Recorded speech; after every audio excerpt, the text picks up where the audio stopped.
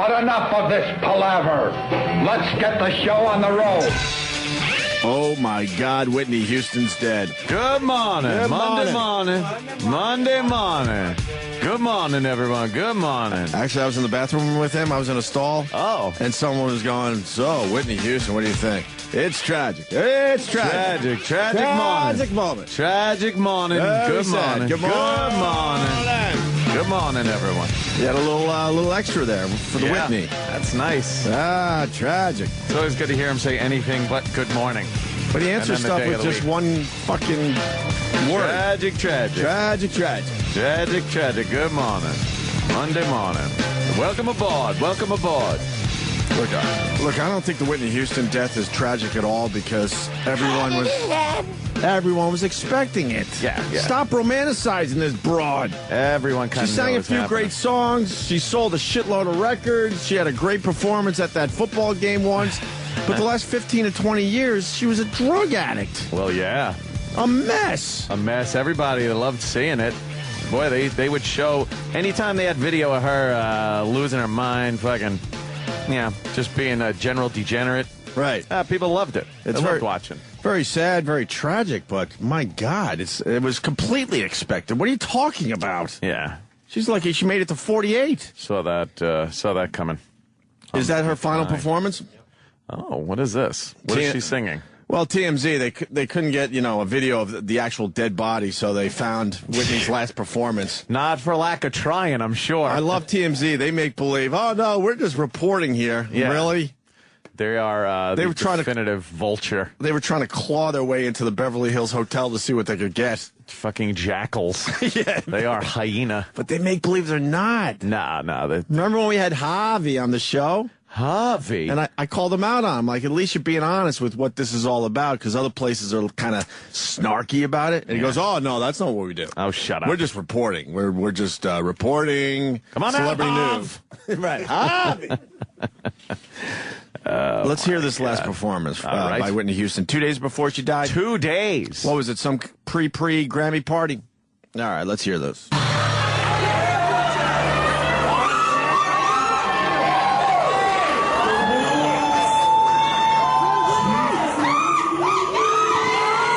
She looks all fucked up there.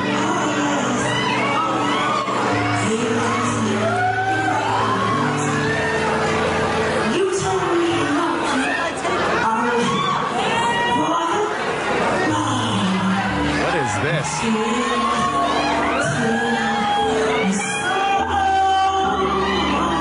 That voice is gone.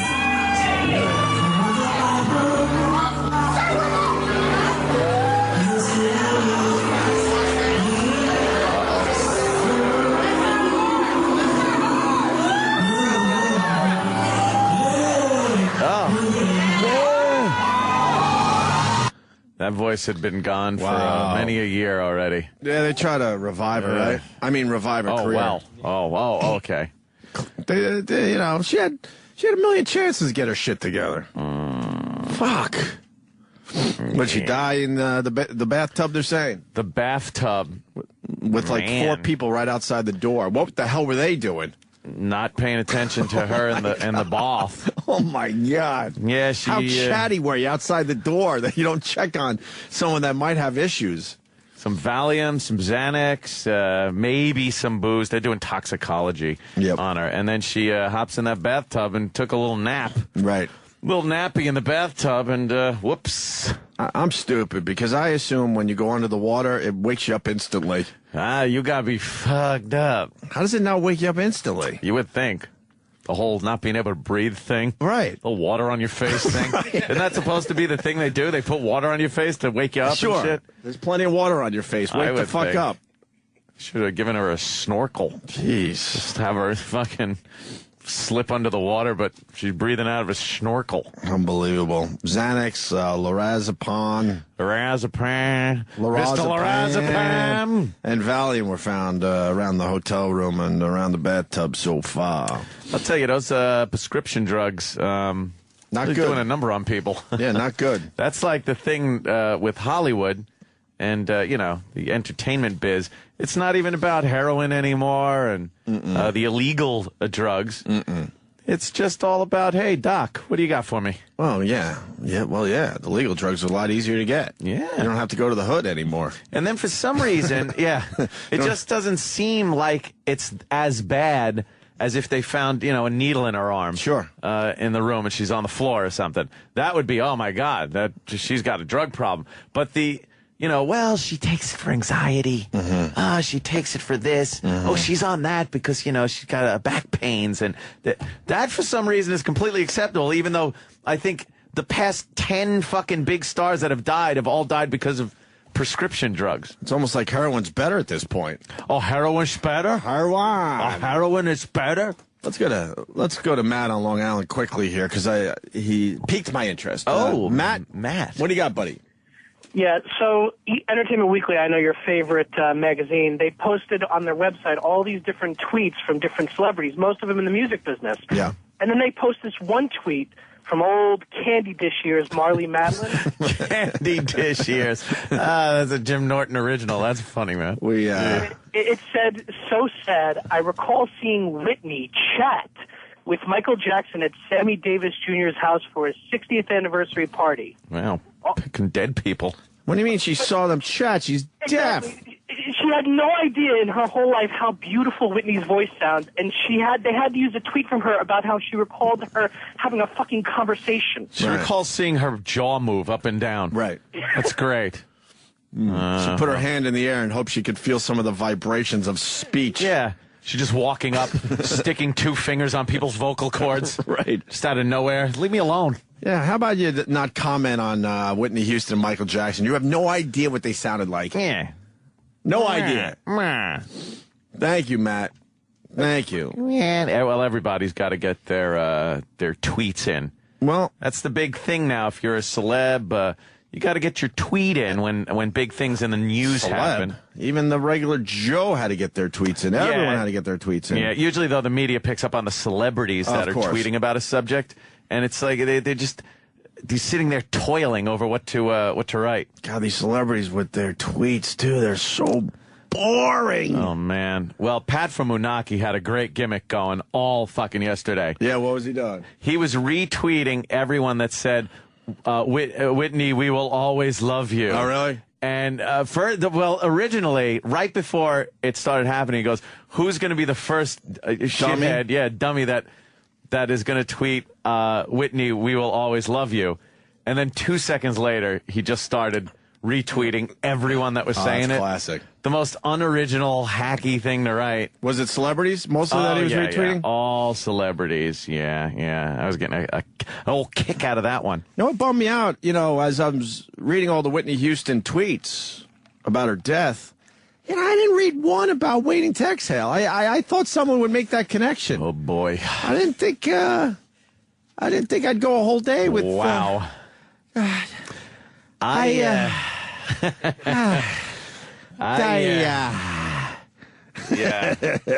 I was there were no waiting to exhale jokes. I don't know why. I thought that was very obvious to me.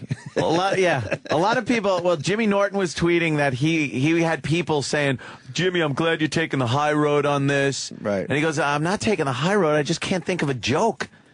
Like, I was from the same school of thought there yesterday.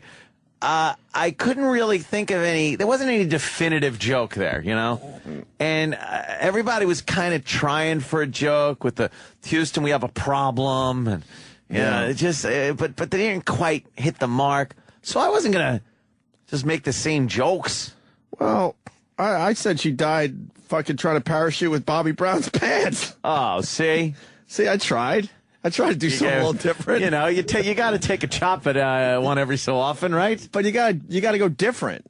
Yeah, the same ones. The waiting to exhale thing, my God, man. Oh, my God. And Jesus. Tom Papa was hilarious because he basically said, "Wow, Twitter's become a place where if you die, everyone just makes fun of you instantly." Yeah. But in this case with Whitney Houston, there were more jokes than any other celebrity that has died recently, and that's because everyone expected this. Yeah. They were all ready? Yeah. Well, they knew about it. It wasn't like she died out of the blue, and then they had a release like, oh, my God, did anyone know she was on drugs? Right. And then the jokes start. Right. It's like we knew she was on the drugs. Right. What happens when your phone blows up because a celebrity died, if you check your Twitter or something, all of a sudden it's like, Whitney Houston died, everyone's first thought, oh, my God, that's, what? Whitney Houston died? Oh, my God. And then you give yourself a second and go, oh, yeah, of course she died. All right. This was supposed to happen. I got to think of jokes. Right. Now everybody go in a joke becomes mode. a joke writer. Everyone becomes the fucking Stengel brothers when you fucking, when a celebrity dies. They're all just texting away. You just have to, though. I don't know. And, because people are like, oh, you're fucking making a lot of fun here, but when Patrice died, you did. I'm like, yeah, the point is really simple. If you're close to the person that died, it's a whole different fucking ballgame. And who said we didn't make jokes? Well, we did. There were jokes being made. Yeah, I guess not the edgy, bad taste type shit. Nah, that's... I don't know. I think we had a few of those. Yeah, I don't think... but in general, that's how it works. Like Whitney's friends and family were making jokes. But I'm sure people in that circle, if someone else died, they're right on it, joking. That's just how it works. There's a huge hypocrisy that goes on during these little circumstances. When was the last time anyone cared about Whitney's voice? I know she had a couple songs out recently that did pretty well, but... Yeah. I don't know. But that's because they propped her up pretty good with, backup singers and stuff. All sorts of shit. Didn't she have an appearance on one of those morning shows that just completely went awry? Oh, yeah, we played it. Yeah. I mean, she hasn't been able to sing in years. Right. Years. Yeah, I don't know. I don't know. But in other news... We were talking about this before the show. So Whitney Houston dies, and then her daughter, who's only 18, is rushed to the hospital. Mm-hmm. But you're thinking, oh, my God, she can't take the death of her mom. It's obviously horrible.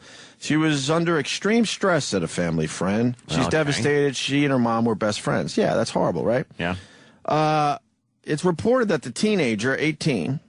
had a few drinks, and then was given a sedative by members of her mother's entourage, and then she passed out. Mm-hmm. So she's doing exactly what her mom's doing. Yeah. You would think you would learn.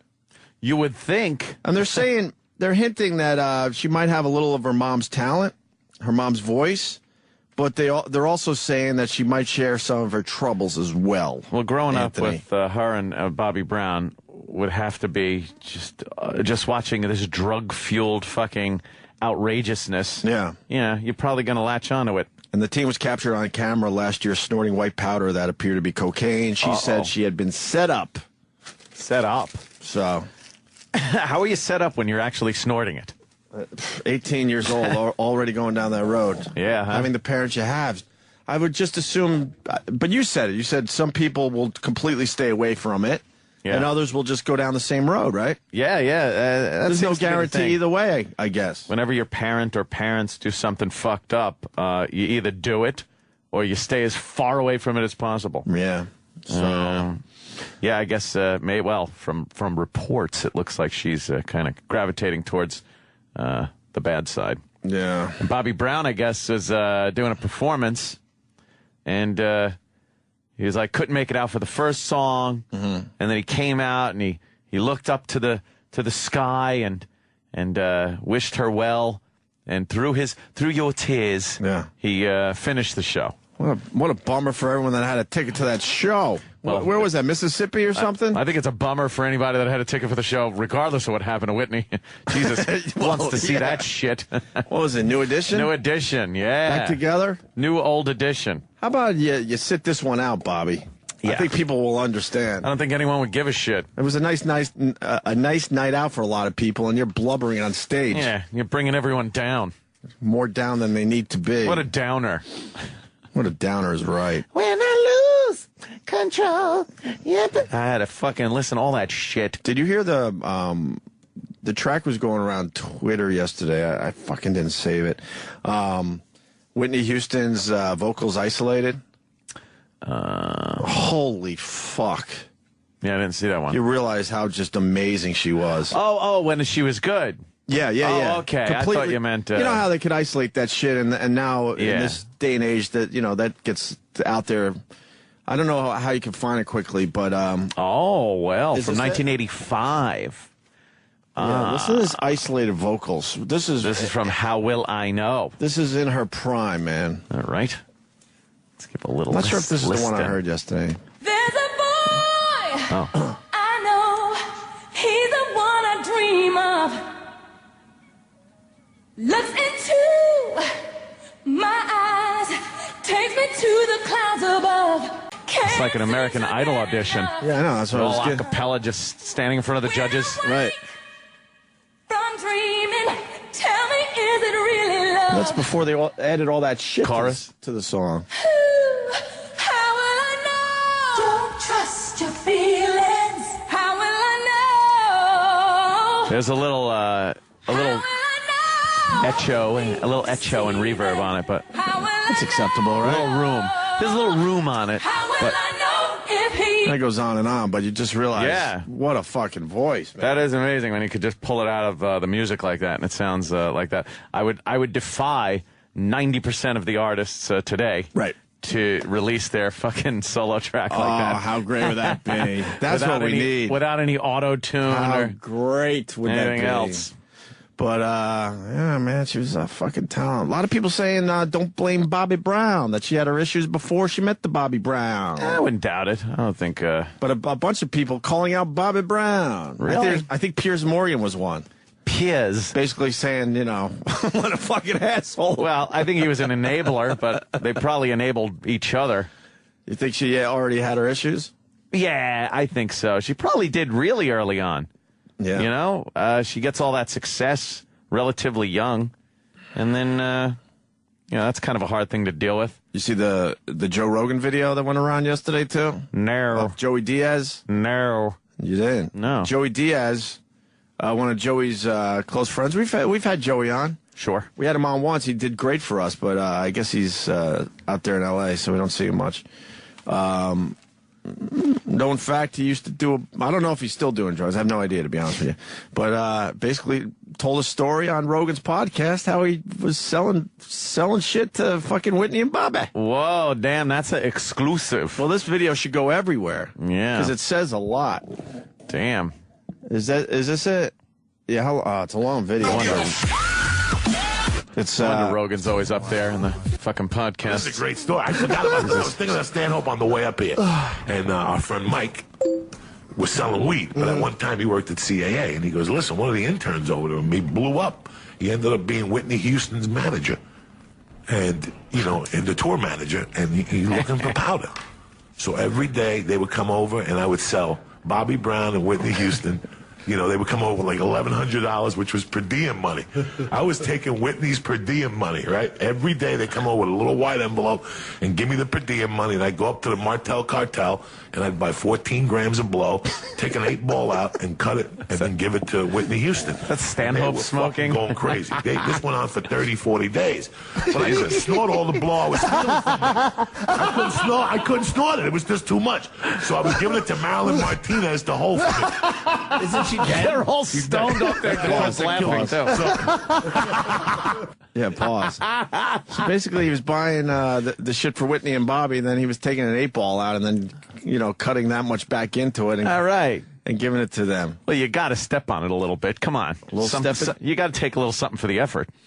I used to do a little of that shit in Geneseo, but I'm convinced now that I'm older that I never did cocaine You probably officially. never did. You did a Nostitol or fucking baby laxative and fucking. How badly you think it was stepped on by the time it got to Geneseo, New York? Wow. Yeah, by the time it reaches that, you're not getting any coke. So I'm going on record and I'm going to say, because I've said it over the years, I've never done cocaine. There's no way. Yeah. It comes into Miami, and by the time it gets to Geneseo, New York, you tell me if I was officially snorting anything that You resembled snorted cocaine. baking soda. Right. that's pretty And much what speed, you had. probably. Yeah, with some fucking antihistamine in it. How many stops before Geneseo from Miami? Wow. That's once it hits Miami. I mean, just moving up the Florida coast, it's going to be stepped on a few times. Yeah, by the time it passes Orlando, it's fucking done. Right. Then I'm sure it's got to stop, I don't know, maybe in Washington, Baltimore. Baltimore. Fuck that. And then New York City. It just Philly, gets trounced, New York, trounced Jersey. upon. And then maybe if you get over the GWB with that shit, on its way to Geneseo, maybe one more time. One more time. In Roscoe, New York. You got a little Coke. Right. Little Coke in Roscoe. Get the fuck out of here. But then once Geneseo hits, it's over, Johnny. I always had a little bit of guilt that I did cocaine back in the day, but now I don't have any guilt because I don't think I touched the shit. Never touched the stuff. Mm-hmm. Because if Joey Diaz is stepping on it and he's getting it in L.A., yeah, come on. That would mean I would have to have a lot of trustworthy people that they weren't stepping on it from Miami all the way to Geneseo. Excuse me, could you please not step on that cocaine until I get some of it? Yeah. Don't take any profits. That's well over 20 years ago. The first thing you did as somebody who would sell cocaine was, and this was the absolute first thing you did. Right. You stepped on it so you could take shit out for yourself. Right. It's exactly what you did. You didn't even hope to make money on it. Right. You hoped to break even and get some Coke for yourself. Yeah. And then you'd do it again. You'd buy some more, step on it. Anyone that was dealing Coke had their own problem. And now you're have to trust that they see this pile in front of them. They're not going to take a taste or step on it. It's like, I really want to do the Coke, but I want my customers to have the best product possible. Yeah, okay. I do have some integrity. Right. Real corporations have no integrity. You're hoping for integrity from a Coke dealer? A Coke dealer is going to be the go-to guy. Fuck that. Yeah. Well, you probably didn't get any This Coke. This guy goes, where is he? GH stepped on. That shit was danced all over. Who was your dealer? Fred Astaire? JD in New York City. Yep. Let's go back to the Joey Diaz story. Selling cocaine to Whitney Houston and Bobby Brown, the Joe Rogan Experience from Joe Rogan's podcast. This thing is going to really, I think, take off in the coming days. Yeah. So, okay. I got like 2 ounces of blow, plus I snorted all this Coke, and I can't snort no more. I'm doing it, right? So one night I call Marilyn. I go, Marilyn, bring the Coke down to the fucking store, right? I'm selling Coke to Whitney fucking Houston. They're picking me up at 9 in the morning, paging me on the red pager. I'm coming downstairs, getting in a car with them, going to the Martel Cartel, to the brothers, going in the house with 2 grams of Coke already cut in my pocket.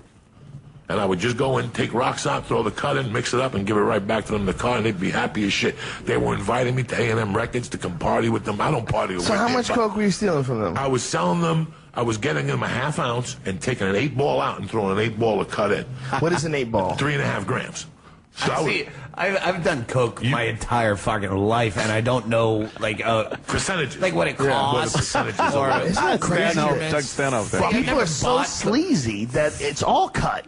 No, this is do you ever get I don't know what it. Yeah, I always know where the fucking shit I is know at. Coke because someone goes, "Hey, do you want to do a bump?" And you go, "Okay." Right. I don't. But you don't know what the He's fuck's never in it. bought it. know No, what a he fucking does whatever. When you ball go out with is. Stanhope, somebody got Cokes, he'll do Coke. You got elephant tranquilizer.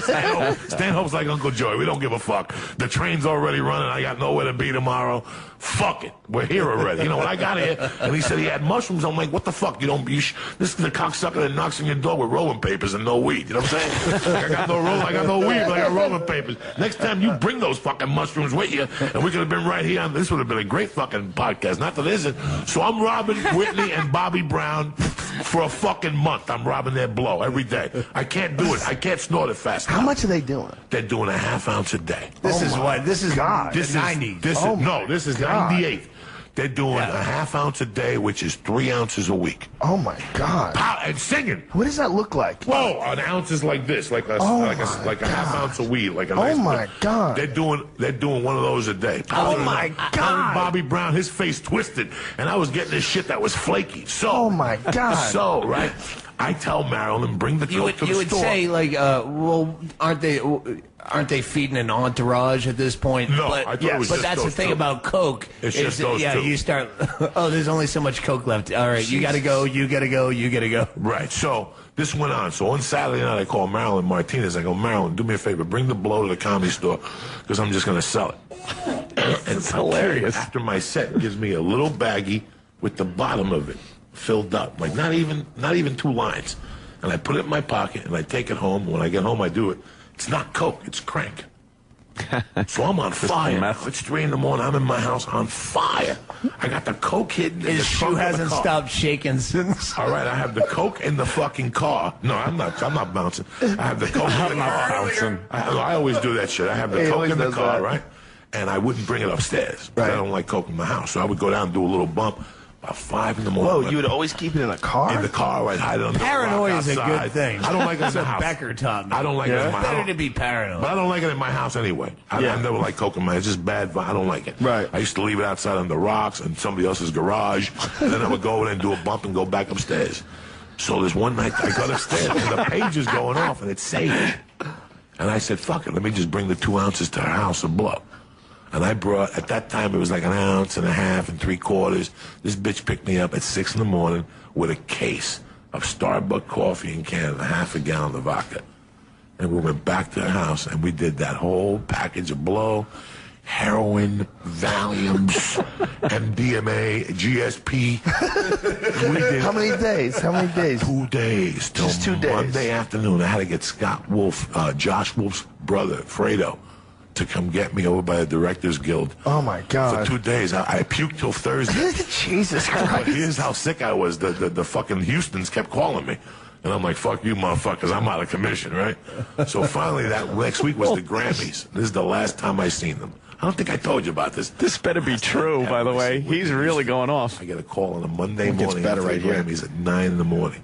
And they're like, is your boy up? He'd have to be. Come get me. And they pull up to my fucking house where I live by the YMCA. And it was the manager, Whitney Houston, and Ricky Martin in the fucking back. And they're all going. They're going from the Grammys. That jaw, all them jaws are fucking going, Jack. And I get in the car with them. I drive to the Martel Cartel. I'm sitting there like I don't even know it's Ricky Martin. I just looked out the window. I was more paranoid than he was. I got in, bought it, brought it back to the car. They drove. That's the last time I fucking seen him.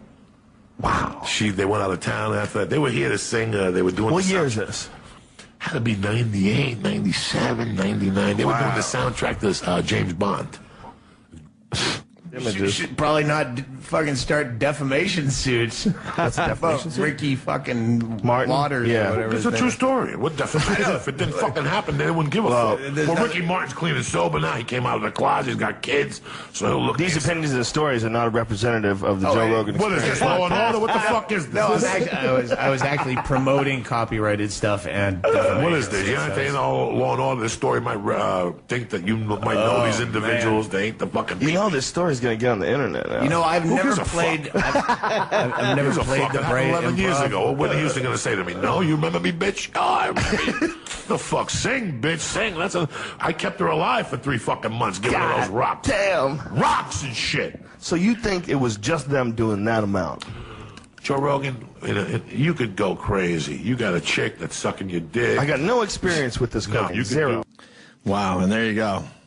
Wow, that people get a hold of that one. There you go. That's going to be a story. It's already making the rounds, but Is it? Yeah. yeah, he tells a hell of a story, that Joey Diaz, huh? Wow. He doesn't give a shit either.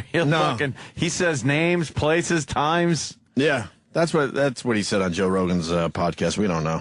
Joe Rogan But experience. it's obvious Joe got a little nervous because there's a drastic cut, and they went back to the story to make sure. Look, Yeah.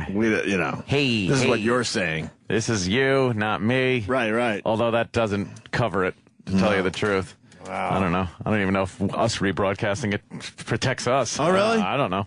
I don't fucking know. Nah, we're just reporting. It's everywhere. We report. You decide. It's online. It's everywhere. Of course it is.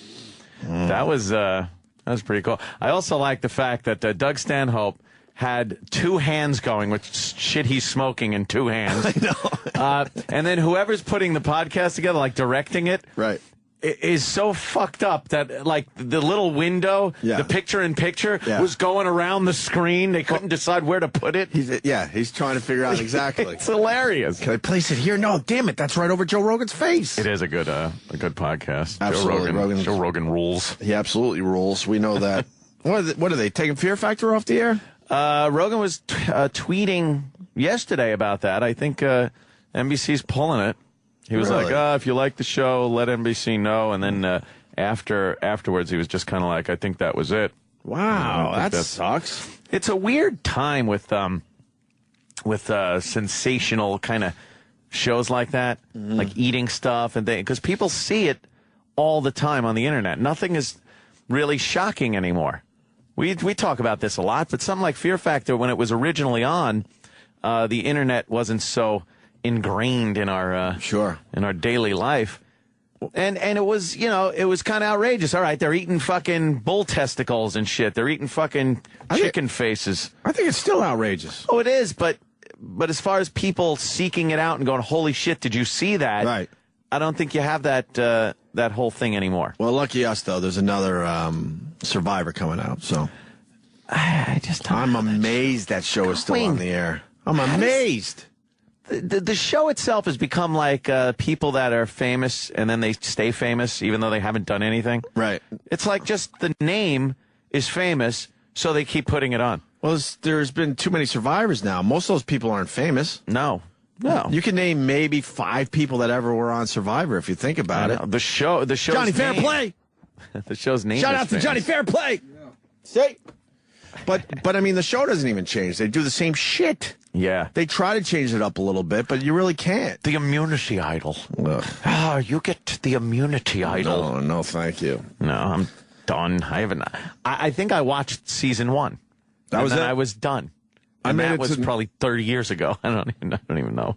I made it to Johnny Fairplay. I made it to that other guy, the fucking Ruben guy. Ruben Studdard? No, Ruben Studdard was the... I know. Oh, okay.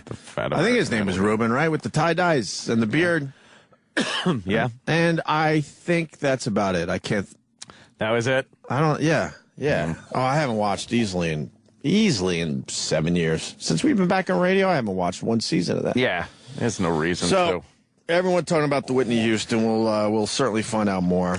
I was surprised, though, watching the Grammys, that there wasn't more mentions of her from the people at the podium getting their awards, from some of the artists before or after they were done singing. Know why? Why? Because in the end, it's all about me. It's all about me. Well, I'm wondering if the people were kind of told, look, we're handling this thing with the tributes, and we have a couple of people that are going to say something, but if this turns into a Whitney Houston memorial every time you get up to the podium for something, it's going to seem a little off. So why don't we just get up, read the prompter, and do things? I'm thinking someone told everybody to, because even when it's about me, you want to say something so people go, oh, wow, did you hear what they said about Whitney last night on the award show? Right. So it becomes about them anyway, but I'm starting to think maybe it'll come out in the news or something, that people were told to maybe keep it down. You know what? They hosed everything down and moved on with the show. They did a Disney move. Well, LL came out, gave his little prayer, gave his little opening. With his and then dry said, lips? Oh, God, he's constantly licking those lips. Lick my lips. But he came out, and then he's like, but, hey, we're here to party and remember. After his prayer, assuming everyone is into the Jesus. Jesus. I guess we should play the prayer. We're going to do, we should take a break before we really get into the Grammys, because we got some shit to say about that today. But you want to hear the prayer from LL? Who wouldn't? LL starts the Grammys with a prayer for Whitney. LL. There is no way around this. We've had a death in our family. And so at least for me... Condolences to the Cool Jays. Fucking... Death in the family, really? Oh. What are you? What? Half these people fucking didn't reach out to Whitney. Oh, please, family. Are you kidding If me? it was family, maybe you would have gone in and said something, or I'm sure enough did, but oh yeah, family. You guys aren't family. We are fam. You'd rip each other's eyes out to get on stage. Oh yeah. It's a vicious business. You would push people down in their seat. Vicious. The only thing that feels right is to begin with a prayer. Prayer. For a woman who we loved, for our fallen sister, Whitney Houston. Whitney Houston. Oh, yeah. Heavenly Father, we thank you for sharing our sister Whitney with us. Today our thoughts are with her mother, her daughter, and all of her loved ones. And although she is gone too soon, we remain truly blessed to have been touched by her beautiful spirit. You think God watches and or to have a DVRs? lasting legacy of music He may to watch cherish live. and share Sunday, forever. day of rest. Amen. It's resting. He likes to do some of that resting on Sundays. You don't think he was watching Walking Dead or something? He might have taken a peek at The Walking Dead just to make sure the zombies are not getting too crazy. Because LL used that forum to just talk right to God. Yeah. So and he was looking in the camera. I thought maybe, he found out, he got a little inside info that God was watching. You mentioned Gwad without playing your Gwad clip. I know. Son, all I've ever asked of my Marines is for them to obey my orders as they would the word of God. Gwad. The word of God. It's Rupert. Thank you. Pumpkin? Vincent Bayonne. I was saying Ruben. Tie-dye guy was Rupert. Yeah, I got you. I'm with you. Oh, of course. I'm right there.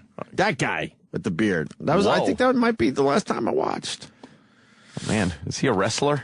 You don't remember him? He was fucking huge, man. They really try to, figure out something for him after the show ended, but it never really tried to make something out of him. Yeah. They brought him back a couple times, and that was about all they could do with him. Who's gone on from Survivor to do stuff? You got that bitch on The View.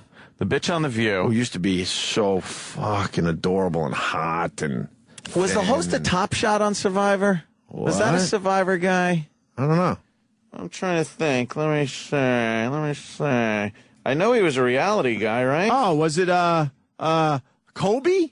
Yeah, I think so, Kobe, right? Kobe was in season 2. Yeah. I believe season 2. He's the host of Top Shot now. He's a real tough guy. I think he was on with Elizabeth Hasselbeck. Oh, really? I do believe. Well.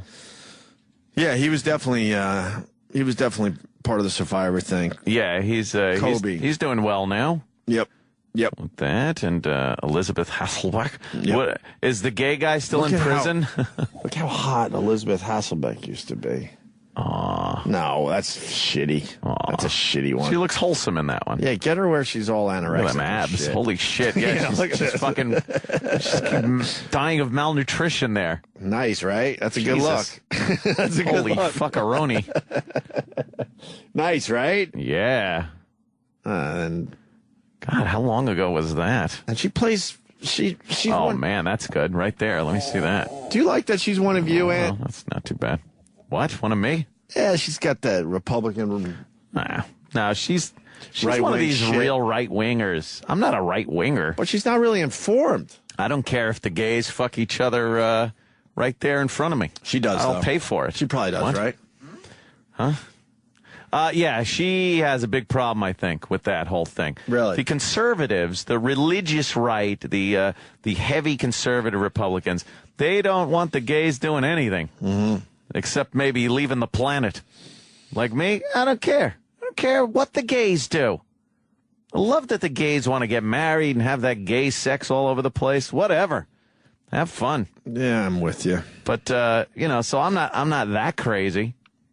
I want to keep my money and I want to keep the government out of my fucking, out of my business. You're more of a pick and choose guy, right? That's what I am. One from column A, one from column B. I think, just keep me out of column N. I think in general, Americans should be pick and choose. I think we'd be way better off. Exactly. Enough with completely down party lines. I like a la carte. You'll do a little a la carte? I like doing a little a la carte. Yes. Do you do tapas? No. I think so. The portions are awfully small. Portions. What a dumb idea. We're going to give you something that's really delicious, but you can only have one spoonful. Yeah. What? No, give me more of this. I don't want to try more shit. The fancier the restaurant, the smaller your portion is. You could go to some shitty restaurant and get a pile of fucking cheap, bad veal. Right. You can pound that shit all day and it's not going to fucking get tender.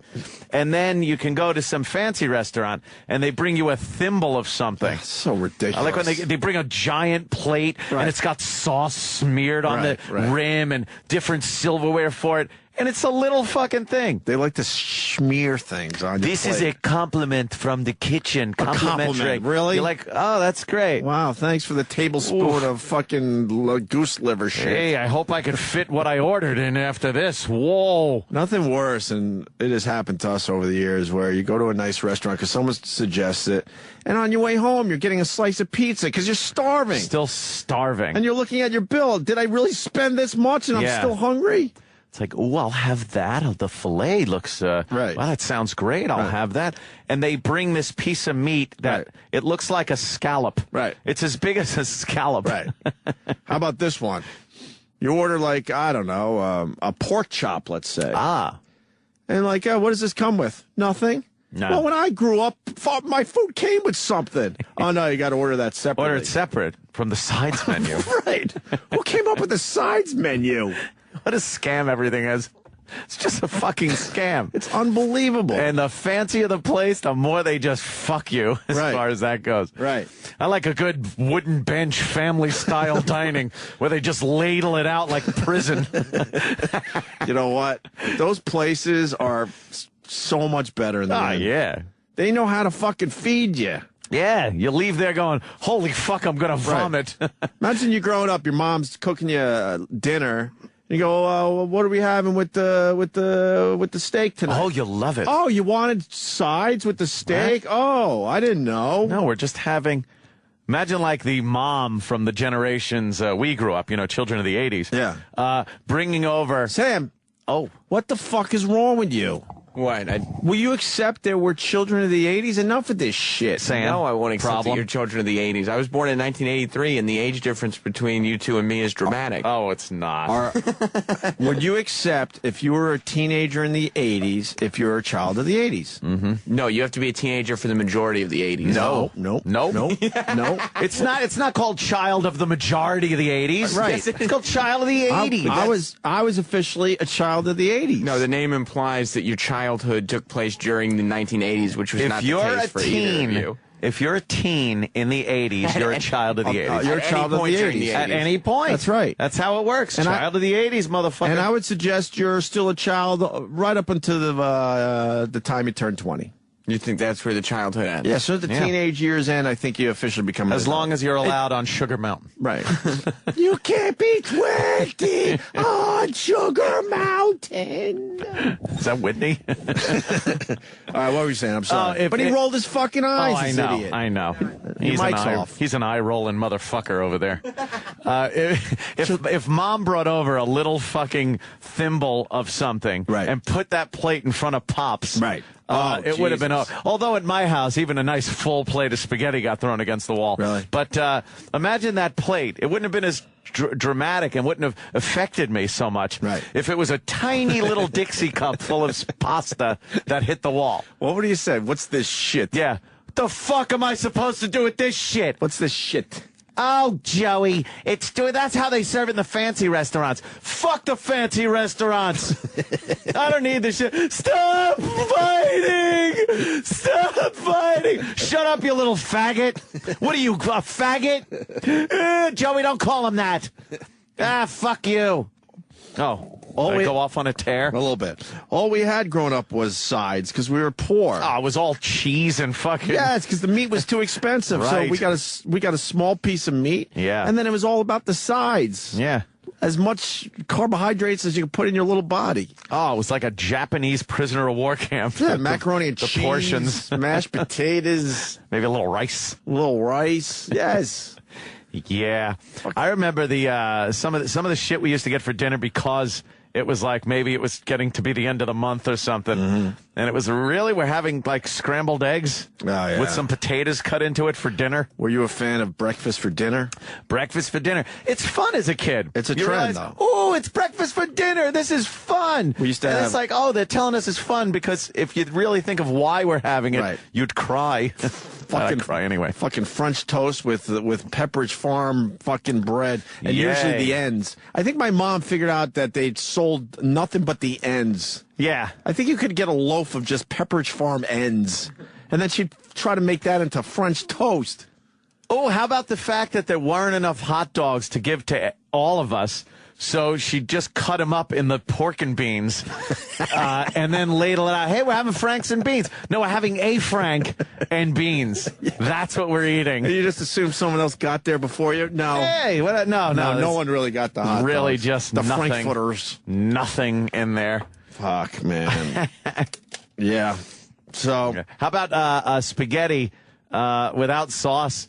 It's just got the olive oil and some fucking salt and maybe some garlic powder on it. I think we always had sauce. No, sometimes you just fucking put the oil on it. I don't understand any pasta dish that doesn't come with a red sauce. Never understood it. Yeah. Is that an Italian thing? I don't know. What about clam sauce? Oh, the fucking linguine with white clam sauce. But you look at the menu like, wow, this looks awesome. And then you realize it's not a red sauce pasta dish. What a waste of time. How about ones that aren't sauces and they call it like that? Oh, it's like a pasta with some kind of, what is this sauce they call it? And it's just like shit thrown on it. Peas and a little ham. It's vegetables. It's dry. Yeah. Sauce has to be wet or it's not sauce. I don't think I've ever had a pasta dish that didn't come with a red sauce. Yeah. I always say, no, thank you. I don't want it white. What are you talking about? Red. And don't call sauce gravy, you dumb guinea. I see it down here. I'm reading it. It's like gravy. No, it's not called gravy. Gravy is brown and made with, like, meat stock stuff. I do like a good bolognese. Yeah. When I was in the Outer Banks, there was a whole bunch of us, and this guy, he's a fan of the show and stuff. He wanted to cook a nice traditional Italian meal for everybody. Oh boy! And he burnt the gravy after spending hours on it. I swear to you, I thought he was going to kill himself. He was so bummed out. Was he bummed? And it tasted fine. It's the one thing he's got to do, and he fucks it up. But he was so excited because he brags about his cooking and his heritage, and he got boy! It was one of these guys. He got the recipe from his grandma. Oh, my passed grandmother. down, and we're in the Outer Banks, and all of a sudden I'm smelling burnt sauce, and this guy is losing his mind in the kitchen. He's so bummed because he couldn't figure out. You know, I guess the stoves are different down there, obviously, so he fucked up. Well, if it's bubbling like a cauldron, maybe you fucking turn the heat down. Yeah, he was so devastated. To this day, he wants, a redo. Oh. We haven't done the redo yet. You had your like, chance. He's like, you don't understand. When it's done properly, it probably will be the best sauce or gravy you ever had. I've had it when it's done properly by people who know how to cook. Hit the bricks. Who can figure out that a stove is a stove. Yeah. Fucking Mario. Mm-hmm. We should go to break because our food is here. Yes, it is. So Whitney, I don't know. Some people say tragic, I guess. Others say whatever. Well, it could be expected and be tragic. I just get mad because, life gave her some shit. Some good shit, and she just fucking wasted it. People will do that. And I guess I'm supposed to have some sympathy, but I don't know, man. When you have someone like her where she had a million chances to try to figure it out, and I know it's a disease. I've heard it over the years, but she had a lot of good people behind her trying to really help her out. And I think part of it comes down to you. You have to finally go, all right, I'm going to fucking lick this shit. Yeah, you have to realize at some point, probably not in your best interest. I don't know. Yeah. Maybe that's fucking callous on my part, but... It probably is. But you got Clive Owen and everybody reaching out to you, and, I don't know. Yeah. That's where I sit with this shit. Hey, can we play Adele going in a break? Someone told me on Twitter, man, you make fun of everything. To just compliment, like, have a nice tweet is boring, I think. Yeah. Huh? You have a performance. Adele is amazing, because people are like, do you like anything? Yeah, I like Adele. I think her voice is completely ridiculous. Well, tap that ass. How about tapping that fat ass? I would. I was bummed, and I'll say it again. When I realized she wasn't a sexy black singer, I didn't like her songs as much. But in the end, this chick could fucking sing. And what, she had vocal cord surgery? Yeah, she blew out one of her vocal cords, man. So how do they put that back together and make it sound exactly how she used to sound? That doesn't make sense. Something. That's why I'm starting to believe that you got a soul. Why? Because how do you go in there and laser up that vocal cord and you sound exactly the same? I don't know. Think about that. I think they've come very far with fixing the vocal cords these days, getting some nodules off of them. Or an athlete has a horrendous injury and doctors have put him back together and he plays just as well. Yeah. You would think, like, something would fucking not be right. You would think. But her voice sounded strong. Was that her first performance since the surgery? Her first televised performance. I'm sure she's been in the studio making sure she can sing. Can we play that Adele shit? You got the performance on disc. Adele. Unless you want to play the album track. No, man. She did all right last night. Yeah, so for the people that ask, this is what I liked. Adele was amazing. All right, one thing. Well, let me think. And it's the one thing that everybody agrees on. She won like 6 awards. I think Travis said, he's like, everyone live tweets the Grammys, Yeah. And so much stuff that is so easy to make fun of. And he said it this morning, goes, and then Adele hits that stage and opens up that voice of hers, and everyone stopped tweeting. Yeah. And then everyone's like, I don't know, maybe I could do a fat joke. But that's like basic shit. Of course. There's nothing you could say. She's that damn good. And she made all these pop singers look like idiots. She was the big winner. You think Lady Gaga in the end could sing that well, Sam? Be honest. With or without fucking fishnet stocking over her face? With or without her Halloween costume? With or without the pinhead mask she was wearing? Right. What the fuck?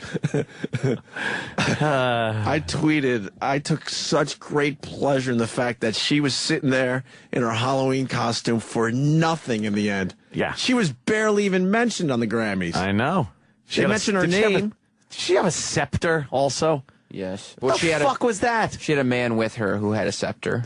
A man that had a scepter. Really? No one carries a scepter. What's a scepter? What is it even used for? I thought we retired the scepter many years ago. The scepter is not something people carry around with them these days. You think that's going to make a comeback? No. Let's the go to scepter is done. Let's go to the scepter store and see. There isn't a scepter store. Maybe we can find a scepter. Scepter Emporium. A scepter. You know what I liked about Adele? No scepter? Adele has this voice that I've never heard before. Just this amazing voice. I can't think of anyone that has had a voice like this, maybe since Whitney Houston, I guess, right? Ooh. We're just so over the top and ridiculously good. And then she gets up there to accept her award, and she sounds like Julia Child. Yeah. Oh, man, it's wonderful. I can't believe I won another award. This is fabulous. She talks like her teeth are rotting in front of your eyes. She says whiff like whiff. Whiff. With everyone involved, it's a lot. I can't believe I won another award. And then she gets up and sings, and the accent goes away. It's been a thing with English people for years. When they sing, a kind of wacky accent goes away. It's probably one of the oldest jokes, but why don't they sing with that accent? I don't know. Yeah, even the Beatles were notorious for that. When you'd listen to the songs, and then you would swear they were from America. Yeah. But with that said, let's go to break with Adele doing "Rolling in the Deep." This fucking song, holy man, wow! And she even said it. She thanked radio because radio decided, fuck putting this song in a genre. We're all playing this. Crossover artist. They call it a crossover hit. Crossover artist. And she deserved that, man. I have no problem admitting I like Adele. Her shit is fucking dope, yo. We could have had it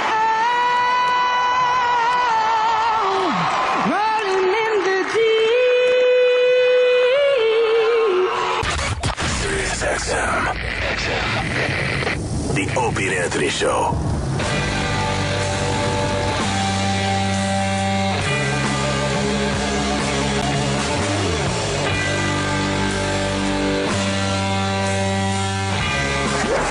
Getting topical. Hold up, wait a minute. With the Sex Man. Good morning, sexy. Good morning. See, we're back to the obvious again. Yeah, we're getting topical. How were the Grammys for you? Did you like watching last night? I liked McCartney ending it. Why?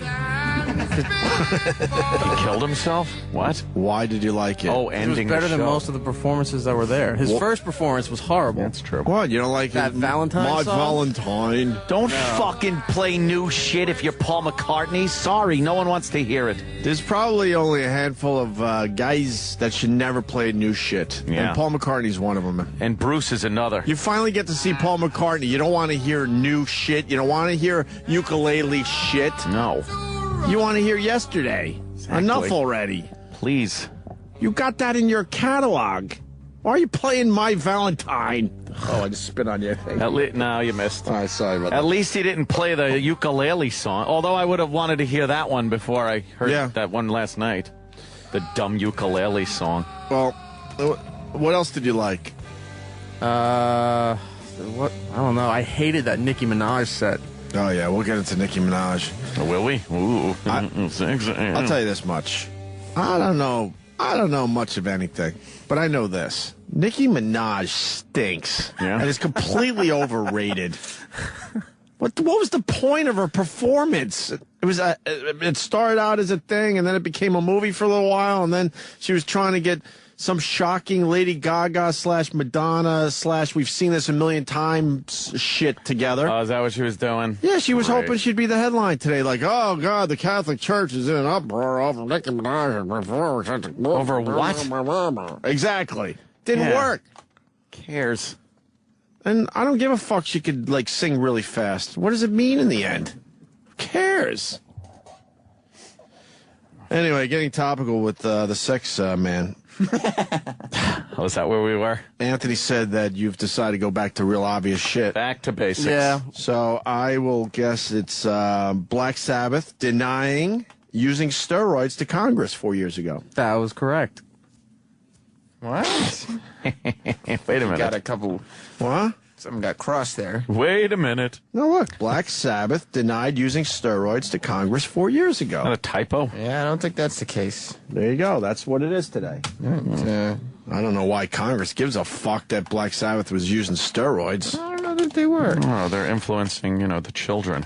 The children? I don't think they were either, though. I don't think they were. What? I don't think they were Using either. steroids. No, let's keep it at that.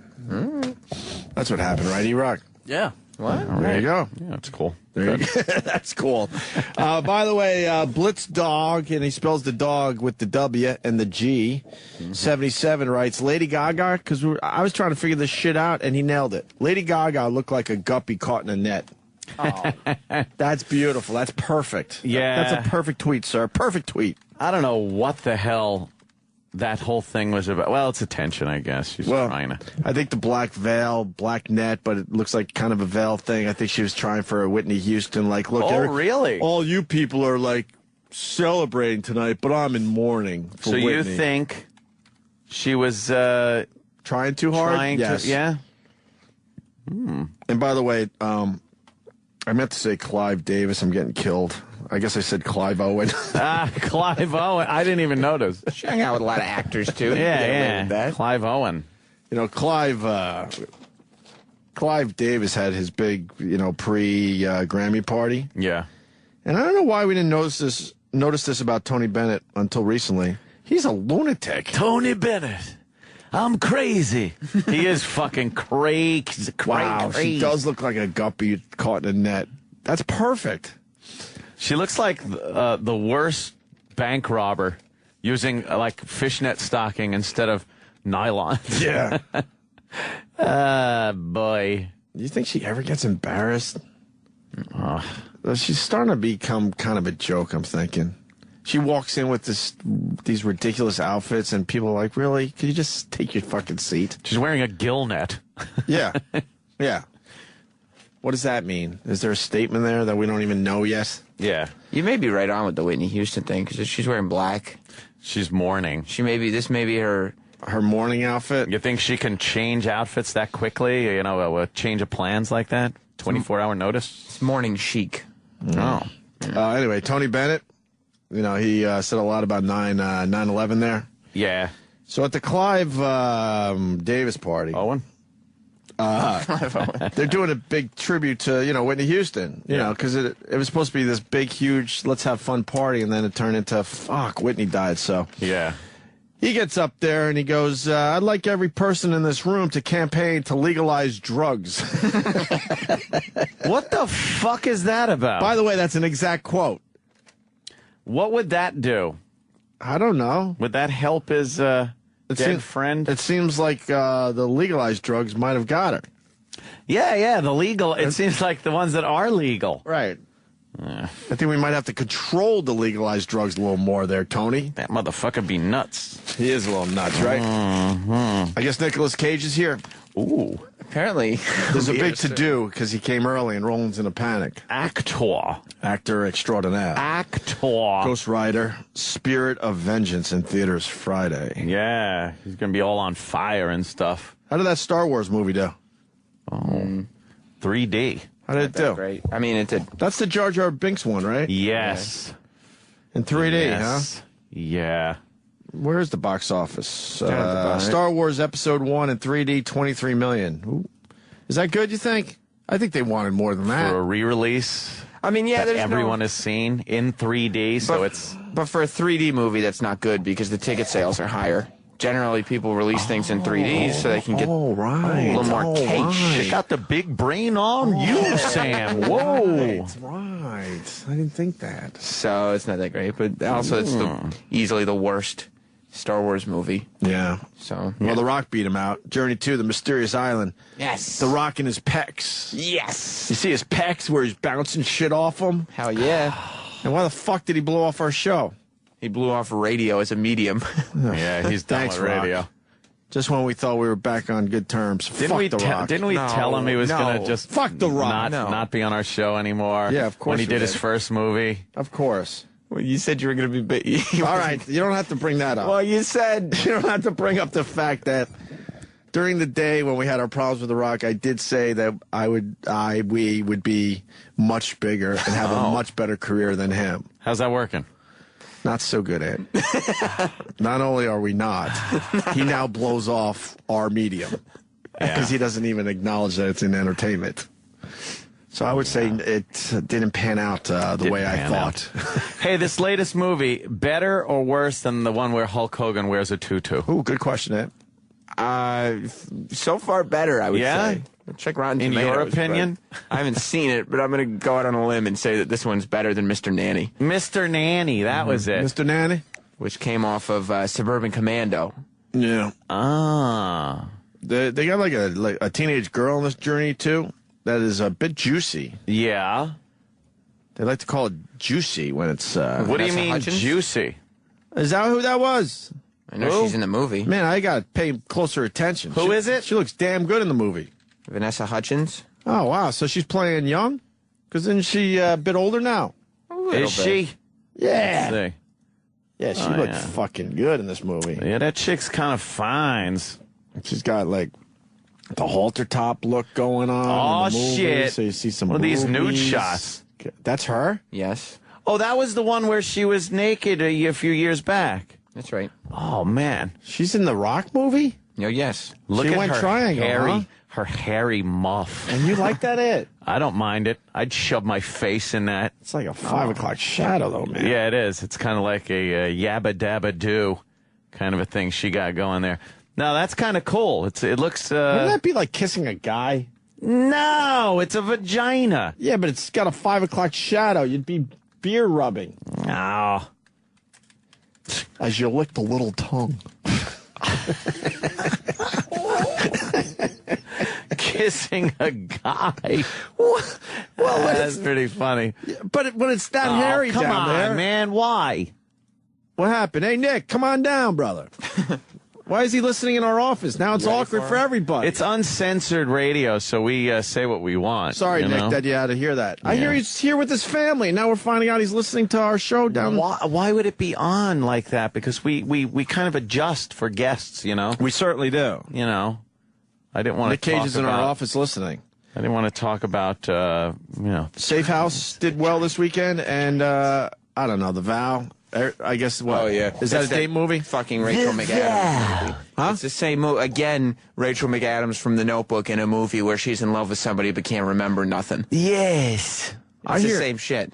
I hear they really romanticize this one because the real story, it didn't end up this well. Oh. No. What happens when love conquers all?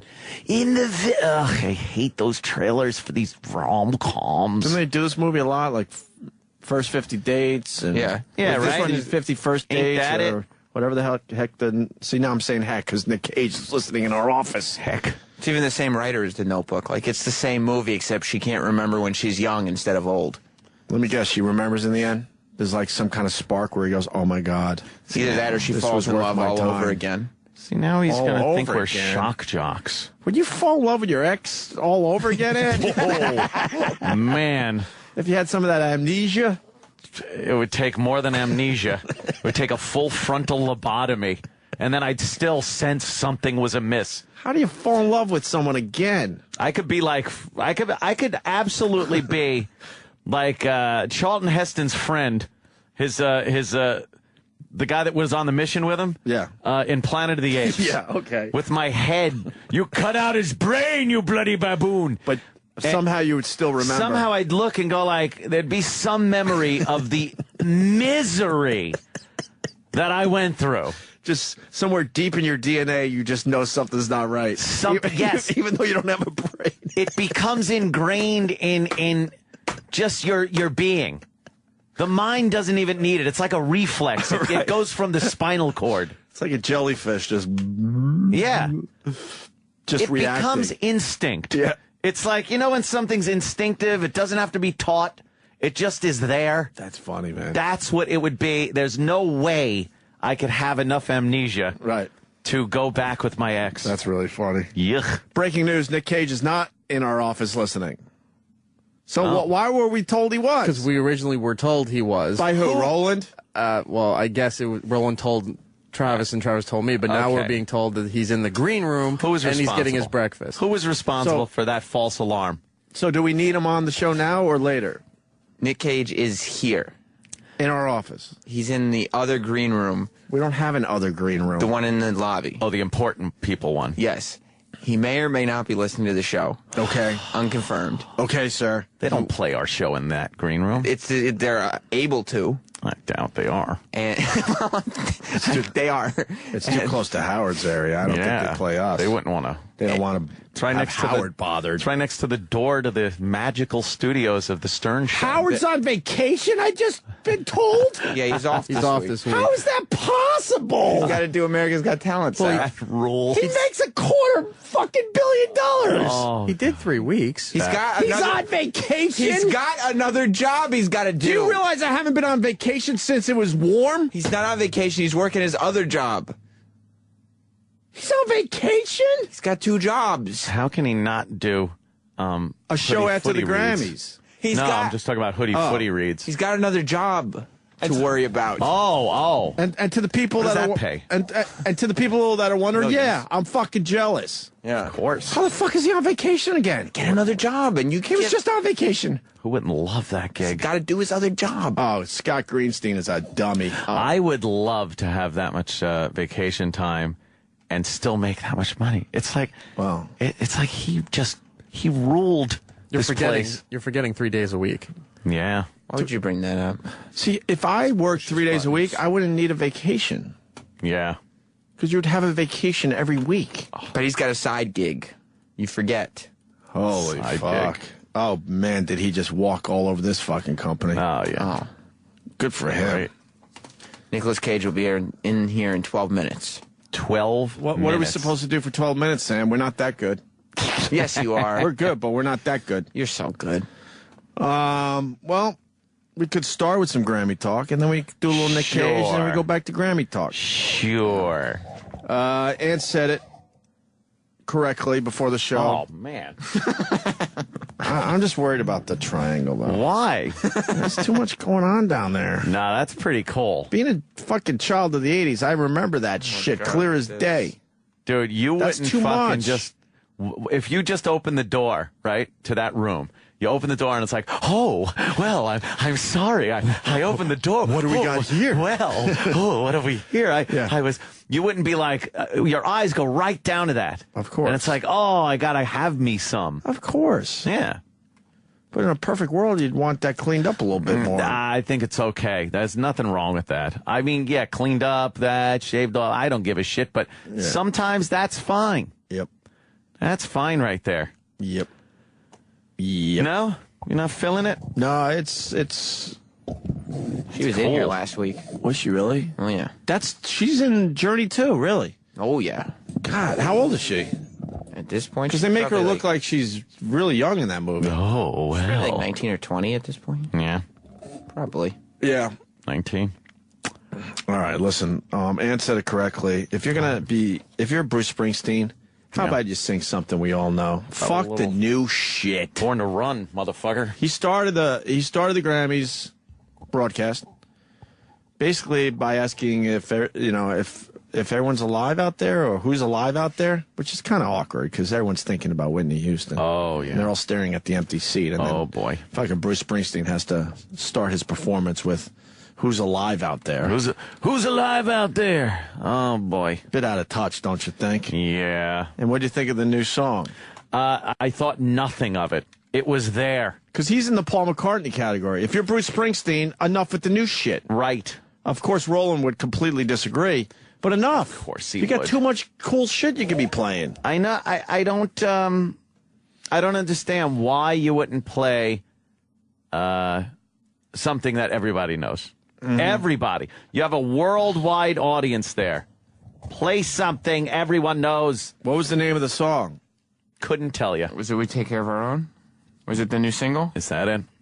And when did Kathy Griffin join the band? Oh, boy. Oh, she's not in that band. What? Who was that redhead? Oh, boy. I don't think it was Kathy Griffin. I'm almost sure. Was the song about how he's getting older, but he still rocks? God, do I hate that. We're getting older, but we still rock musicians. Van Halen. Fucking twisted. People are liking the new Van Halen album. They all have those songs, though. It's like, oh, look at us. Bruce looks great, though. He looks exactly the same. Yeah. Guy hasn't aged in, 15 years. What was that new song there, Travis? What? I don't know what you're talking about. Bruce Springsteen. Take care of our Or do we have a Nick Cage update? Yeah, we have a Nick Cage update. Are we allowed to say Nick or Nicholas? I would say Nicholas. It's formal.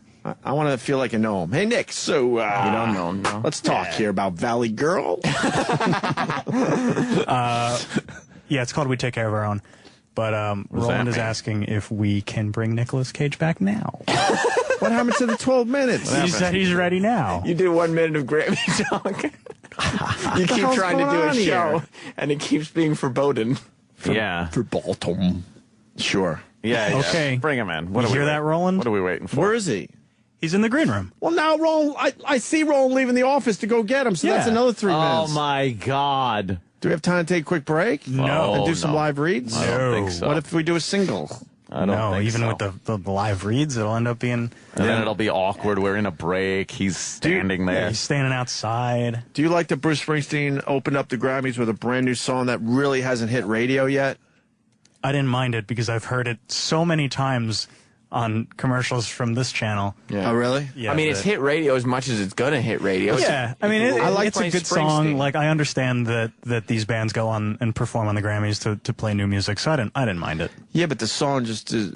I don't know if it's necessarily known the best yet. thing to open a show with. I like the Grammy performers, playing their big song from the past year, but no one knows this song yet. It's bothersome. You're asking me to make sense of the Grammys. Like, why would you wait to do the Whitney Houston thing at 10:45 on a Sunday night? You know. Yeah. And because of rules, we might have Bruce Springsteen tickets, but we're not sure yet. Oh, how does that work? Now we got to give him away right now. Well, let's interview Nicolas Cage.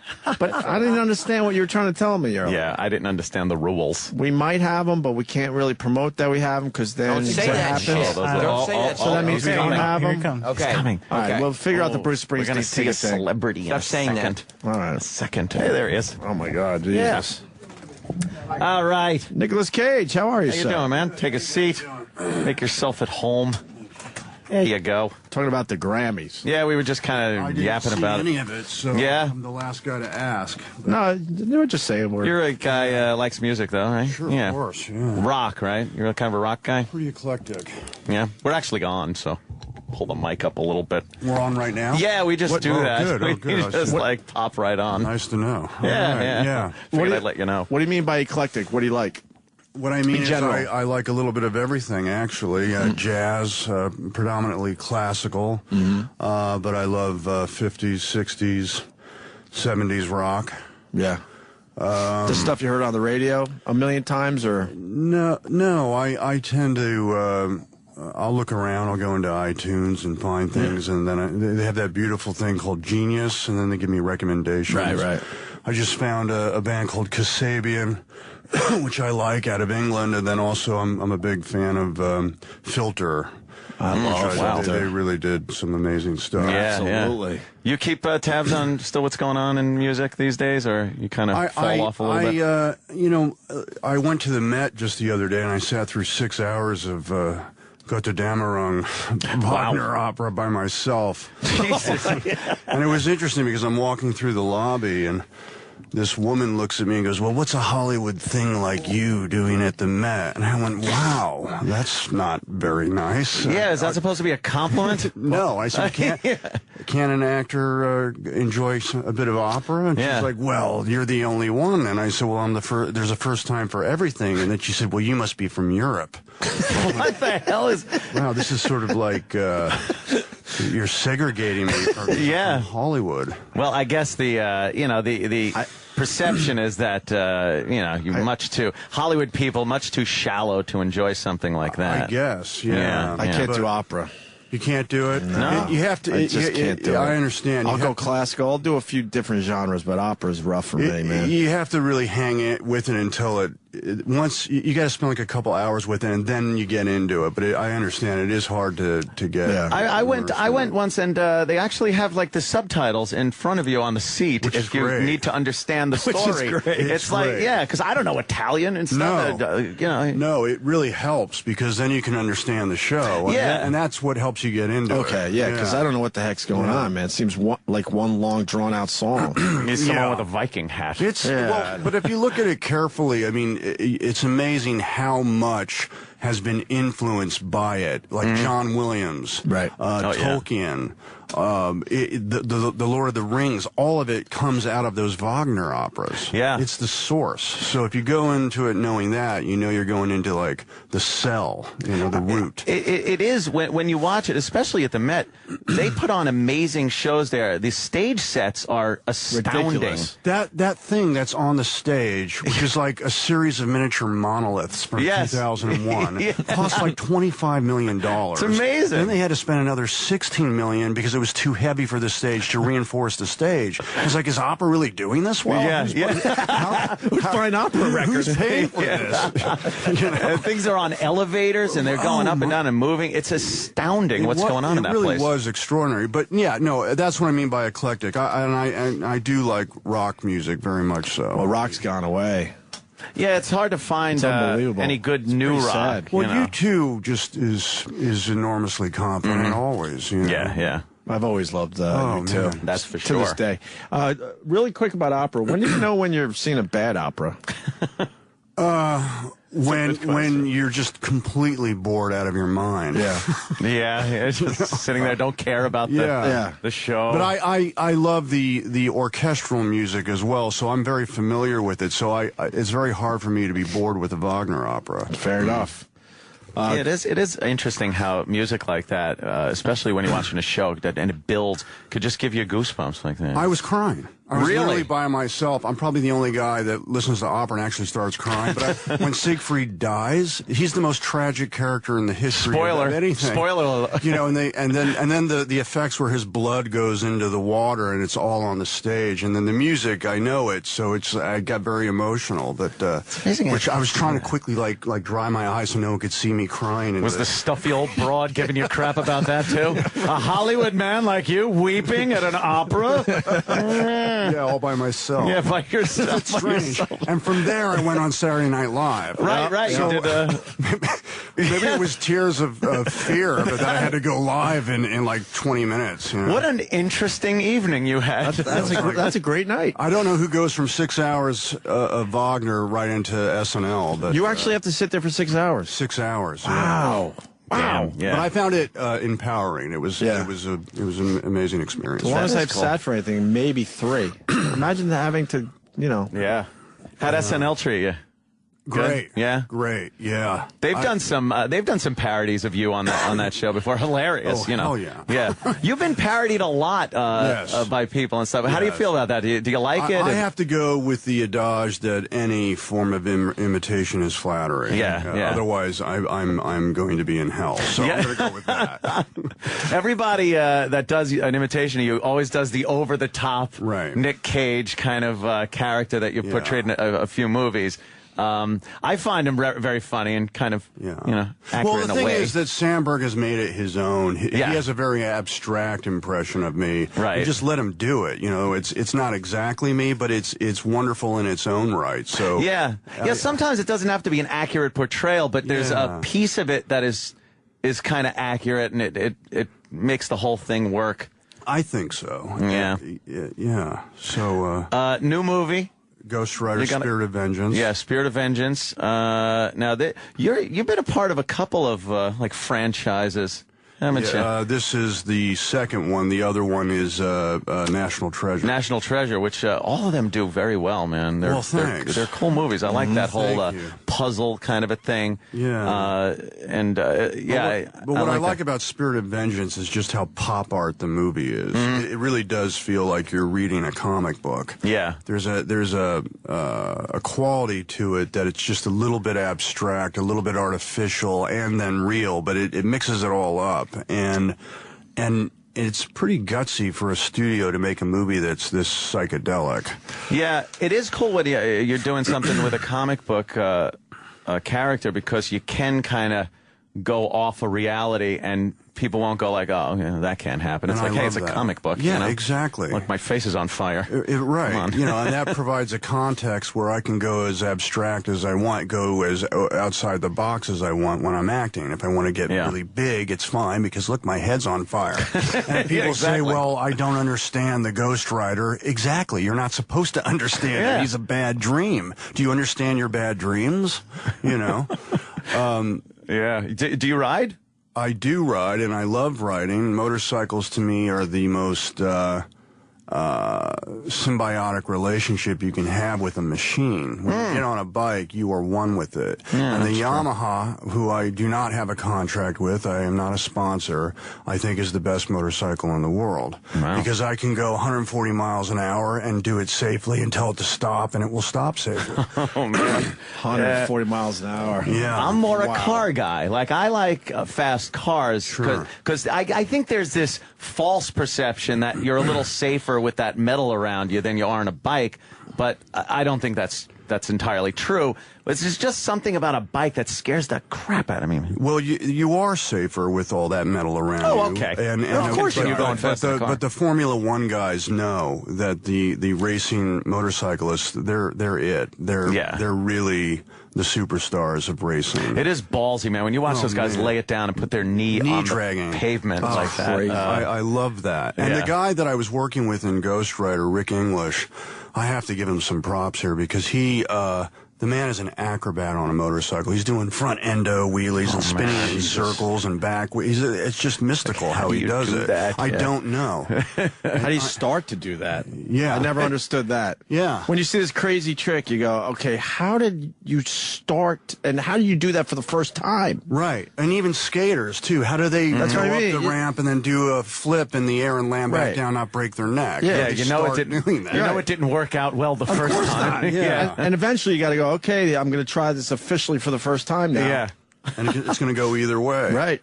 Yeah. That's balls. It sure is. Yeah. Are you a car guy also? You like? I used to be. I used to be. During the gun in 60 seconds. Once you get into motorcycles, it's very hard to go back to cars because nothing really compares to that feeling. Plus, you can beat the traffic. Don't you find it annoying when you see the guy on the bike who's just going right down the highway and everyone else is? I always fear for their lives that somebody is going to open a car door. Is either going to change lanes or try to move in there. Nothing but respect for those guys. They're never in traffic. They don't have to worry about traffic. I drive in that monster Escalade, and people don't see me. Not seeing motorcycles is just It's a comfortable car. I just like the size of something. So when I'm driving, especially in New York City, it's a battle with the cabs and everything. It's very difficult to drive in this city. I drive a Dodge Ram truck. Oh, okay. And what's amazing about that car is it's really great for the environment because it's a diesel engine, you see. Oh, okay. And actually, some of these hybrid cars with electric batteries are not so good with the environment because you have to the battery eventually is going to die out, and you have to make another one, which is not great for the environment. Yeah, batteries are very toxic and very hard to kind of get rid of. They cost a lot of money and use energy when you try to actually recycle them. So a diesel truck is actually probably better, in my opinion. Are you much of an environmentalist and stuff? Do you? I care. Yeah, I do care. I don't want to see the tigers go extinct. Or I just found out that the rhino, the black rhino, is now extinct. I mean, it's crazy. I don't like that either. But is it really like car exhaust that's doing that, or is it people just chopping down Well, their? there's that, and there's also car exhaust. Deforestation and stuff like all that. Of it. It's all connected. I like that stuff, but I'm also from the school of thought that we're kind of on this planet, and just like everything else, we have a cause and effect, and for our creature comforts, it's going to cost something. Well, that's true, but you can do it in a way that's prudent. Yeah. Just be a little bit somewhere in between would be considerate. nice. Well, I understand. About the trees. Believe me, I'm not Black just. rhino was beautiful. Yeah. Why don't you want that around? It's gone. It's gone now. Scientists will bring it back. When your kid says, "Daddy, I love the black I love rhinoceros. I'd like to go see one," you say it doesn't exist anymore, but it did just 3 years ago. Oh man, we lost it 3 years ago. No, we lost it. I think this year. It was. We couldn't save the remaining few. It was declared officially extinct this year. Wow. You think scientists will be able to bring that stuff back eventually? Probably, but I don't. That's another slippery slope. Cloning and all that. I don't know what that would lead to in terms of diseases and things. Yeah, true. They have they're now breeding fish tomato hybrids because there's something in the fish that preserves the tomato.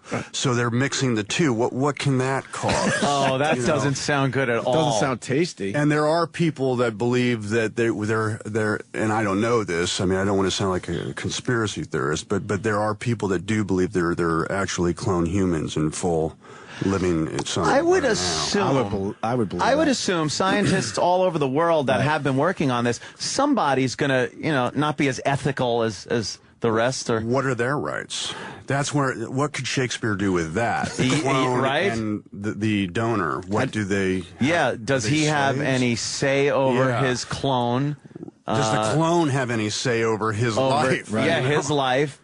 And how do you turn it into an opera? Yeah, exactly. That's next. Nick just sitting there crying over some poor clone. Yeah, a clone. It could happen. You never know, man. Yeah, I have rights. I'm not just a clone. That would be very odd to think that you could clone your own being, perhaps without a mind. Yeah. And just harvest various organs that you need. Yeah, well, I think all this cloning talk is because just the other night on SNL, Sandberg said I was his clone. So that whole thing started it. Yeah. Got me thinking again about cloning. I didn't see your appearance. It was a surprise on SNL. Yeah, right? yeah, they like to keep it a surprise. But come out and everybody goes, woo! I love that. Yo, it's you. I want to see Ghost Rider, man. I can't wait. It's fun. Yeah. In theaters Friday, Nick? That's right. It's in theaters Spirit of on Vengeance? Friday. Yeah, Spirit of Vengeance. And who's in this with you, by the way? The magnificent Idris Elba. Yes. Who's got this wonderful, larger-than-life presence. Yeah. Johnny Whitworth. This guy is full of surprises. There's nobody else quite like him. Kieran Hines plays Satan, who you might have seen in the Rome series and any other number of wonderful British productions. Great actor. Violante Placido is the lady in the movie. Effortless, charming actress. I mean, great cast. And what's the gist of this? I'm working with the church this time, believe it or not. I have to go and find the devil's son and bring him to a monastery in Turkey and have him exorcised. And that idea actually came to me because when I was promoting the first movie, I was in England. And I was dressed as Ghost Rider. I used to like to wear the leather jacket, the leather pants, and the biker boots. And on my lunch break, on a lark, I went to Westminster Abbey, not knowing that I was walking into an environmental summit between the Archbishop of Canterbury and the Pope of the Greek Orthodox Church. And there I was, sitting in the back, and then a bishop from Colorado looked at me and went, "Oh, I didn't know it was you. If I had known it was you, I would have invited you to sit with me. Let me introduce you." So there I was, shaking hands with the Archbishop of Canterbury and the Pope of the Greek Orthodox Church, dressed like Ghost Rider. and then the bishop from Colorado leans over and he whispers in my ear, "Oh, and by the way, I can be naughty too." Whoa. So what does that mean? And that was like, okay, what do I do with that? I thought, I've got it. let's have Ghost Rider working with the church. Wow, inspired like that in a Exactly. second. And then Just that's like how that. Spirit of Vengeance happened. Wow. God, you got some experiences. I've had some experiences. I like that. I'm lucky. Yeah, right? Yeah. That's Have you always been adventurous? I try to be. I mean, I see life as a gift, and that to just sit there on the couch and watch TV is probably the biggest sin. And that you Unless should, you're watching your movies. Yeah, well, that I don't do. But you need to take this time, this gift of time that we have, and do something with it and experience it. Just stop playing around and doing nothing. Yeah. I like doing stuff. I just I could do it tomorrow. Well, no, I'm kidding, of course. Tomorrow comes very quickly. I know, and many tomorrows stack up very quickly. It's starting to go by Apparently. way too fast. Yeah. You said something in there. You don't watch your own movies? No. Even just once, just No, as I'll watch it once, and one then, time, and just then move on. And then that's it. Yeah. And if if there is a time where you're kind of sitting down and the TV's on and you see Shut something, it off. I don't wow. want my Do you movies realize in your the movies house. are you can watch them many times? Well, that's They're nice. very watchable. Well, thank you. Yeah, and What's wanna the watch reasoning more than though once. behind the not reasoning watching? is that I want to move on. I don't want to dwell on the past. It's kind of like what we were just talking about. Okay. Like, what's next? And also, I don't want my family to see me. I don't want my 6-year-old to see me and be confused by that. I Oh, wanna really? Try to keep it as normal as I can. It's interesting. With Yeah, being yeah. somebody like me. Yeah. I'd be bragging all over the place. Hey, I just realized, thanks to our listeners, that's Stringer Bell in this movie from The Wire. Yeah. Oh yeah. Yeah. Holy shit. Yeah, he's Idris Elba, right? you Idris said? Elba, yeah. Yeah, I didn't know his real name. And Lambert makes an appearance. Christopher Lambert, remember? From, Yeah, Christopher Highlander. Lambert. Right. Yep, Highlander. Wow. Yeah. The movie Wicker Man. Yeah. I liked that movie. And then the end was like, holy Jesus. Yeah. It was, did you have any reservations about an ending of a movie like that? Like, no, I think Neil LaBute is famously known for having a kind of twisted, ironic sense of humor. Wow. And yeah. I don't know if you saw his movie In the Company of Men. And I knew working with him that we could go to some places that would really kind of push it a little bit. Now, when you go running around in a bear suit, knocking out a village of women who are blowing like Viking horns, you know it's somewhat absurd. Right. And so the flavor of that movie was a mix of being ridiculous and also scary. The worst thing about it was the fact that right up until the end, there was this weird hope that you were going to somehow get out of that bad situation and not be horribly burned to death. Yeah. And then when it happens, you're just kind of like, no, this is a bummer. Right. It's probably, if you see the original, it's probably the ultimate bummer of any movie of all time. Yeah. The way that movie ends is profound, the way you feel, and it goes on for weeks. I couldn't shake it for weeks. Yeah, it's one of those that like it just kind of leaves you with this awful feeling. It's the original. It's the original. Yeah. Yours too was Devastating. like just kind of what?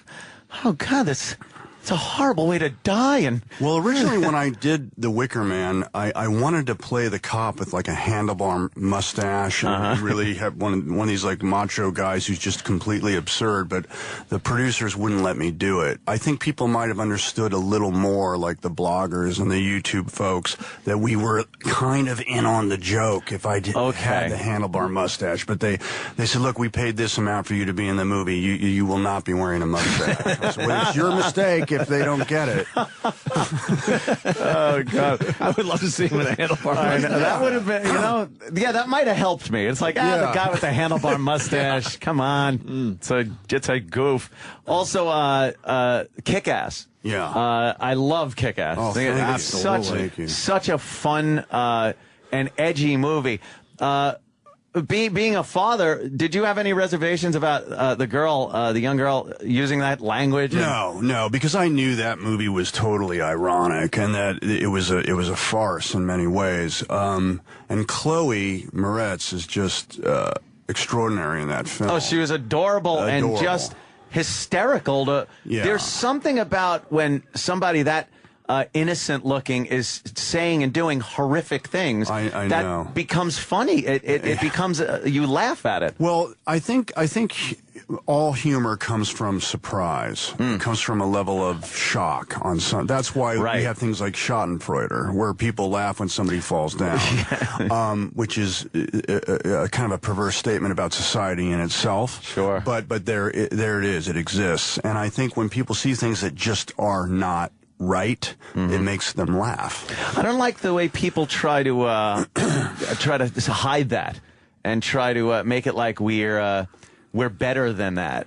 Right. I think it's just basic human nature to find humor in that. I don't think it means that we all want somebody to get hurt or something, but there's something just inherently funny about somebody else's misfortune. Well, it's a coping skill probably on some level. Like even in Spirit of Vengeance, John Blaze is much more sarcastic in this movie. He's much edgier. He's much more cynical. And I always thought of him as sort of like some of the cops or paramedics that I've met who developed this incredibly dark sense of humor to cope with the horrors that they've seen. And I mean, they say some things that you just would not believe that could come out of their mouth. Oh, yeah, yeah. You know, but they do it because if they don't, they can't really handle it. Right.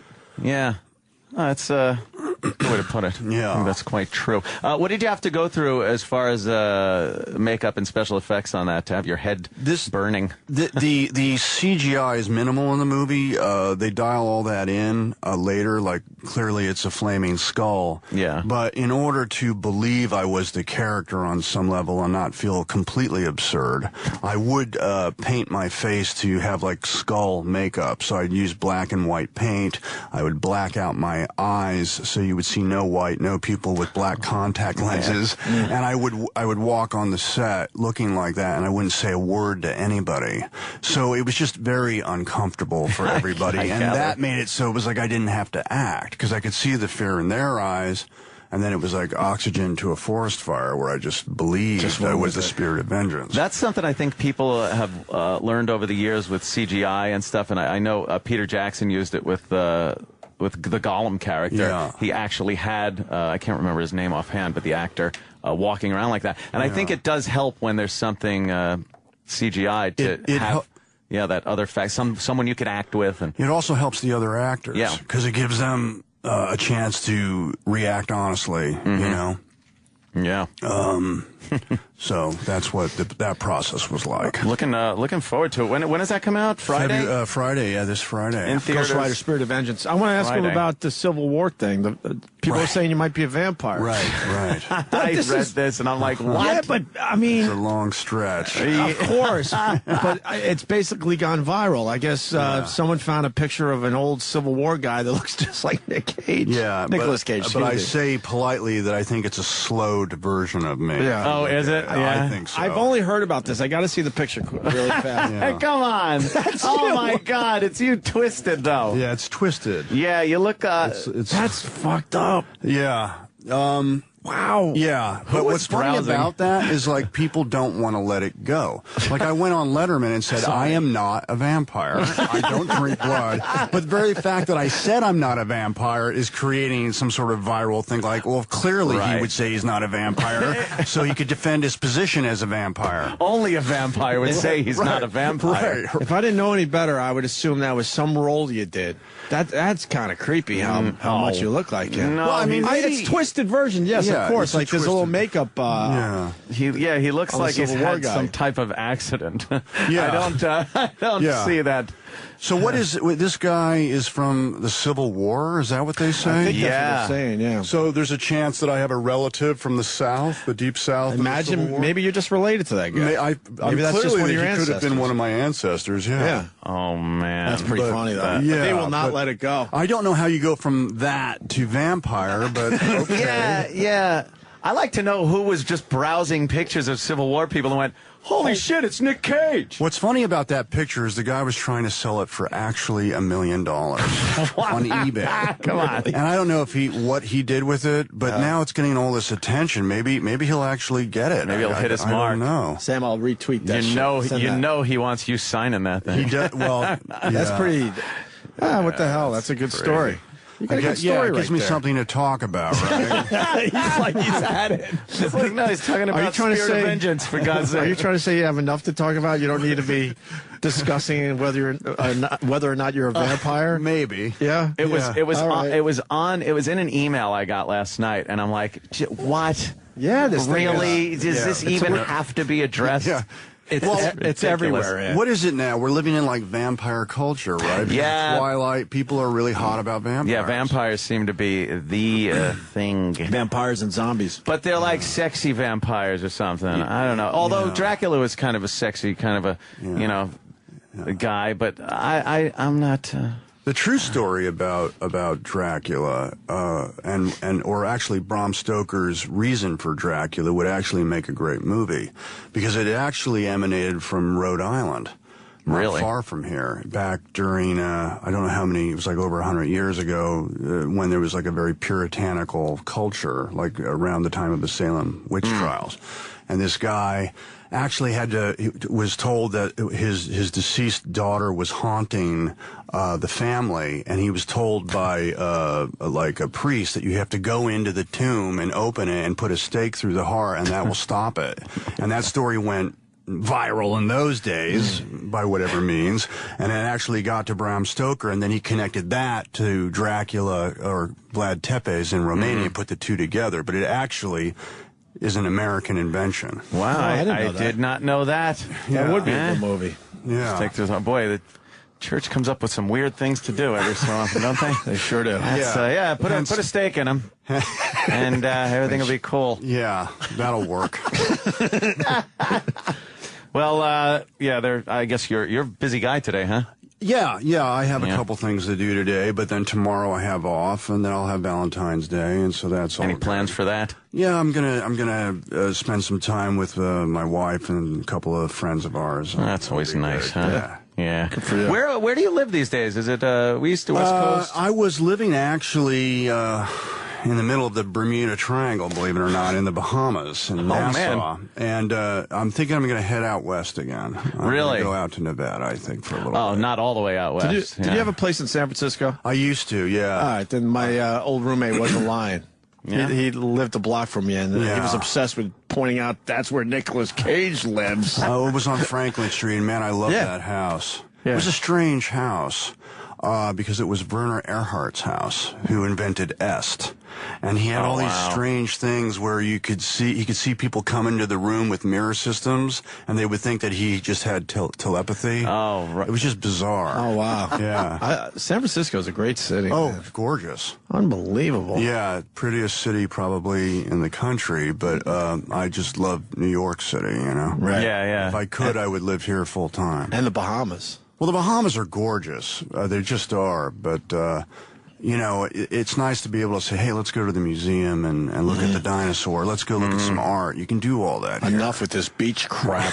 You gotta fly out to do anything really to work or anything else. Yeah, but Nevada will be interesting because, I come from the Southwest, and I won't have to hear people say, how do you like our town? Or where are you from? Or do you like New York? Yeah, I love it. Good. And like in New Orleans. But if I go to Nevada, then clearly I'll be like home. Yeah. We got to get him out of here. Yeah, he's busy, man. Nicolas Cage. We really enjoy this. I just want to say that. Yeah, Thank you. On air, 'cause absolutely. we'll say it after you leave, too. Just talking about just anything. I love the that. process. You guys have a cool process here. Instead of just, like sticking to a, hey, let's talk about this. We get some duds in here, and not that we struggle, but it's like, come on. Like people that let's can just have a talk about conversation. anything. Well, this is the best way to get to know somebody. Right. This is what it would be like if I sat down on a couch and said hi or had dinner with you. Right. So And just I'm discussing glad you do stuff. it this way. How's your It is brother cool. doing? He's great. I see him every once in a while. Right? Yeah. we've crossed paths a million times. He's doing very well. Yeah. He's doing very well. Yeah, he's a good guy, man. Yeah, thank you. Yeah. Absolutely. He survived radio. He's still doing it. He's doing it. It's been over how many? 40 years? It's gotta be. He did it when he was like 12 out of our house in Long Beach, California. Wow, he was a pirate. Pirate radio from the garage. That's awesome. That's dedication to the business, man. Yeah. That's cool. Yeah. Because everyone, I mean, they destroyed the business. He made it through. Yeah. How many guys made it through? No, it's true. Well, I'll tell him you said, so he'll probably hear it anyway. Yeah, cool. All right, Nicolas Cage, Ghost Rider, Spirit of Vengeance in theaters Friday. We're all going to go check that out. Check that's it for out. sure. Please come by and see us again. I will. All right, Nicolas Cage, guys. everyone. Bye-bye. Thanks for calling the Opie and Anthony FU line. Here's the latest batch of FUs. Fuck you! Fuck you to the FU line. It's good to fucking drunk dial something without getting in trouble. Fuck them. Fuck you! Fuck you, Mars, for cheating on the damn push-up contest. Damn, that's a good push-up. Fuck you! Fuck you, Valley Jimmy. If I ever hear your voice again, I'm gonna throw my XM right out the window. I get embarrassed when I'm in a car by myself when I hear you. Fuck you. Fuck you! Yeah, this goes out to everybody who uses the FU line to try to imitate something that they heard on the show. Whether Chip Chipperson or an Uncle Paul or that stupid Canadian guy. Just enjoy the show. Just enjoy it. Stop trying to make it about yourself. F you. Fuck you! I'd like to give a big F you to Chip Chipperson and the sick fucking puppies. We got that stupid song stuck in my fucking head. Fuck you, Chip. Fuck you! Yeah, I want to say a big fuck you to Rich Ross and your verbal crutches. Here's the thing. First of all, you fucking horse-toothed jackass. Jump on a sword. Fuck you! I want to give a big fuck you to my intestines for just dumping water into my fucking colon and my sphincters having to work overtime to keep the shit in because I'm about to shoot gallons of shit out of my ass and I can't stop anywhere. Fuck you, intestines. Fuck you! Yeah, I'd like to give a SU to the after show. I listened to it in full length today for the first time. I wanted to fucking kill myself. F you. Fuck you! Yeah, this fuck you is for every fucking listener that calls up the Opie and Anthony show to wish Jimmy a happy birthday, then delays 5 minutes waiting for the entire studio to laugh. Fuck you and fuck your fucking families. Fuck you! Call the Opie and Anthony FU line. 866-FU, line 1. That's 866-FU, line 1. Sirius XM. And now, the Opie and Anthony Show.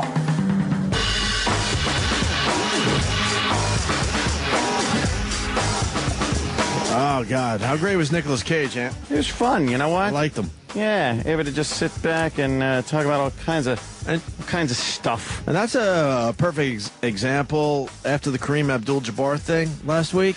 I called it the Kareem Abdul debacle. Debacle, I like that. That's how you do it. Yeah. The publicists have to understand that. Like, you have a conversation with the guy, you keep going back to the project they want to promote, and then it makes that project a little more interesting for everybody. Yeah, because you're wrapping around with some other shit. You're talking to the guy. You're just talking to the guy. How do you not ask Kareem Abdul-Jabbar basketball questions, you dumb publicist? I will not let that one go. We shouldn't have done that because the publicist did not like it. Yeah. Yes. What do you think of the Civil War picture? That looks, I didn't want to say the word retarded just in case, he's offended by that. Like that. Yeah. Something, but it looks like the retarded Nick Cage. Really? Yeah. Yeah, that Civil War guy is like his face is all, I don't know. I got the picture. I'll tweet it a little bit, but great interview. And then he left, and there's a whole bunch of things we want to ask him. Yeah. We want to ask him about Elvis. What was the other thing that just came up? Oh, man, yeah, something else came up, too. Whatever. It doesn't I matter. don't know. There was plenty of things to... We'll never see him again. Oh, no.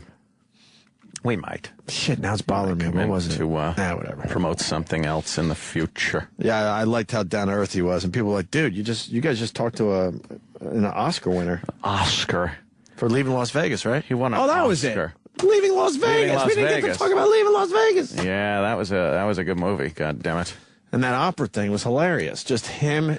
Dude, how do you sit for 6 hours in an opera? I don't know. I could barely sit through those J.G. Wentworth commercials. Yeah. Holy fuck. I don't even know what that means. I just that's for the hell of it. Oh, you've seen them. Yeah. If you have an annuity and you need, call J.G. Wentworth, 877 cash now.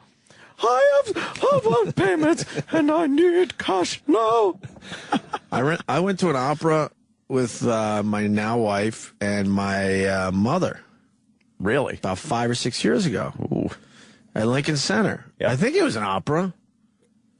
And I couldn't tell you the name of the thing 6 years later. And I don't even know what happened. I don't know what went on. They didn't have the subtitles in the seats? Nope.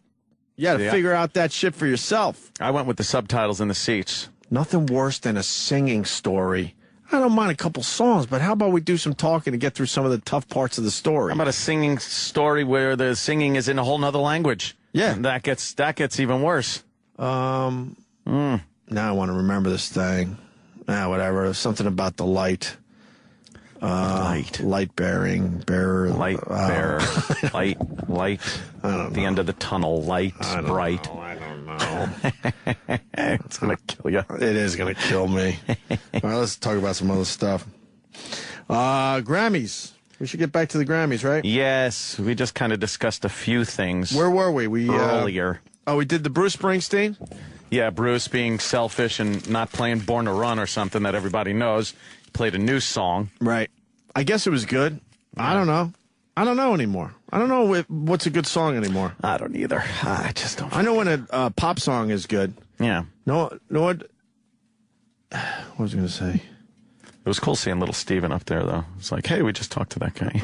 Isn't that weird when you see those guys? Like, wait, he was just sitting here? He was just here. We were all laughing. So we're connected kind of to the Grammys, I guess? 1 degree of separation to Bruce. Yeah, he left our studio, went to the Grammys, and we sit here again. Yeah, great. Oh, I know what I was going to say. The pop song thing? Yeah. You know, a pop song is really good when you feel like the song's been around forever. Does that make sense? Oh, like even the first time you hear it? Yeah, and you go, oh, yeah, that song's been out. Oh, that song's like 10 years old. Oh, right. There was an example last night. Somebody sang something, and I was like, oh, my God, that sounds like a song that's just been around forever. Yeah, there was one song that they were singing. Somebody was, when the gears were in the background, there were like gears spinning in the set. Bruno Mars. Background. No, not Bruno Mars. Sam likes Bruno Mars. But it sounded like a Duran Duran song. Duran? Yeah. Who was singing it? I don't know, but it was, it might have been. Here comes Travis. It was a duet. It was a duet. Because I just came up with an example, but I don't have the song, so my example stinks. No, it doesn't. It was a duet. What was the song last night where you go, it's a pop song, and it felt like, oh, yeah, this has been around forever? Oh, I don't know. I was going to answer Anthony's question. Thank you. Damn it! Kelly Clarkson? Yes. And some guy whose mic cut off at the end? Kelly Clarkson and some guy. Who's the guy? And they did a live performance. He's a country singer. Jason something. Jason Aldean? Jason, who gives a fuck? But it sounded, a part of it sounded like Duran Duran, Ordinary World. Really? Yes. I like the Ordinary World. I was like, I know. Duran Duran I'm a fan of the Ordinary World. I like Duran Duran. Call me a faggot. I don't care. Oh, this is a good version. That's all they could do. Yeah, the Grammys keeps pulling everything off YouTube. They keep pulling it. Why? Why wouldn't you want everyone to go, oh, wow, let's watch some Grammy stuff? They probably want it on their site, but they haven't put anything on their site yet. Why wouldn't they? Why wouldn't they have their site ready to go Monday morning? You'd think that it would be be in this day and age, I still don't understand some of these people. If you don't want your stuff all over YouTube, then you get a website together and put it all up there so people can check it out Monday morning. What doesn't make sense is that they have... They're not going to rebroadcast this thing. They have acceptance speeches up on their website, but they don't have performances. Maybe I don't know if it's like... Maybe they don't have the rights to the songs or something like that. Oh. That would make more sense, I guess. Well, the chorus sounds like Ordinary World. No, wait. You missed the part. No. Oh, there's just a little while. You keep missing the part. He's not good at this. No. Terrible at it. Oh, maybe it was after that. Maybe it was after the big build-up. Yeah, a little while. I'd never heard it before last night. You know what? This might have been the song I was thinking about with my example. Where I feel like this song's been around forever. I don't know. Whatever. I felt like that with the Taylor Swift song, but I had never heard it before last night. Ooh. And I really liked it. Deja vu. Yeah. I tweeted last night about Taylor Swift. What'd you tweet? Enough with the gosh golly G act. You're a big fucking star. You're Enough a big already. star. She has a lot of false modesty. Where she makes believe, oh gosh, I don't even know why I'm here. She's cute. Golly. She is cute, though, man. Of course she's cute. Fucking A. She's a tall drink of water, like too, to man. fucking shove my face in it. All right. You know what? That's what a little happened? more than cute now. I know. We went from cute to...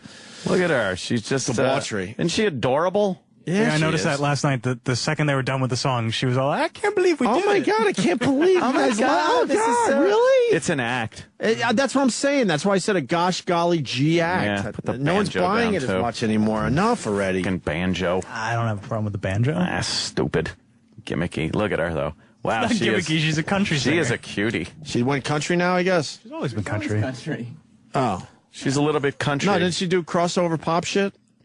Well, kind of like... There was some crossover, but she came out as a country artist. No, she's a pop artist. All right. That's how I know her. She's kind of in that, like, Shania Twain category. Pop star. And she's a pop star. And does every song have to be about a guy that did her wrong? Really? That's country. Who would do Taylor Swift wrong, eh? I don't know. A lot of mean guys out there. Not me, though. Jake Gyllenhaal. Yes. John Mayer. Oh, John Mayer. Yeah. John Mayer got in that. Yeah, people like that. He shot a tray up in that piece.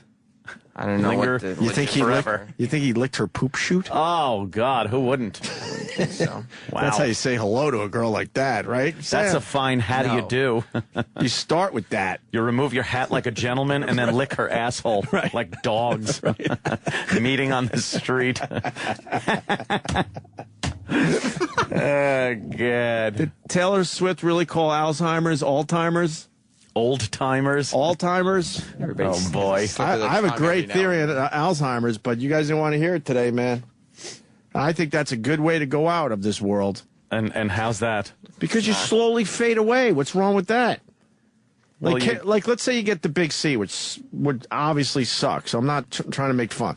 But you got the big C, but your brain is completely there. So you watch your whole life, like, deteriorating in front of your crystal clear brain. Having Alzheimer's is like getting the news that you have cancer every single day. Oh, God. I don't think so. Remember that you got Alzheimer's again. You just wake up and go like, wow, things are going really well. Fuck, I got Alzheimer's. But then you forget right away. I'm telling you. And then you go, oh, good. Life is pretty good. I got Alzheimer's. You're just constantly getting adrenaline pumped. Is it Alzheimer's, by the way? Al. No, hear me out. Listen, I think it's horrible for the family members, but you walking through your life slowly fading away, how bad could that be? No, because you have instances of realizing it. It's not like you don't remember anything ever. Like it quickly flashes back to you, and you go, "Oh shit!" All right, but that's like stubbing your toe. You get over it quickly Not enough. only that, but then when you're not remembering, you don't know who any of these people are around you. Stubbing You're your toe constantly again. scared. I don't know who's in your family, but is that a bad thing? Oh, all right. Is that a bad I'll thing? give you that one. Is that a bad thing? Like Glenn Campbell's going on tour with Alzheimer's. Al. Glenn Campbell going on tour with Alzheimer's. Hi, I'm like a rhinestone something. like a rhino cow hoof. Just start yelling at the audience to get out of his house. Get out of my house. Who wouldn't buy a ticket to watch that, though? Riding out on a mule in a star-spangled toaster oven. Like a... Yeah. I need a teleprompter, perhaps. Look, man, you get mid-70s and the Alzheimer's starts kicking in. I don't think that's the worst thing in the world to slowly fade out of this world. But it's not. But it's because I think the realization that you're going to die has to be just horrific. Maybe not at that age. The worst part of the realization would be when it first hits you, and then you can deal with it. When you have Alzheimer's, you can't deal with it. But How do you know? It's first hitting you every single day. That's the worst part. Slow fade. Every day. It's not a slow fade at all. I go slow fade. Slow fade would be cancer. No, because your brain is completely there. So you're like, holy fuck, this sucks. But your body's fading out. You're It's constantly not like... thinking, holy fuck, this sucks. With Alzheimer's, you're not so much. But with Alzheimer's, you're being tricked because every now and then you're thinking, everything's fine. Oh, shit, I forgot I have Alzheimer's. Yeah, but just walking to get the mail is an adventure. How great is that? You get run over by cars because you're in the middle of the street. You know how mundane most old people's lives get? Like a kidney stone lampshade. What? What? Glenn, read the teleprompter, Glenn. You think that's how they're going to do that? Shit. Yeah. Look, I know a lot of you have older relatives with the Alzheimer's. Al. And I know that's got to be a horrible thing, but... He plays guitar, just a right? thought. Who? Campbell? He don't know. Yeah. I don't know. That's what I'm saying. Like, what if he's in mid-performance and he just forgets how to play the guitar? Forgets how to play? Just some a cappella. Yeah. Where's the singer? He's playing tambourine. In the Wichita lineman. Oh, Nicolas Cage is back on the show. Nicolas Cage, it was a great time here on the show. Why are you calling us? Hello? Hello? Nicholas? Way to go with the bit. Talking to me? Yeah, because everyone in the world is saying, holy shit, Nicolas Cage sounds like Dr. Steve. Yes, I am. Thanks for blowing my bit. Sorry. A lot of people said, God damn, Nicolas Cage sounds like Dr. Steve. Really? Yeah, they did. I didn't pick that up. Oh, shit. All right, hold on a minute. I didn't hear him say flood. This is going great. Hold on a minute. All right. So Alzheimer's, right? Listen to me. Wouldn't it be better? You're a hospice doctor, right? Yes. Wouldn't it be better? You got to get to a certain age, first of all. So let's say the evil years for a guy are 74, 75, 76. Do your own research. You'll see most guys die in those 3 years. If you make it past 76, you're going to live well into your 80s. I'm telling you right now. Wow. I've done the research. No one dies at Ask 78. No, they don't. Wow. They don't. Dr. Steve? Yeah. I'm telling you, 74 especially is an evil fucking age. Wow. 75, 76, and then after that, it's like it's a piece of cake. You're going to be in your 80s. Great. Your life expectancy actually increases if you live to a certain age without having heart disease, diabetes, and stuff. So you're absolutely right. So my there you go. There you go. A doctor backing up my theory. The Alzheimer's, right? So let's say you make it to 76, okay? Wouldn't it be how bad it could be to let your life slowly fade away? Well, yeah, it's probably not so bad for the person it happens to, because what happens is they eternally live in the present. Right. And that's, if you talk to people who meditate and stuff, that's the position they're trying to attain constantly, is being in the present and not living in the future or the past. And when you have Alzheimer's, that's what's going on, is you have no past and you have no future. You're just living eternally in the present.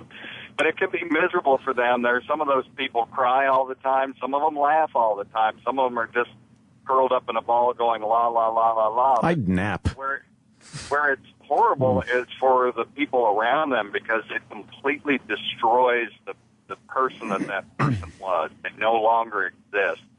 And for the family, it's totally devastating. Yeah, I said it's got to be horrible for the family. That I completely acknowledge, but I'm just thinking you as the individual, when you realize that your time on this earth is coming to an end, I don't know if fading slowly away is the worst thing in the world. Yeah, right. No, that's right. The worst part of Alzheimer's is when you know that you've got it and you feel your life slowly fading away, because you are aware of it in the beginning.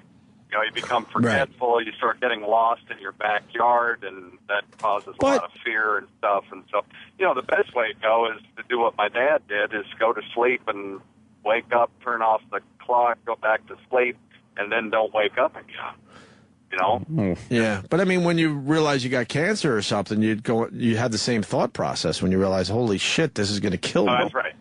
That's right. Your father hit the snooze on death? Yeah. Is that what you're saying? Wait, wow. No, he totally did. He got up, he hit the snooze alarm, and then never woke up again. Wow. That is, wow. God, and what happens? Do you just sit there going, man, this is a long time. That alarm should be going off. This is really something. I'm not complaining. I'm able to sleep longer, but... You try to open up that one eye to see what time it is. Like, wait, why isn't my eye opening anymore? Man, this is like an eternity or something. Right. Wow. How do you know he hit the snooze alarm? Well, because his wife told me. She heard him. She heard the alarm go off. She heard him turn it off. And then, she woke up about an hour later, and he was gone. Wow. And, yeah, he shot his age in golf the day before, so that's the way to go, How old was he? Do it. 86. Ah. So, it wasn't a stellar round of golf, but still, I mean, I guess that's a thing if you shoot your age. Wasn't a stellar round. An 86-year-old shooting 86 is a stellar round of golf. Obviously, someone doesn't have time to hit the links. Right. I don't know how to judge that shit. I would love to do 86 right now today. Today. Really? Yeah. Okay. Anything under 100 for me is good, believe me. Exactly. I stink on ice. All right, Dr. Steve, did you like the Grammys? I watched The Walking Dead instead. What's wrong with you people? I DVR'd The Walking Dead. Yeah, you could always go to The Walking Dead. I did a Grammy live from the Compound show, which should be up on iTunes later on today. And weren't we all watching The Walking Dead when the Beach Boys hit that stage anyway? fucking Brian Wilson was just staring off into space. Mike Love didn't even remember the song he wrote. He had to be nudged when it was his part again. Creepy. It was a downer. Yeah, that was not good. So they looked, old. Oh God, he's like a pelican neck. The Beach Men. The Beach Men. You're being kind. The Beach Old Man. Yeah, Pelican is on the keyboards now.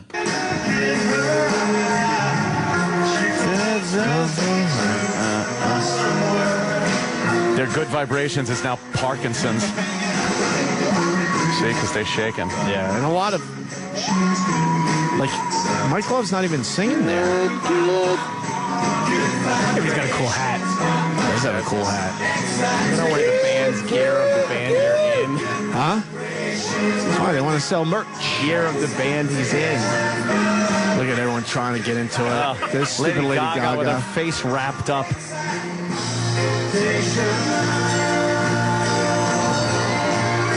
Baba, baba, baba, baba. They were just hands shaking. They were competing with the Beatles, and now this is at the same stage that Paul McCartney was just destroying. Just like killing it on stage. Yeah, McCartney showed everyone how it's done. They had so many other people involved with this to try to make it sound good. Yeah. Oh my God. Everybody. Everybody say wow. Now everybody comes out. Oh, sounds great. I love when they bring other people out, and it's a big jam, and it just sounds like shite. That's the dude from The Voice. Hey. Maroon 5. What? Maroon 5. Maroon 5 guy. All right. Yeah, Brian Wilson and Paul McCartney are both going to be 70 this year. Wow. Whoa, that's a big difference in there's 70s. A big difference. Wow. Right there. Drugs. McCartney's going to be 70 this year? Yeah. Wow. All right, Dr. Steve. Will you still need me? Will you still feed me? When I'm 70. Yeah. Doctor's name. That means Lennon would have been... Vladimir? Lennon was like 4 years older, I think. The music one. Died in 1980. 80 at 40 years old? Was that it? 1980?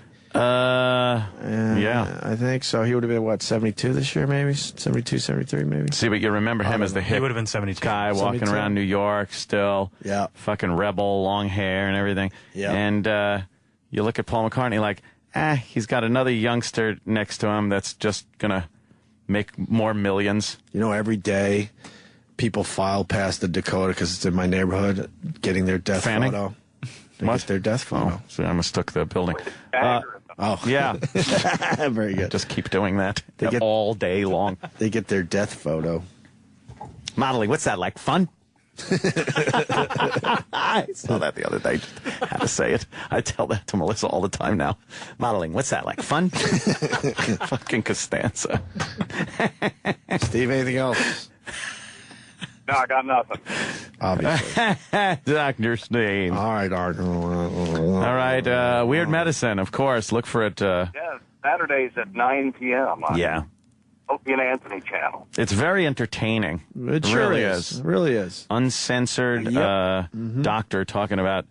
usually people want to talk about their assholes, their balls, their dick, and women's vaginas and women's tits. Yep. Yeah, What as else is opposed to there to guys' talk vagina. You got a good fact about tits before you leave? Give us a good tit fact, Dr. Steve. Well, apparently there's an artery in the tit that can explode sometimes. Oh, stop. What? What, it happened one time? Yeah, it happened to my wife. Whoa. And, oh, sorry. Jesus. we were playing, she had had a breast reduction, but I also call that a mutilation. Yes. Wait, she had too much tit meat?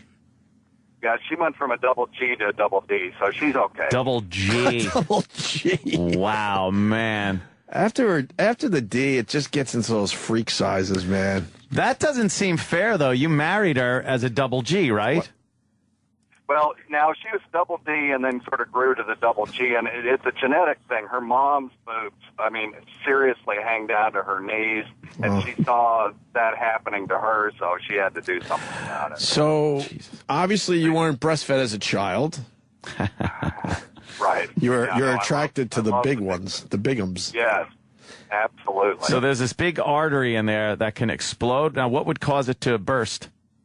Well, the way we figure it must happen is after the reduction, there was a little scar tissue that was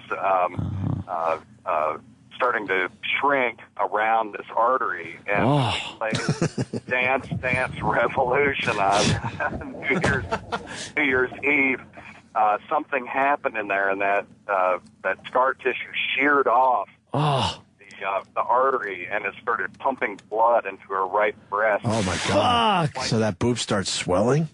Oh, my God. It was twice the size of the other one. It was sticking straight out. It looked like, an Anna Nicole implant. And was it all black? Was it getting like blue and black? No, because black and blue? the blood was so deep in the breast tissue. It was just like you just shoved a giant implant in there. Wow, man. It was hard as a rock. Damn. And fortunately, her What, your dick? It was very painful, too, so I couldn't take advantage of it. But her plastic surgeon was on call that day, and I got her to the emergency room at 3:30 in the morning on New Year's Day. Wow. And he evacuated half a unit of blood, which is basically 500 mLs, which is half a liter. Did she have to eat a lot of sugar cookies after that to get her blood back up? No chance. Give us some cookies. Can you donate tit blood for the people that need some blood? You know? Yeah. Where does that Just blood put it in go? a bag. Right. No. Could you use it for vampire makeup for Halloween? Yeah. Hey, I got a dumb question / observation. You know when you were growing up and stuff, and certainly to this day, when you see a bra laying around, it's kind of sexy, and you're like, oh, you know what I mean? Yeah. And then all of a sudden you'll see one of those giant bras, and it goes from like kind of that sexiness, that sexual feeling you get inside, till you just have to openly laugh. Yeah, it's funny. Why is that? I don't know. It happens at stores, too, when you walk into the foundations department. Right. And you see, like, the bras, and then you see the giant fucking bras. You just go, yeah, it goes from being titillating yes, to just silly. to funny. At what size you think that happens? What the crossover from you're kind of titillated by seeing bras hanging or just laying around, and then the big over the top big ones. I think it's if you can fit your head in it. Maybe that's what makes it funny, the thought that you can fit your head in it. I also think it's the style, too. If they try to even keep them the least bit lacy and sexy, even though they're huge, they're not as funny as the ones that just look like something that fastens cargo into a plane. What about, the bra has to itself collapse a little bit. If you throw it and it's still looking like a dome stadium. Yeah. It looks like those things that they keep sanding, that the county keeps sanding for snowstorms. It's not titillating anymore? No, it's not titillating. You're right. If it just collapses flat on the floor like a piece of lingerie. You're like, oh, I know it was just in there. Yeah, that's fine. That's sexy. But if it literally bounces and then just comes to a stop and retains its exact shape, if you can't, funny. If you can't fold it with the rest of the are we doing a bit here? I think we're doing a bit. We need a sound effect when we go into bit mode. Oh, man. If you can't, fold it with the rest of the laundry, It's not titillating. It's anymore. not titillating. It's just silly. If it looks like it's a hat for Siamese popes, it's not titillating. Oh, God. Oh, we got Dr. Steve on the line. I knew you were an imposter. Hold on a Dr. minute. Steve. Dr. Steve, what's up, sir? Good morning, boys. I wanted to let you know I did make a wine out of my wife's tit blood. Oh, no, come on. I'll be offering it for Valentine's Day. It's a limited edition. Well, send us the copy. We'll do reads for it. Absolutely. Make wine out of your wife's tit blood. You know, we haven't talked about Dr. Steve's shitty wine in a while. My sister was up from Florida, Terry. She listens to the show every day. And she goes, "You had a wine made after you?" Oh, God, right. Because Dr. Steve's shitty wine is on my desk. I go, well, not really. It's just a thing. I'm sure you're storing it on its side, so it'll. Yes. No, I'm never drinking that. Mine's in my wine closet. With the amount of wine it goes through, it's still sitting in there, too. Isn't that amazing? And there have been nights I've been like, fuck, I could use some wine tonight. And you still don't open and I still got to wait for the delivery. And that one bottle is just, it's one bottle in an entire room with wine racks. And it remains unopened. And I just look at it like, yep, that fucker's staying right there, waiting for it to That's increase funny. in value. How about those bras that, like, they have too much metal in them, too, Ant? Oh, yeah, the The underwire. reinforcement and all that shit. Yeah. That doesn't make any sense. I guess some of these women need some support. Right. God, that's got to hurt these girls. Those big fucking tits, their back is always fucked up. Mm-hmm. So just lay on your back and let us juggle them around. What? Yeah, their chest wall's got the indentation from that underwire. Yeah. Never quite figured out how that wire being completely under the tit does anything. Yeah, how does that hold it up? If it's where the tit meets the chest, don't ask. Instead of like in mid-tit, it's all about leverage, and I don't see there being much leverage to hold up the tit if you're putting what would amount to the pivot point right there. Yeah, that's fucked up. Exactly. The only thing I can think of is it just keeps the whole fabric from collapsing. Yeah, it's probably something like a bridge, like a fucking bridge where you see cables and you go, that doesn't seem like it should hold that up, but I guess the engineers know what they're doing. Yeah, they figured it out a long time ago. Yeah. While we were perfecting the dick joke. Well, all right, Steve. Yeah. All right, boys. Oh, wait, we're still playing. We're playing If You with the bra thing. Go ahead, Joe in Hoboken. Yo, buddies, if you can use the bra to wax a bowling ball, it's just not sexy anymore. See, you could wax a bowling ball with it. There you go. See, he's in on the bit. I gotcha. Mm-hmm. Yep. All right, Dr. Steve, that Weird Medicine's on sometime on our channel. Saturday? 9 a.m. Sunday, 9 p.m. Saturday. Yeah. 9 p.m. Saturday, 9 a.m. Sunday. Yep. Thank you, boys. Thank you, Dr. Steve. Dr. Steve. I like Dr. Steve. We like the He's Dr. a fun guy. Steve. Wish he lived closer, because he likes to drink. He does, Could use another drinking buddy. You're, running out of drinking buddies? What's happening? No. Falling by the wayside? No, I could just always use more. Well, the more people that are drinking with you, the better you feel about your drinking. Mm-hmm. I think. Well, I hear you. We're going to break because we have Valentine's Day shit to get to. Oh, is that it? It's not even to do with, like, the show part of it. Let's break because it's like, let's break. Well, yeah. Because we have Valentine's Day stuff to get And people have had it. I'm not even going to lie to you. They've had it. People sitting in this room have had it. And I think it ends tomorrow. Well, it's got to. Oh, well, man, today's the day, right? Well, tomorrow's Valentine's Day. So they're not going to be able to guarantee delivery. We might have a little mop up tomorrow, maybe. But after today, for the most part, we go back to normal, the normal live read schedule because it's killing people. Belated Valentine's Day gift. And we might have Springsteen tickets. I don't know. Oh, But if we promote it, then there's got to be rules. So I don't even know if we have the tickets to some special thing. Can't even talk about it. Can't talk about it. But if we can't talk about it, why would we even do it? Well, the second you bring it up, you got to give them away. Yeah, you could talk about it when you do it. But we don't even know. Do we have them? I don't know. See, I know we have them, but I got to make believe we don't, because then if I tell people we definitely have them, then we have to write rules or something. Yeah. Might not This have radio thing has gotten very complicated. I remember the days you would just fucking, tease ticket giveaways. Oh, it was great. You'd wait for your friend to call and give him the tickets. And That was fantastic. Ixnay. On the Ickets on the free trip to Ireland day. Ewe avge ake ewe say ilire udge itche ute ens frey. Octerday a gay. Octerday. That's impressive. So, hypothetically, because now we have to say that now.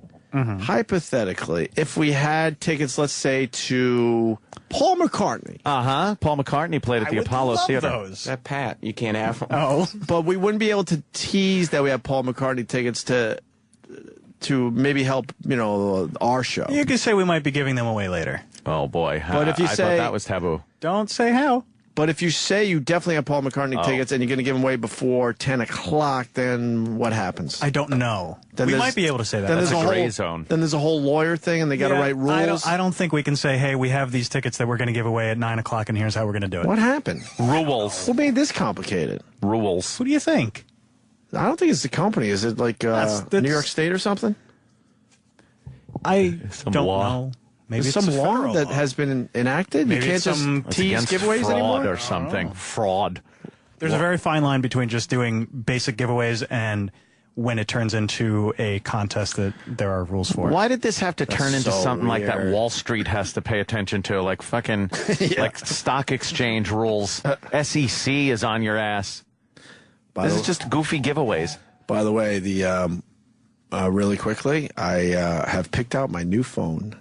Oh! And every single person I know in my family, including my wife, including the gang in Philly, including my brothers, all have iPhones.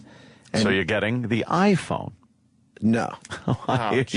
Why are you getting phones time after time that you don't like? You know how it drives you guys He's nuts? a glutton for punishment. He is. It is driving everyone in my Yeah. family now nuts. You're a glutton Because for now they're screaming at me, too. I'm like, they scream at me at work. I don't need to be screamed at home, too. What are you getting? The Galaxy 2. Oh, my God. The Samsung Galaxy 2. And what? Oh, yeah. Is that the big one that looks like it's almost a tablet? I know. It's a What little made you big. get that? I haven't got it yet. Well, what's It's a little making big. you get that? Not You gonna need lie to, to you. like, you got Instead to of buy an new iPhone. jeans with bigger pockets. It's a little Oh, big. God. I might have to get homie jeans to carry this around. Yeah, you're going to need cargo pants from now on. Comes with a fanny pouch. What's it got? That And you, everyone is begging me, we just fucking buy an iPhone. I'm like, no. iPhone. No, I like this one. Does it have a kickstand? It's a little big. But I've been told that phones are going to start getting a little bigger now again. Is it one of those slick new phones that comes with a stylus that I keep No hearing? stylus. Yes, it's a stylus. Yeah, I don't know why they would introduce the stylus in the year 2012 again. I don't know That was why the you would get dumbest the Super Bowl Galaxy. commercial ever. that stylus is to pull out and jam in the eye of the person that's trying to sell it to you. Is Travis the right? stylus. Is it the one with the kickstand? I don't have a kickstand. Samsung. What does it Galaxy have? 2. What made you choose that one? It's not an iPhone. That's the sheer reason. And my guy actually said, look, if I didn't like apps so much, I would buy this phone. Even It's an iPhone. the button is designed to look like the iPhone. Whatever. It looks man. like one of those Chinese Whatever. knockoff iPhones. The phones are getting bigger because we're now God. watching our movies on our phones, right, people? You could fucking watch it on an iPhone. Nope. Samsung Galaxy 2. Oh, my I God. think that's what I'm going with. Yeah. What happened to the Galaxy 1? Nobody bought it. It did all right. Nobody bought it. It did all right. I like the droids. It's kind of like a droid phone, right? Yeah, it runs the Android operating system. Great. Yeah, Android operating system fucking rules. Those terrible names. And the video's in HD. Android is indeed the second best phone operating system. I'll agree with that. It is. yeah. It's definitely up there. at More number two. Android phones out there in the market than iPhones. That's They because make there's a lot only of one shitty iPhone. phones. Well, that's your And they problem. put Android on 5 million phones. That's your Right. More than problem. one. That's I got your the problem. exclusive. Android's the operating system. Oh, man. What'd you do? Mine's exclusive now. Yeah, someone's got a special phone. How'd you get that? What Black is in the that? front, white in the back. Because you're like half and half. That's not why. Oh, I get not it. why I did it. They only give those phones to half and To half. half breeds. To half to the Oreos. Malata. It's the Mulata special edition. How'd you get that? I replaced the black glass. And they were like, we'll put yeah. another black thing on. I was like, why don't you put a white piece on? Like, we can't do that.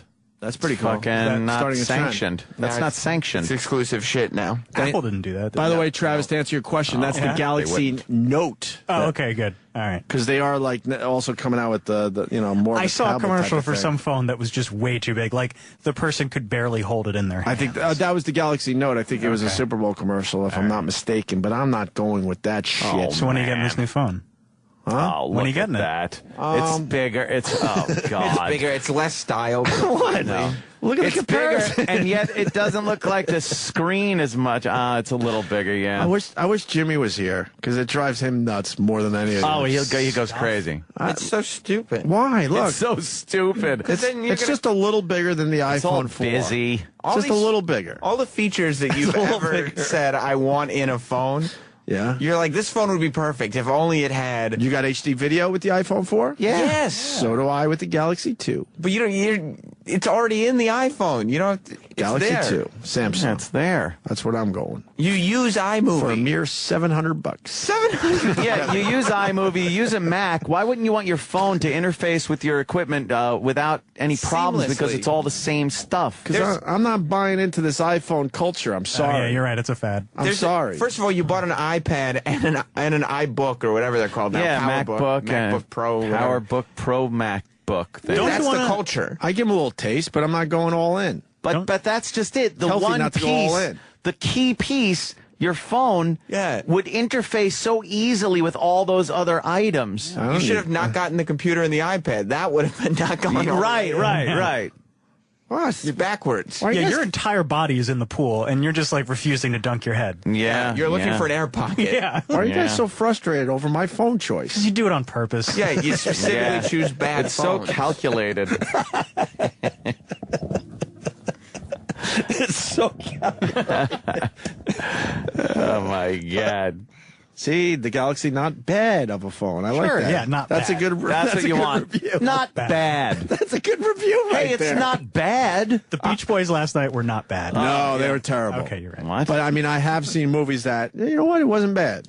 I don't mind Yeah, that. but you're never I going don't to watch it again. I don't mind that in my phone. How about a StarTAC? It's not bad. StarTAC. Makes a call. Now you're talking. Now you're talking. Now you're talking. See, See, iPhone sucks balls. I'm proud of Opie. Thank you. Sweet Oh. phone, Opie. Thank you. yeah. How could anyone say iPhone sucks iPhone balls? screens are too little. If you Thank don't like it, you could say, well, there are certain things I don't like about it, so I decided not to get it. But sucks balls? Stupid. I don't think the you iPhone can't call the phone that is modeled after or Every other Yeah, phone every is other now phone is modeled modeled after the after it. iPhone. You This can't was the say it first sucks. fucking phone that was this. And now every other phone's trying to be like it, and it sucks balls. What sucks balls? The innovative touch screen that everyone else adopted? But by the way, Sam, what were you saying about my phone choice? Sucked balls? Stupid. Oh, really? Yes. Dave on Long Island. Go ahead, Dave. Yeah, Sam, you suck balls, dude. Why don't you get a better TV than what you bought?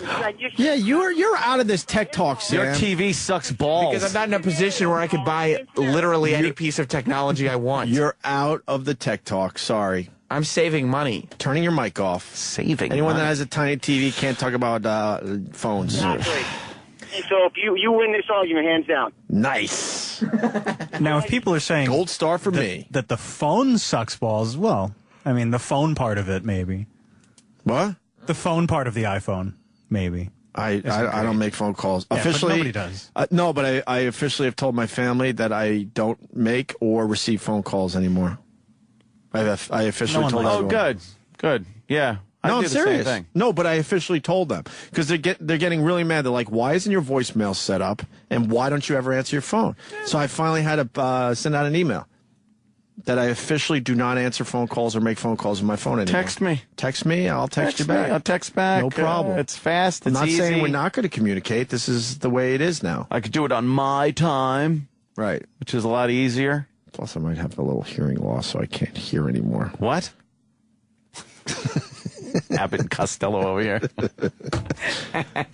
I get very irritable when I have to actually use my phone for a phone call, and I think that might be because maybe I can't hear as Maybe well. I can't hear. Maybe this incessant fucking hissing and ringing in my ears from these headphones. You know what happened today? I didn't even want to say it during the Nicolas Cage interview. I thought I was in the middle of a hearing test. Oh, no.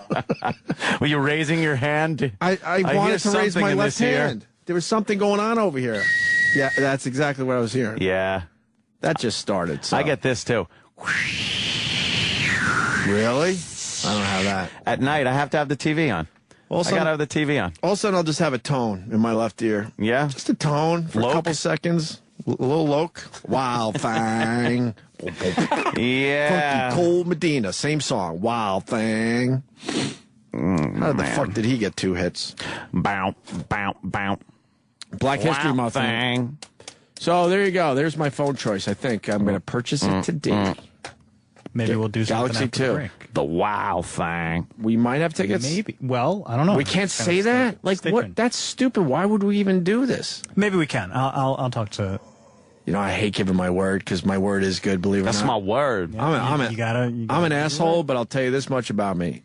If I give you my word, I hold to that usually. And someone actually came to me and go, look, we might have something to give away, but you got to give me your word that you're not going to make fun of it. And I actually had to give my word. Yeah. There's nothing to make fun of. This is a great prize. Oh, it is? Of course it is. Well, there's a part of it that is so make funnable. I'll write it down because I gave my word. The person? No, not the person. I gave my word, Ant, so I got to write it down. I heard the word. You know what I'm talking about? Bird. It's a bird is a word. Bird. Yeah. I knew that was coming. Of course. Here's why? What else did I here's do? the part that you can make fun of. Oh, right. And he goes, look, and he even mentioned this part of it, and he goes, but do you have my word? You won't make fun of that. So I can't make fun of that. Because my word is good. Yeah. Isn't there another word song? It's in the music folder, Eric. Word. Word up. Ah, yeah. Word up. That's one. Word. But that's just because we have so many. Oh, really? Yeah. No more words. Oh, yeah, no more words. Berlin? Is that Berlin? No more words. No more words. Yeah, I think so. Yeah. Yeah. Oh. Yeah. Get E-Rock on the fucking... 1 for 2. 1 for 2. All right, He's really avoiding taking those show dumps also. You know what? He really is. By the way, the iPhone is now being called a hunk of dog shit. Oh, now, come Joe on. Dawson from Bethpage, Long Island. It's not a hunk of dog shit. Were you into Berlin? You may not like it. I'm still into Berlin. Oh. But you meant the, very good. Oh, boy. No, I you know, in the 80s, being a child of the 80s, Didn't they have the Metro of Love or something? I'm riding on the Metro of Love. Was that them? I think so. Then they had that other song. What was the other one? I don't know. Didn't they have another hit? Take My Breath Away. Ah, right. Was that from Top Gun? Yep. Take My Breath Away. Didn't they do a Bands Reunited? Listen to that keyboard, that 80s. It was probably a fucking guitar. Guy's holding his guitar on stage. How silly. Guitar on a rack, you dummy. Yeah, that's a Yogi. You want to be a guitarist? Be a guitarist. Guitar. Oh, Jesus. She was, like, kind of cute back then, too. Let's take a look at her. Blonde, black hair. I don't know if she was cute. I don't remember. Nah, let's take a look at the Berlin lady. In this video, I think she was kind of cute. I don't remember. Berlin band. Don't fuck with me. And don't get a picture now. Don't get a picture of the reunion tour picture, you fucking hump. Yeah, stop. No. Well, but the hair, I mean, where is she? That was the time. Well, it was. Yeah, this is the Metro of Love. All right. Do. Oh, the Metro it's called? All right, whatever. Put Berlin band, yeah. No. How about, See, all you're doing is finding good pictures, and you just want to prove that she... Why did... No! You know what? I was a child of the 80s. I didn't have the child of the 80s hairdo. Search her name. Did you, Ant? I don't have the child of the 80s I have hairdo. child of the 70s hair. Which is weird, considering you were a child of the 80s. I know. Strange. I spent a teen year in the 80s. Oh, God, that's no now. That's now. Wait, that's all grown up. But if you click the all grown up picture, they go back to the old. That was the old version. Sam. Oh, Sam.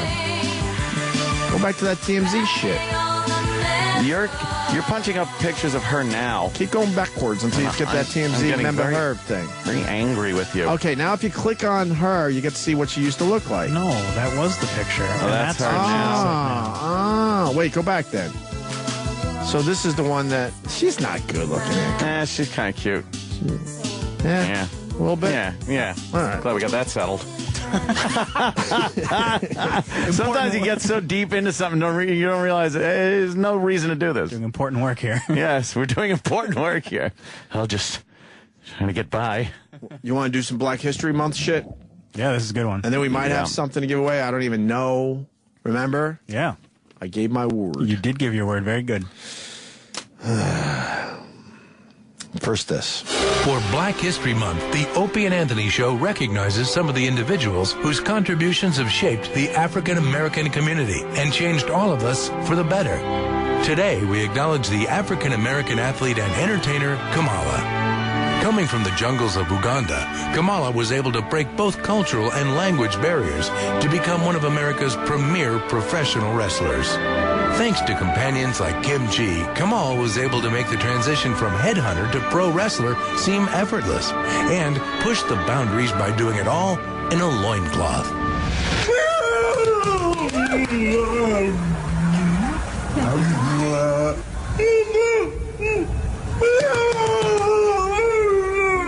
Had it not been for you, Kamala, a giant black man with a moon painted on his belly would have come off as silly and offensive. Stay tuned as we continue to recognize significant African American contributions for Black History Month here on the Opie and Anthony Show.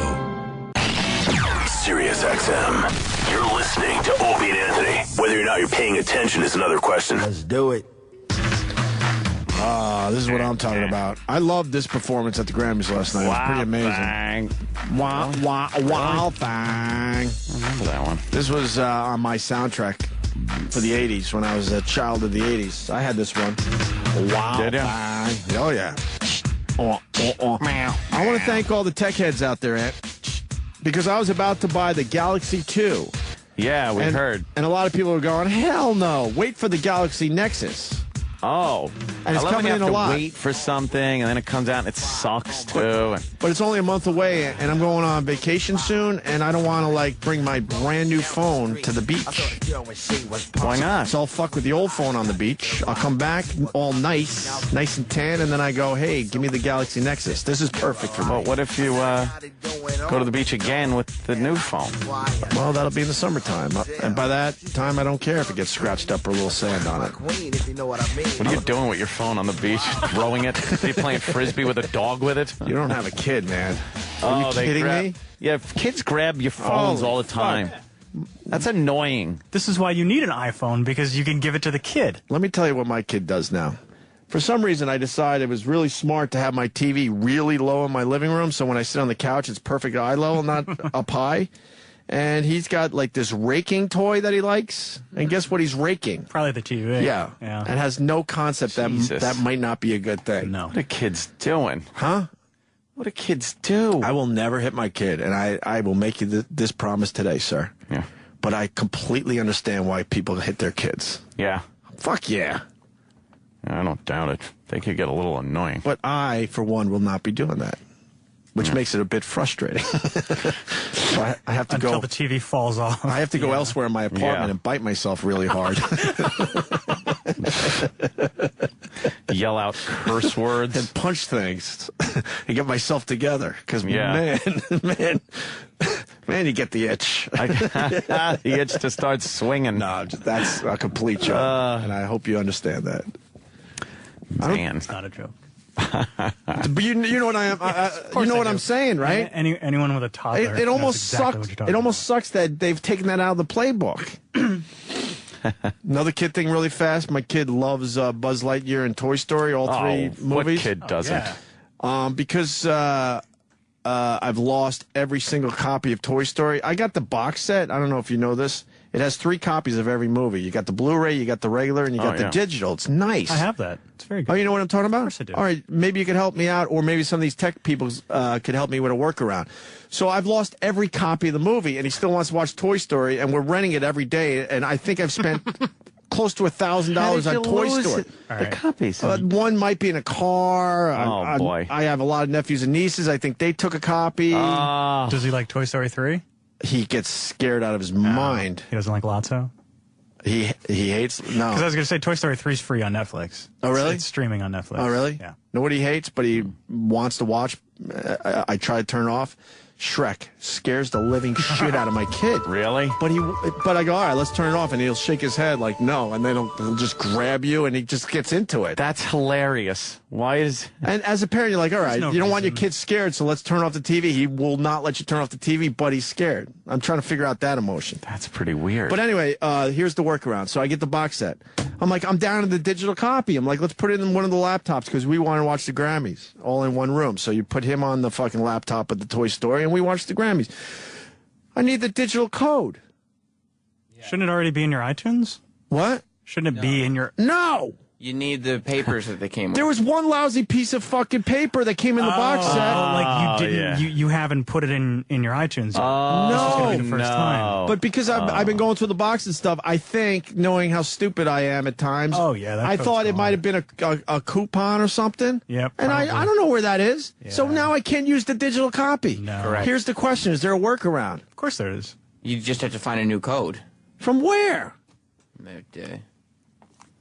But why wouldn't they? Why wouldn't they write the digital? Here's my question. Yeah. If you have the box set, that means you purchased it, right? I just threw my tongue in the middle of saying that. Ouch. Fuck, did that hurt? And why wouldn't they give the code on the box itself so you're not going to lose it? Because then it was just a tiny insert, a little flimsy piece of paper that had Toy Story on it, and I wasn't thinking. Yes. If it was on the outside of the box, you could see it in Not the even store. on the outside. How about inside? You bought it. You're opening up the packaging. Why can't it be somewhere where you're not going to lose it so easily? Yeah. Maybe it's more expensive to print the box differently every time. I don't know. So frustrated. I'm like, I don't know where that fucking piece of paper is. I haven't seen that piece of paper since we got this 4 months ago or whatever You're it was. fucked.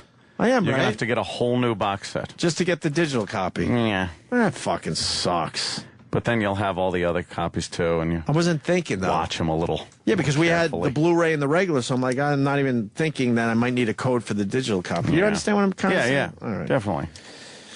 Anyway. My God. What else about the Grammys? We teased the Grammys all day, and we haven't really talked about it. Well, yeah, we kind of talked about Beach Boys and Paul McCartney and Bruce. Does anyone know why Joe Walsh was on that stage? Trying to figure it out. There's that big guitar jam at the end, and there's Joe Walsh. Why was he there?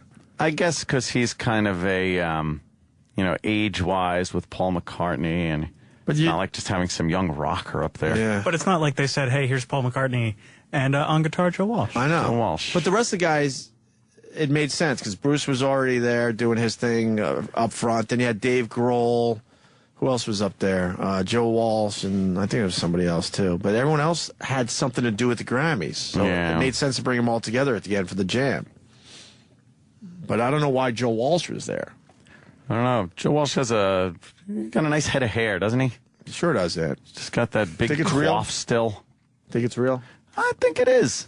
He never went through a point where it looked like he was losing it and then he got more back, you know? Yeah. Do we like Bruno Mars? No. That was one of the dumbest. I felt like I was watching Streets of Fire. Yeah. Do you like the song, though?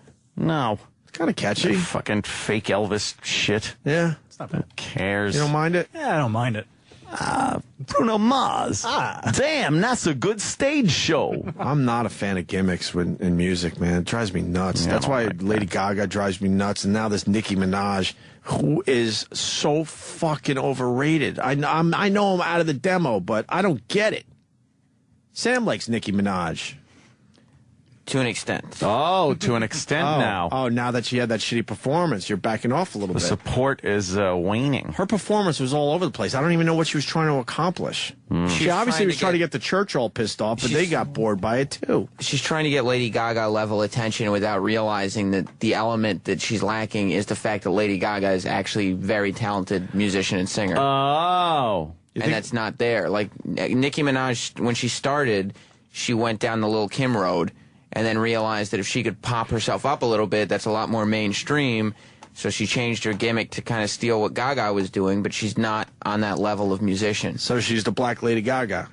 Without the musical ability. Right. She's trying too hard. Did you see that big, over-the-top, red hooded thing she was wearing? All right, like a Little Red Riding Hood thing. Yeah. Yeah. But it looked like something like Gaga The Village. E-Rock. Nice. Oh, The Village. I was trying to figure out what that looked like. That dumb Village movie. Yeah. And the performance at the Grammys was almost a duplicate of the thing that Gaga did when she did Paparazzi at the MTV Awards and strung up in the ceiling. Right. Except Gaga wasn't lip-syncing when she did it. Oh, shit. Are you accusing people of lip-syncing? Holy shit. The There whole were show was close-ups lip-syncing. on her face where you hear her singing, but she's just standing there like she's crucified, but her mouth's not moving. Yeah, you look at some of these things, they're dancing and moving so much that they can't possibly be singing. Possible. Without sounding like they got one of those oldie-time ass-shaking exercise machines on. Right. You know, there's no way you can actually hold a note while you're jumping around like a maniac. Right. Gaga was singing while hanging from the ceiling and dripping stage blood off of herself. And really That's a singing. performance. Oh, what a gal. Here's my real thought on Lady Gaga. I hope she, maybe next album, just blows off all the horse shit and let's see what she could do without everyone staring at her Halloween costumes. I think she would do that, right? Like, totally dressed down and just go for it. Didn't Aguilera do that, Aunt? Yeah. She used to be like this, I'm fucking a dirty version of Britney Spears. Dirty and then, whore. And then decide, you know what, I don't need all that shit. I'm just going to get up there and sing. And as much as she gained a lot of weight and likes period juice dripping down her legs. Yeah, that's her new gimmick. She could sing. Period juice. You used to call it that? Period juice. I don't think juice ever came into it. No, you're just juicing a woman. Squeeze her. But I guess I know what Ant's going to say about this one, but no way. That Rihanna, holy mother! Oh, I'm not going to say anything bad about her. She is so fucking hot. Pop her up there. Sam's she working on it. She had kind of the Farrah Fawcett do going on last night too. Retro blonde Farrah Fawcett hair. Yeah. And I was openly like fucking losing it when Rihanna was on. Were you making noises like oh? Oh yeah. Oh. Yeah. And my wife, instead of being jealous, just starts openly laughing. And I'm like, what's up? She goes, I'm just picturing you having sex with Rihanna. She would wreck you. Oh, man. I go, what do you mean with that fucking, that hip thing that she probably would do? She goes, she would break you in half. Yeah, she does kind of have a weird thing going on. What do you mean a weird thing? Well, she got that Farrah Fawcett thing, like you said, the hair. Right. But her face is like, there's something mean about it. Yeah. Oh, yeah. I don't know. She uses bangs now to cover up that big-ass forehead, which is good. Giant forehead. Oh, she's got a big forehead? Massive. That used to be her thing. When she was, like, young, right? She was that chick with the big-ass forehead, and then once she started... A lot of black chicks have the big forehead. Oh, where the hairline starts at the top of their middle of their head. Once Umbrella came out, she started disguising it with bangs and stuff. Yeah. Really? Yeah. Good choice. I like her. It's going a little crazy, right? I like her. She's getting she's in that Christina Aguilera dirty period right now. Yeah, but I mean, she's dirty like... period. And is Chris Brown and her getting back together? There's rumors. People are saying that they've been seen in the same areas. Well, together. she just deserves everything she gets. Yeah, she's just stupid. Yeah, another punch in the face. There you go. Maybe he'll get mad at you again for nothing and just punch you in the face a few times. And would you go there? Yeah, I'd go there. She's pretty light. Would he go with Nicki Minaj, though? No. Hell no. Hell nah. Oh, Hannah. We got the answer to the Joe Walsh question, by the way. Oh? He was, I guess, I'm just trusting someone, so fuck it. He was playing on the McCartney Horseshit Valentine song. Yeah. Yeah, he was. With Diana Krall. I didn't notice that. Yeah. I was too busy trying to come up with a funny tweet.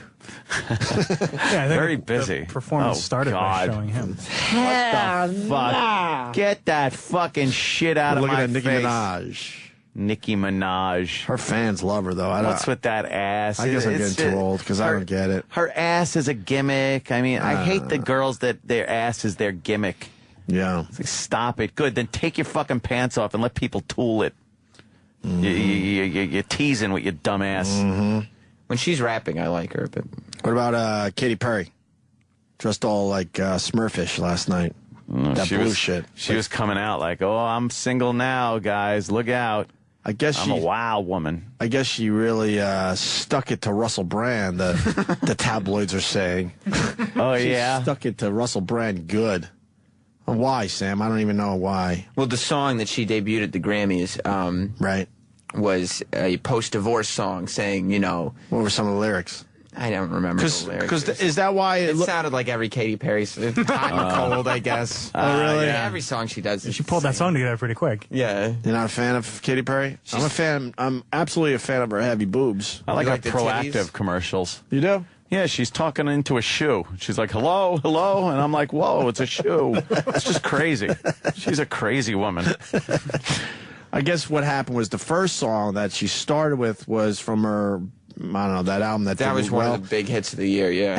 And that song was based on Russell Brand when she was in love, I guess. You could assume so. A lot of the album was about him, I guess, because it was a love album. One would imagine. So then they did the record scratch and all that shit. You thought, oh my God, technical problems at the Grammys. That's what I thought. Crazy. They got me. They sure got me too. They Yeah. sure got all of us. And then she debuted the new song, which is a diss to Russell Brand, I guess. Well, it's more of her saying, I am an empowered female. I am woman, hear me roar. That's the vibe. Number's too big to ignore. Hits One debuted the song before the Grammys did last year. Get the fuck out of here. That must have made the news, right? Oh. It was on Mikey Piff's Twitter. I don't Yeah, that's the news. That's the news. Public domain. It's all about getting your name out there. What do you think Russell Brand was doing last night while Katy Perry was being a big star at the Grammys? Fucking some other girl. Really? Yeah, not even giving a shit.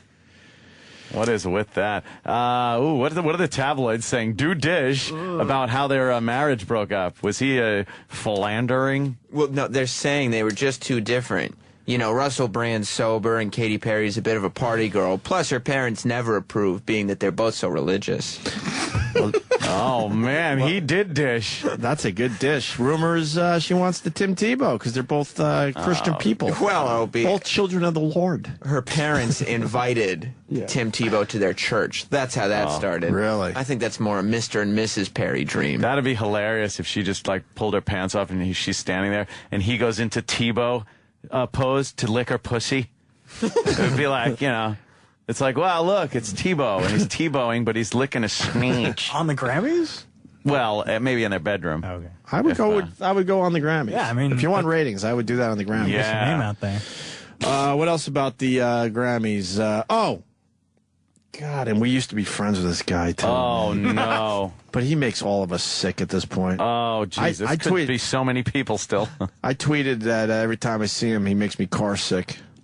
I'm talking about Jack Black.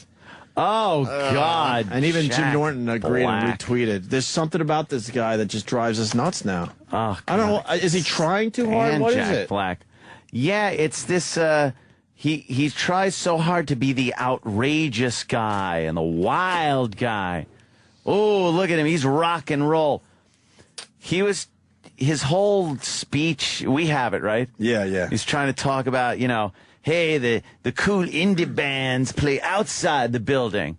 Because I gather the Foo Fighters were playing in the tent outside. Yeah. That's right. Trying to say that the Foo Fighters is a cool indie band.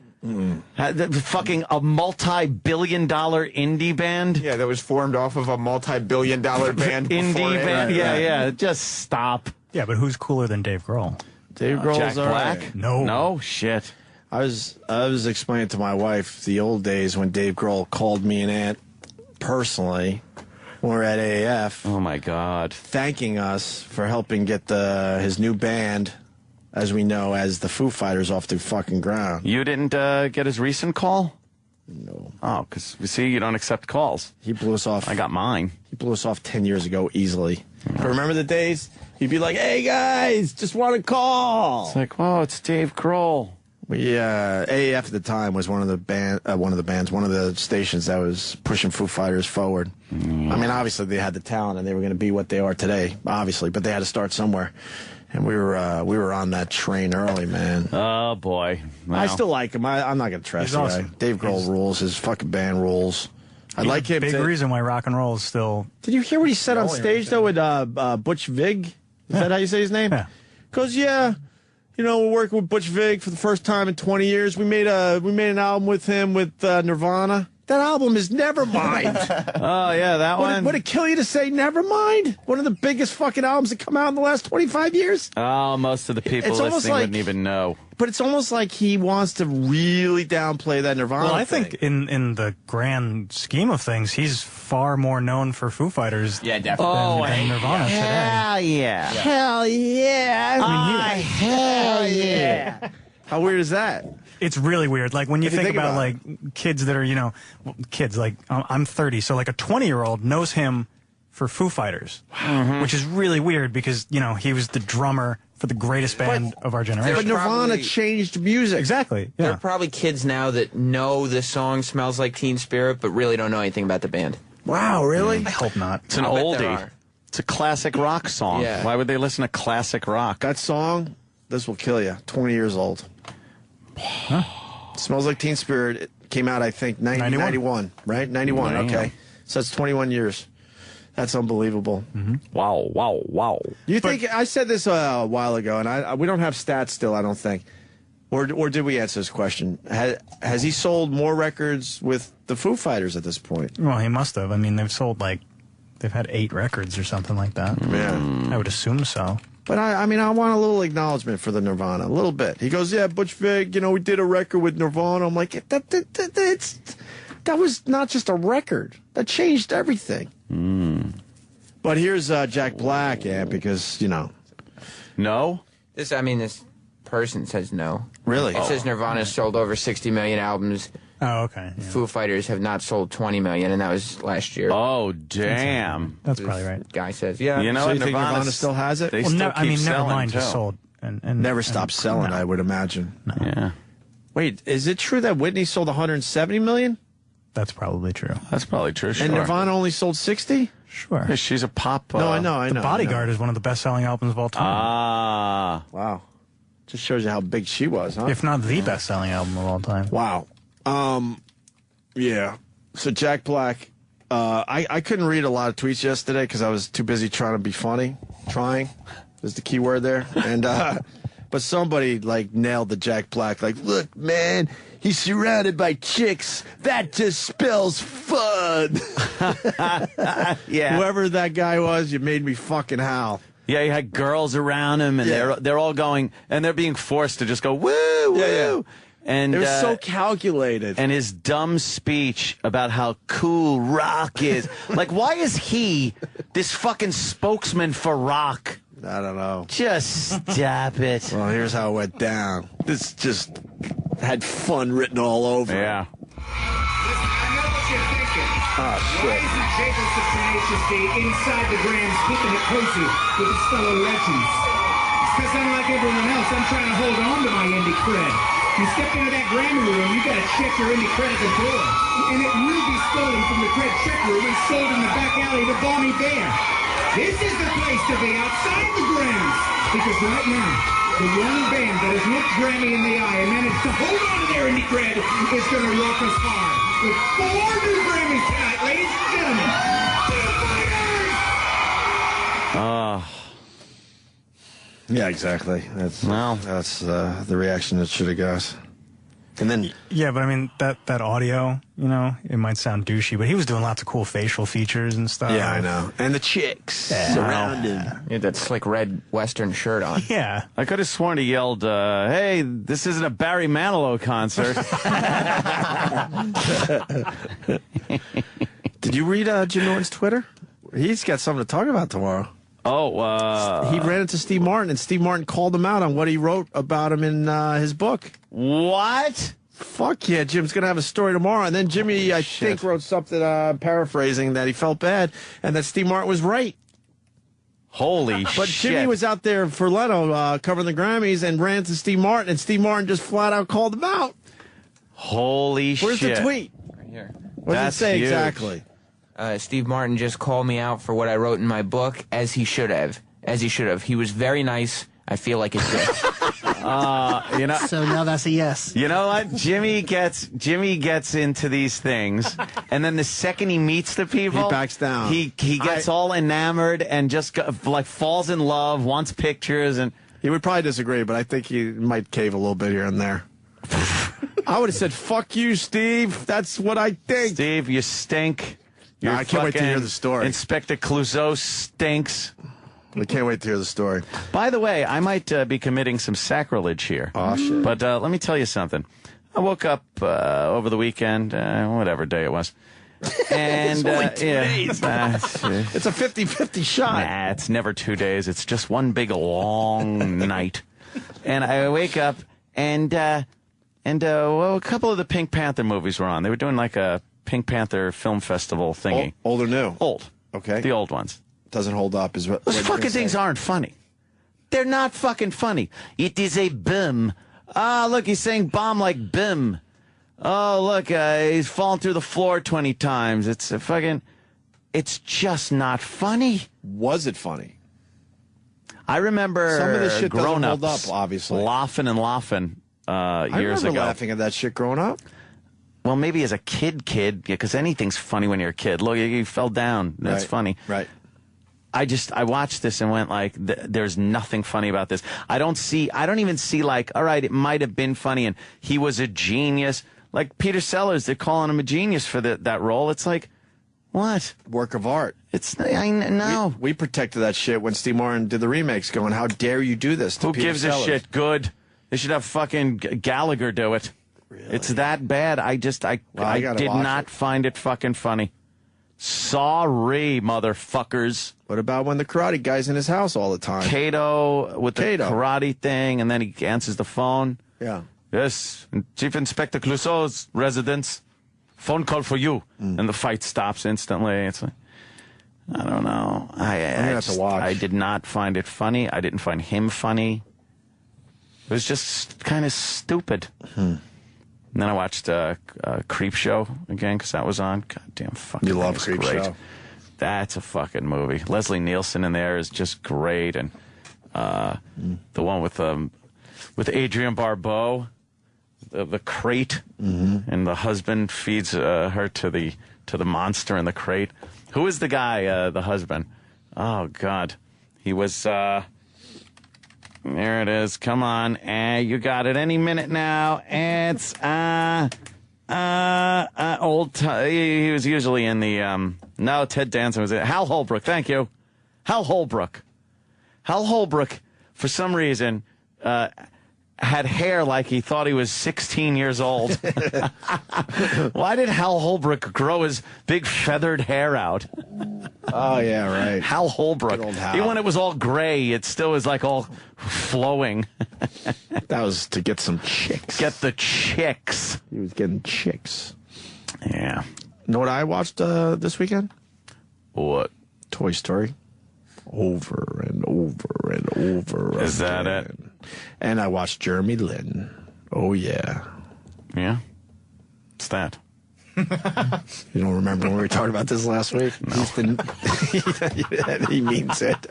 And he means it. I'm like, what? Who? He's the new point guard for the Knicks that came out of nowhere that everyone's talking about. Oh, the Chinese guy. All right. I thought he was some TV guy. And people are like, I'm like, yeah. Huh? Is that what happened? Yes, because I was bragging that look at Jeremy Lin spanked fucking Kobe and the Lakers and scored 38 points. But then the Laker fans are tweeting about, that's what I see when I fucking argue with people. Just, yeah. The fact, start tweeting that. The fact remains, the Knicks with Jeremy Lin, who's only played in a handful of fucking games. He's only been a starter for 3 or 4 games at this point for the New York Knicks, who came out of nowhere, scored 38 points against the Lakers, and the Knicks didn't have Carmelo Anthony or Stoudemire. Yeah. This is a big deal for people out there, Ant. They had just a bunch of scrubs and Jeremy Lin, and they kicked the Lakers' ass. But, of course, people have to tweet, something about, I don't know, they were coming off a tough game with the Celtics or something. Oh, yeah? I don't know. I saw Bill Burr's tweet about that. What did he say? He said it was one of the best non-playoff, regular season games that he'd The seen. Lakers, Knicks? Yeah. It really was. Yeah, he definitely enjoyed it. I fucking loved it. People are trying to tell me, you're not a Knicks fan. No, I said that for many years, yeah. And I'm openly admitting, because of Jeremy Lin, I'm all in again. That's all it took. I'm a big fucking fan of the Knicks now again. Look at you, right? I can't wait to go to a few games and see what they could do. And I'll tell you this much. This might be a little inside, but the NBA people will agree with me. Carmelo Anthony's going to be coming back very soon from his groin injury. Just want to show a little fucking basketball knowledge. He can't be a ball hog with this Jeremy Lin, or the Knicks are going to be in deep fucking trouble. Oh, shit. Let Jeremy Lin do his fucking thing, Carmelo. You're going to get enough touches, you'll get your points. Give him the ball. Don't do that ball hogging shit when you come back from your injury. Ball hogging. Hey, she's ball hogging me. Notice what's going on out there. Please. I hear you. Don't fuck this up. Dave Grohl, he trashed everyone for not playing their own instruments and singing their own songs, Sam? Travis, who's got this? Well, he just kind of, I thought it was a good speech. He just reminded people that, there's still... people out there that actually play? Yeah, there's other ways to do things that don't involve Pro Tools. How about he does this? How about he reminds everyone that he's the last rock band? He really is. They were the only band that was given an award or even nominated for anything in rock. It's like, who else was there, really? Right. Bruce. That rocked Bruce. No. Bruce. As far as outside of rock categories? Yeah. See, because rock has redefined itself, you could argue that point, whatever. But as far as a straightforward rock band, it's the Foo Fighters, and then name one off the top of your head. Bruce. Queens of the Stone Age. Are they still happening? Maroon 5? No. But I mean, there's a ton of rock bands, but the Foo Fighters are definitely out there and the most popular. Right. And you got to go with Jack White, obviously. Yeah, but I mean, he's too busy doing other, country stuff But that whole rock genre, that true, straightforward rock genre is gone. The Foo Fighters are just about it. They're the last ones standing. Mm-hmm. And he had a little speech to make there. You want to hear it? Oh, sure. And then what? All of a sudden they cut him off, proving his point? Oh, God. Listen to this. Thank you very much, everybody. Thank you for this. This is a great honor because this record was a special record for our band. Rather than go to the best studio in the world down the street in Hollywood, and rather than use all the fanciest computers that you can buy, we made this one in my garage with some microphones and a tape machine. Wow, a tape machine. And we couldn't have done it without the best producer in the world, Mr. Butch Vig. I haven't worked with Butch Vig in 20 years. We met each other 20 years ago when we made a Nirvana record, and never mind. It was an honor to work with you again. And we have a lot of people to thank: James Brown and Alan Mulder and John Silva, all the people at Sony BMG. To me, this award means a lot because it shows that the human element of making music is what's most important. Singing into a microphone and learning to play an instrument and learning to do your craft, that's the most important thing for people to do. It's not about being perfect. It's not about sounding absolutely correct. It's not about what goes on in a computer. It's about what goes on in here, and it's about what goes on in here. He pointed to his balls. One, and then the right one, and then the left one. Ladies and gentlemen, Ryan Seacrest. Oh, man. It sounded like he was drowning. No. He left too much of a gap there. Long live rock and roll indeed. Ladies and gentlemen. Wow. They cut him right off. They cut it.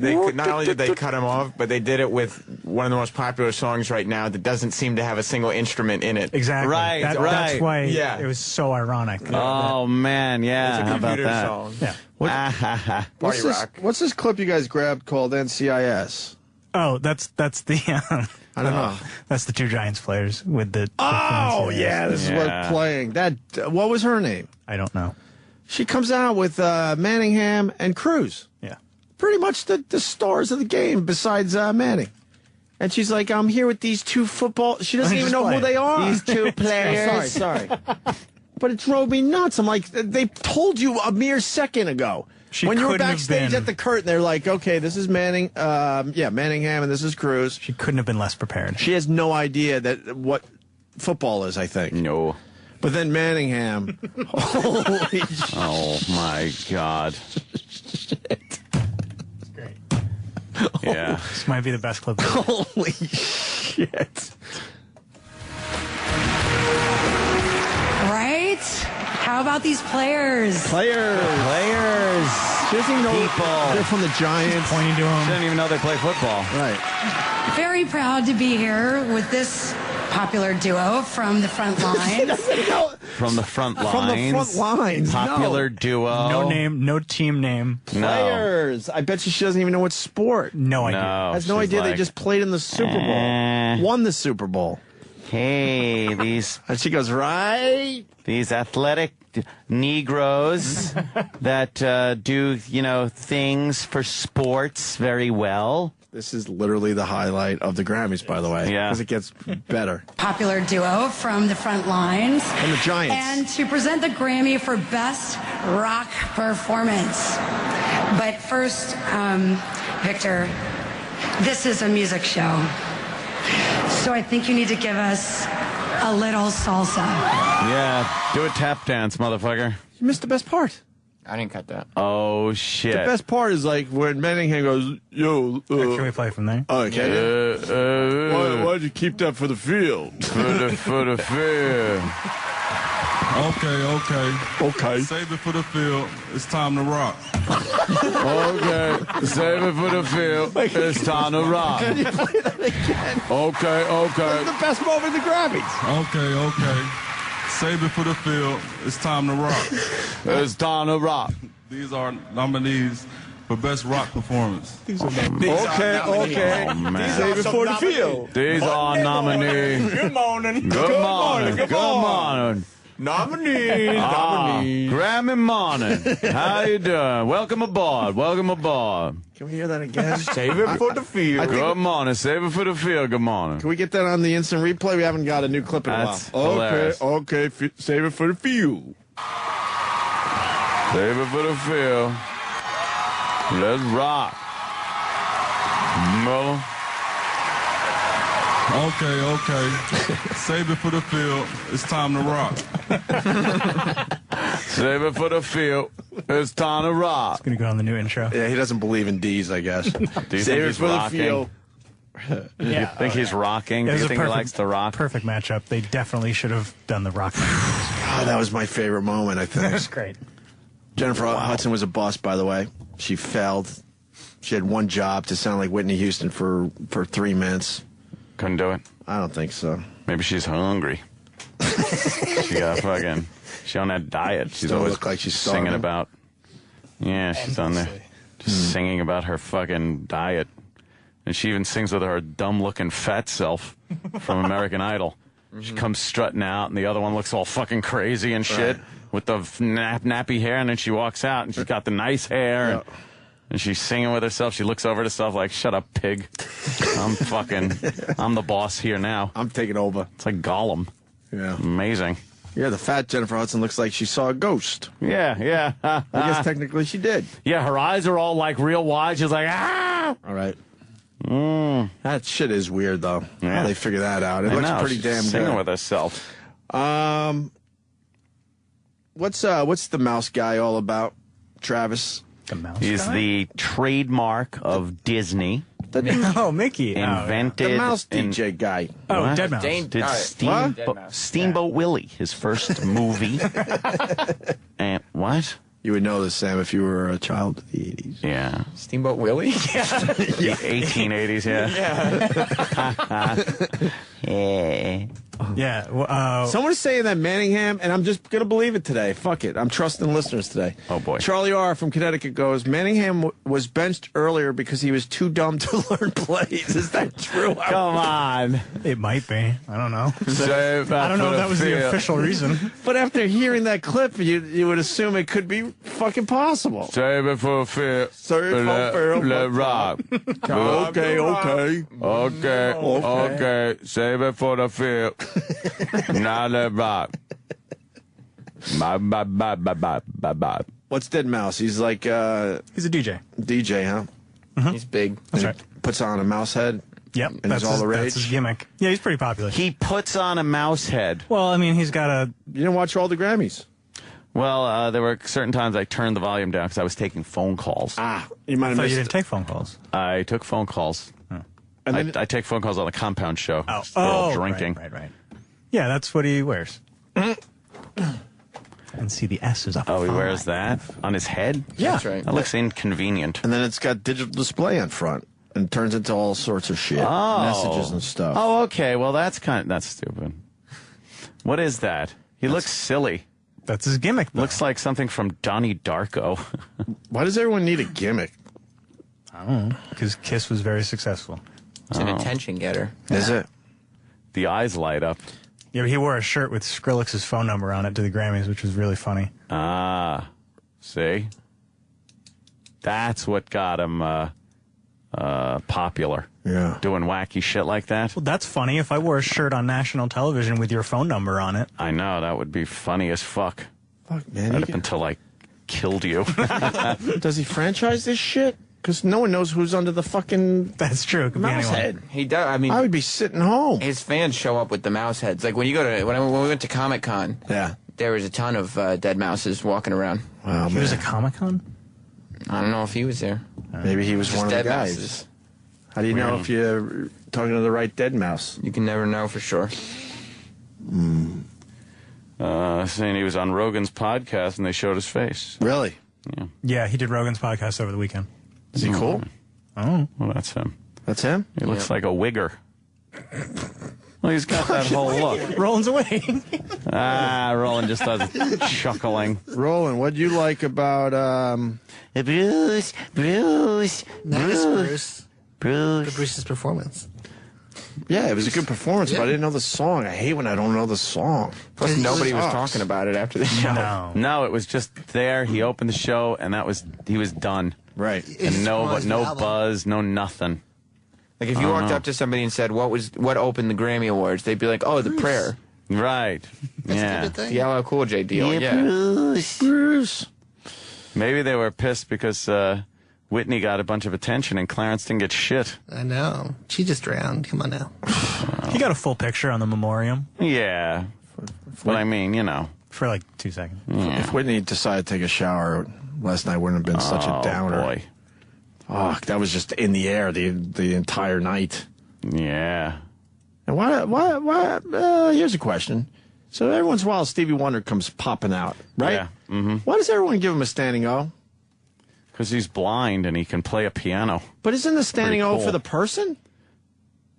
Oh, I get what you're saying. Oh, I'm being serious. Oh, so he could look out and go, they're When standing. you give someone a standing O, you're like, you give it to the person so they could see it and go, oh, man, you like me this much. My performance was this great that you're giving me a standing O, which is more than just clapping for me. They could all just sit there and they could play applause through the PA, for all he knows. Right. Yeah. But isn't that strange? Yeah. Does someone tell him he got a standing O, I guess, maybe? Maybe he's got a it little works that way? earpiece. Oh, yes, the people are standing now. Where? They're like, turn around, you're not facing the right way. I was wondering what happens when, like, he introduced Paul McCartney, and I was wondering what he does when Paul McCartney starts singing. Like, does somebody have to go get him? Oh, yeah. Someone got to go out to the podium and get him, grab his arm, walk him off. Well, when Katy Perry had that whole malfunction thing, I just thought Stevie Wonder backstage walking through wires. Oh, and yeah, stuff. he's just fucking ripping a bunch of fucking cables out of equipment. What the hell's this? Shit. I don't know.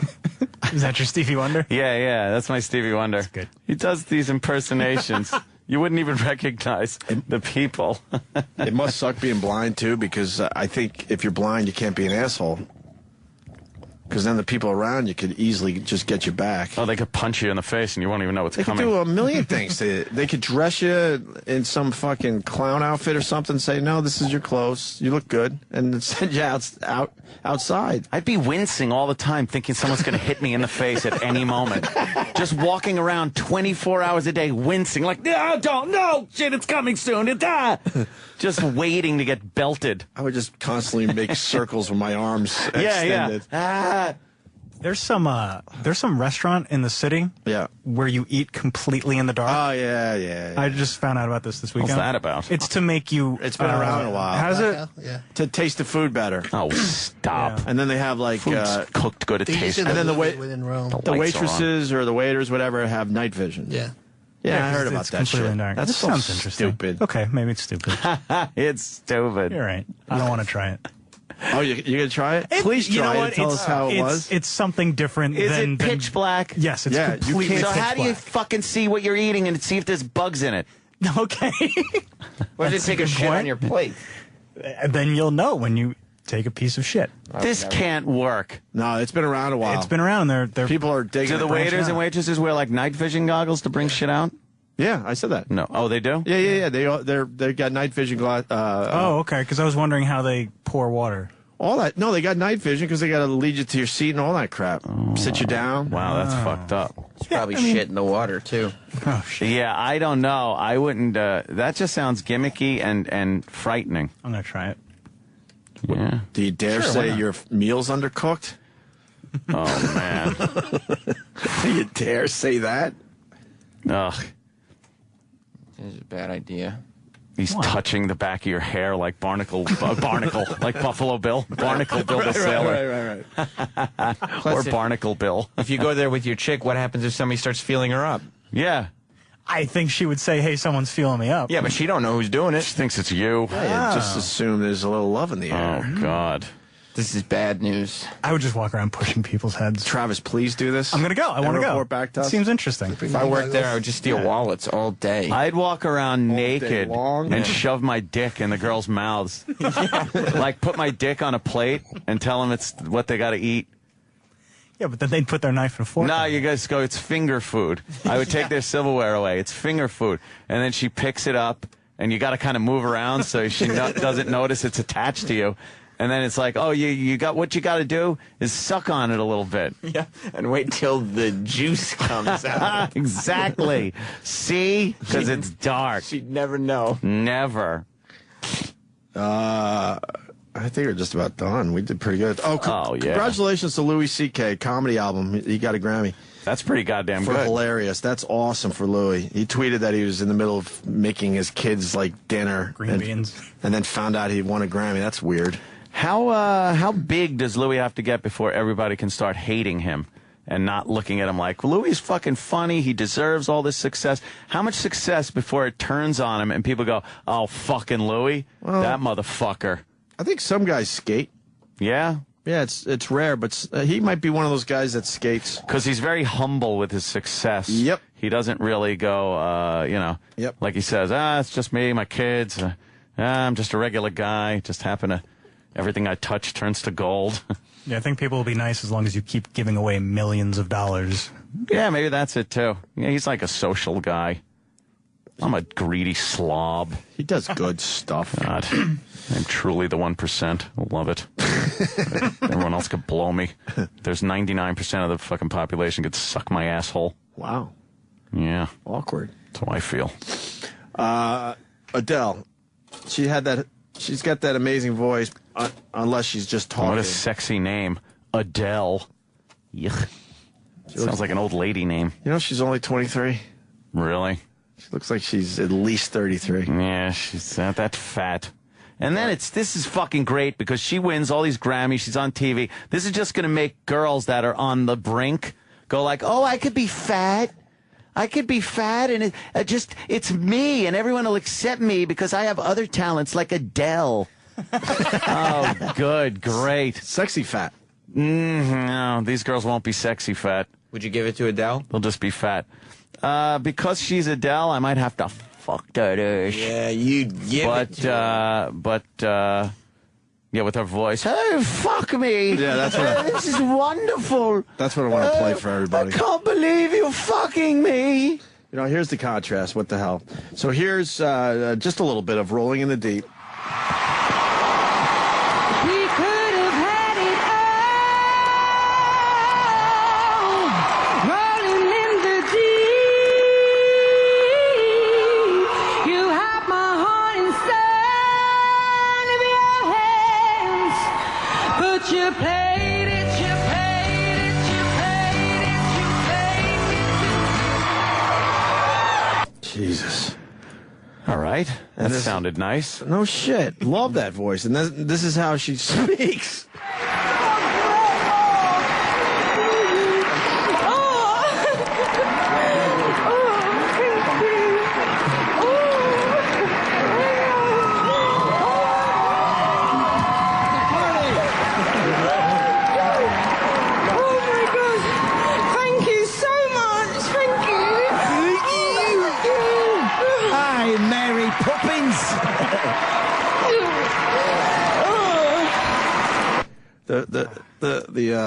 The first part of this sounds like she's sharing a pie with E-Rock.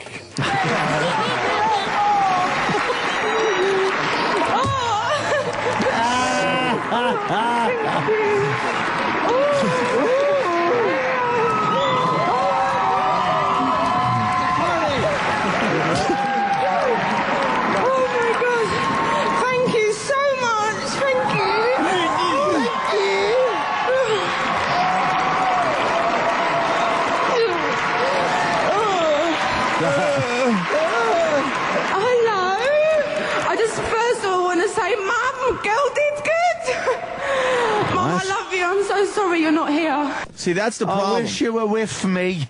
That's the problem. That's the voice you would get in bed. Yeah. Not the rolling in the it deep sounds voice. like she's in bed. Lick my fat pussy. Lick me fat pussy and me fat ass. Would you please and feed me something? I'm bloody hungry. Oh, you're rolling in the deep. I'm fucking starving over here. I also want to say a big thank you to Rick Rubin, who taught me about quality control and really put me and sort of taught me about what I wanted to be, and he made me realise stuff that I didn't. All right, save it for the few. What was her vocal cords? How did she hurt them? Friction from food? See, because she's shoving it down her face so fast, you know. The only one that could have throat surgery and not lose weight. Yeah. How do you figure how that do you one do out? that? How do you figure that out? Yeah, wait a minute. Exactly. There's got to be some healing there where you're not allowed to fucking do anything. To eating lard-flavored Jell-O. Never think I would. And this record is inspired by something that is really normal and everyone's been through it. It's a rubbish relationship. Chubby And chaser. it's gone on to do things that I can't tell you, like how I feel about it. It's been the most life-changing year. And I want to thank my record companies, Columbia Records and Excel Records. And Nick Huggett, who signed me. He's in the UK. Oh, Go and consider yourself at home. Go and consider yourself one of the family.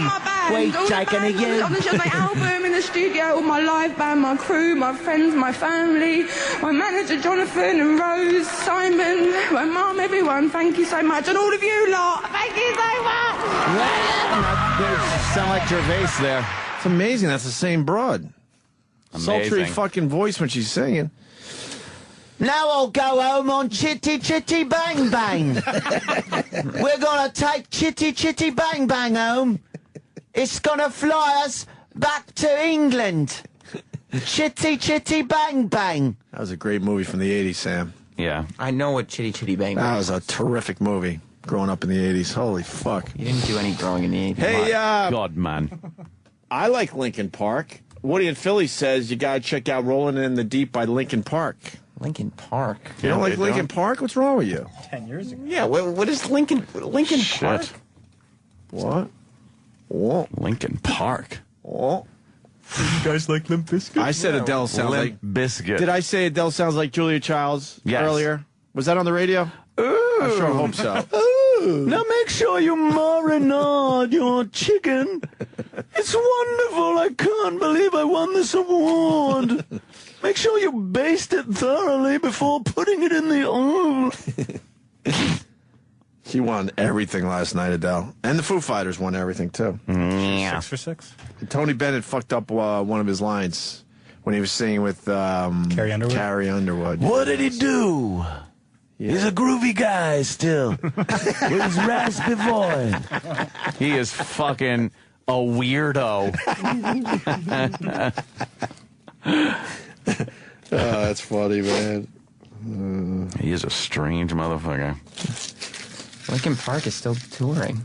What? What's wrong with Linkin Park? Let me hear this. They're yesterday's news is what's wrong with If it. it's good. There's a fire starting in my heart, reaching a fever pitch to the beat. Well, it's not bad. It's not bad, but I like it. But it's Linkin Park. Yeah, nobody goes to a Linkin Park show saying, "Hey, I hope they cover Adele tonight." Plus, they sing it just like Adele does, only not as good. Yeah, they're not. They're gonna fuck it up. They're probably gonna have all the. Remember that when that was popular? Yeah. Fuck. All right. But I've heard one on you and gonna make your head burn. See me. We got Springsteen tickets. Where's the shake? Oh boy, here it comes. Where's the shake? We gotta get out of here. Yeah, we really do. You keep this on in the background. OT. What the fuck do I read? Holy shit. Oh man. The whole crowd is singing along. Just those 3 important things. Yeah. Oh, this three. What? Turn it off. You got tired of Linkin Park? Yeah. What's wrong with you? He sucks. Look at Sam making decisions. It's Linkin Park. I like Linkin Park. Fuck them motherfuckers. As long as they're not doing that. You still got to do that, and you got more of these to do. No. That's all you, Sam. No, it's not. All you. Yeah, it's tradition that you do the All last you. few reads for Valentine's Day. It's all you. You do them so well. You do a terrific job. I was listening on the way home one day and said, he was great, that's right? Sam. He's got them live reads down. He makes them fun. Yep. Gets the information out there. Yep. It says Opie. You should definitely. What says Opie? Live reads. Oh, Jesus. What the fuck is It's a that? promo code. Not, We got 2 tickets to the series. Paradise. Supposedly. Won't you pack your bags? We'll leave tonight. I guess we got to make this really mundane, is what they want, right? You don't have to make it mundane. Instead You just of have a to make it big, exciting spontaneous. thing. Well, we have a couple of tickets. Okay. Save it for a few. Save it for the fair. Not a rock. Was he too dumb to learn plays? I need to Jesus. know now. That is stupid. Either a guy came up Like with a Run, great Forrest. line or that's Yeah, real he shit. sounds like an idiot. Okay, save it for a few. Save it for a few. All right, so we go mundane or spontaneous? Well, this is spontaneous. It is. It is. Yeah. It's coming out of nowhere. 2 tickets to the Sirius XM Bruce Springsteen concert in New York, on March 9th. Good for them. I will not be attending. What? Why not?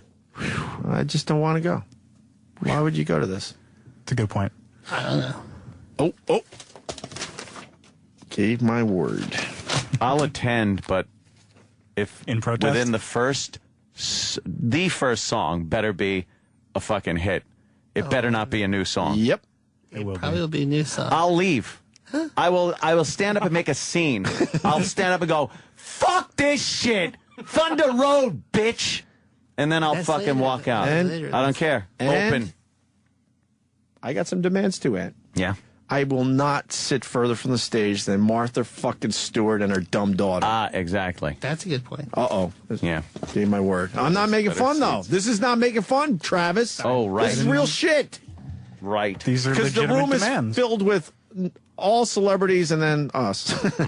And we had to sit further from the stage than Martha Stewart and her dumb daughter. Fuck what? that shit. I'm Paul behind McCartney? a pillar. What? I was behind a pillar. I think we sat closer than Mad it Dog, was. though. We sat closer than Mad Dog, Ann, do you remember? I think we did, yeah. Yeah, that was good. That was good placement for him. He should be behind us. You should be closer than Sway. There were a few fucking people closer than us. I'm like, no, that shouldn't happen. Yeah, Sway would probably get further Keith up. Richards, closer than us. I understand. Jerry Seinfeld, I saw him. Closer than us, yes. Martha Stewart and her bitchy daughter? Hell no. Have you been an active U.S. Sirius or XM subscriber, self-paid or automotive company paid, continuously since at least January 24th, 2012? These are the questions you have to be answering out there in Radio Land. So you got to be 18 or older, and then that thing I just read. And no Canadian residents. Is that the last point? That's up top. Where's the... Oh! Because we're racists. Yeah, we don't like Canadians. Yeah. No. You must be able and willing to get yourself to New York City. That's where the I gave my word part comes in. Well, you don't have to all, say it. Yeah, see, it all comes around. That's not your word. I gave my word. You can make your way. You must be able and willing to get yourself to New York City on March 9th to attend this event. That means the company will not be paying for your transportation. Okay. And if you end up staying in New York, that's on you as well. We're giving you 2 tickets to the hottest show in town. I'm just explaining. I gave my word. Good for them. No, what's wrong, Roland? Sirius XM is not providing transportation, okay? They get tickets, though. If you can get to New York, you're 18 or older, and you've been a subscriber basically since January 24, 2012, then you should call right now to see Bruce Springsteen in a very fucking small venue. We going back to the Apollo, or are we going somewhere else? I don't know the word. You are definitely going to the Apollo. Oh, yeah. And Bruce will be at the Apollo. Roland, on the other hand. I am rolling my tickets over to Roland. Right the fuck now. But then you won't be able to go. That's okay. I'll see if we can do that. No, Roland really wants to see this. He's seen Bruce. Can I do this for Roland? I don't know. I don't think so. They're probably under your name. Are you serious? I have decided on the air that I will not be going to the Bruce Springsteen show. Where is it at? Apollo Theater. Apollo Theater, because I want my pal Roland to go. I'm saying that right now. In the past, you go through like different processes. So what does that mean? If I say I'm not going, then they're gonna what? They're not gonna. We'll give your tickets. They're my tickets. I can do whatever the fuck I want with them. I'm giving them to Roland. You should sell them on eBay. Give him the Ooh, call. nice. Oh, yeah, that is good. All right, what idea. call are we taking? I'm just going to leave 2 empty seats there. Yeah. I'll have 2 tickets, 2 empty fucking seats You know all how many night. people want those seats? Don't give a shit. I do. Don't give a shit. What caller you want on this? 9. 9? 9? All right, guys. I hope this was fun for everybody. We had a good time today, and Yes, indeed. Wow, you're Lucky giving him. me... God damn it, Valentine's Day's tomorrow. Yep. Are you doing anything for Valentine's Day yet? Well, you know what? I haven't ordered flowers yet. I just end up getting shitty flowers at the local store. Bodega. Well, thank God you Because it's got so Pro easy Flowers. that way. But no, Pro Flowers. Oh. Pro Flowers is the easiest way. But the bodega, they lay them out nice. There's Nah, like a that's lot to choose terrible. from. They're right there. No They're hassle. gonna die. They're gonna die in like a day. Oh. Pro Flowers guarantees See how they're gonna stupid be. I am? I thought the bodega thing was easy. No, they're gonna be fresh for at least a week with Pro Flowers, shit. and you're not gonna get 2. At least 1 dozen long-stemmed assorted roses, and that free glass vase, chocolates, and spa kit from Pro Flowers for just $39.99. Or you could upgrade 2 dozen long-stemmed assorted roses with elegant cherry red vase, delicious chocolates, spa kit, and teddy bear from Pro Flowers for just $9.99 more. Oh, here's the only way you're going to get this amazing Valentine's Day deal. Call Pro Flowers at 1-800-PRO-FLOWERS and mention Opie. Or go to proflowers.com, click on the microphone at the top right corner and type in OPIE. That's proflowers.com. Click that microphone, type in Opie. Guaranteed delivery for Valentine's Day is still available, but this offer expires tonight, so order right now. That's what I say. Opie. That's what I say. What are you doing for Valentine's Day there, Opie? What do you... Give me Galaxy 2. What do you got? No, I'm getting the Nexus. Oh. Thanks to the fine listeners taking care of me. Valentine's Day is tomorrow, and there's still time to do it right to get a huge reaction. If you want to score big points with your Valentine, go big with the new Big Hunk of Love Bear from Vermont Teddy Bear. And when they say big, they really mean big. This teddy bear is over 4.5 feet tall. He's big, he's soft, and the best part is they're blocking you from leaving? Are you serious? He's holding a reed up in front of my face. I will go right through it. Do you see the time? Yes. This is craziness. Yeah, but you know what? That just means tomorrow we go home early. I got my car out there. He's big, he's soft, and the best part is it's available for a limited time for only $99 and guaranteed to be delivered tomorrow for a great Valentine's Day surprise. The big hunk of Love Bear comes with the famous Vermont Teddy Bear Lifetime Guarantee. So if you want the big reaction and the big reward, get her the big hunk of Love Bear from Vermont Teddy Bear for Valentine's Day. Only $99, so big. So go big and go home happy. Vermont Teddy Bear also has hundreds of other classic teddy bears. Tomorrow's Valentine's Day. You got to let them leave. You're working for the man, Sam. You're supposed to be. You might as well fucking come to work with a suit and tie at this point. You're working for the man. Read the paper. Hundreds of other classic teddy bears. Tomorrow's Valentine's Day and delivery is guaranteed. Visit VermontTeddyBear.com or call 1-800-829-BEAR. Valentine's Day is tomorrow. Oh, my God, we just said that. Change the bed. He just did. Okay. Hey, for like thousands of other guys around the country, you still haven't bought anything for your Valentine.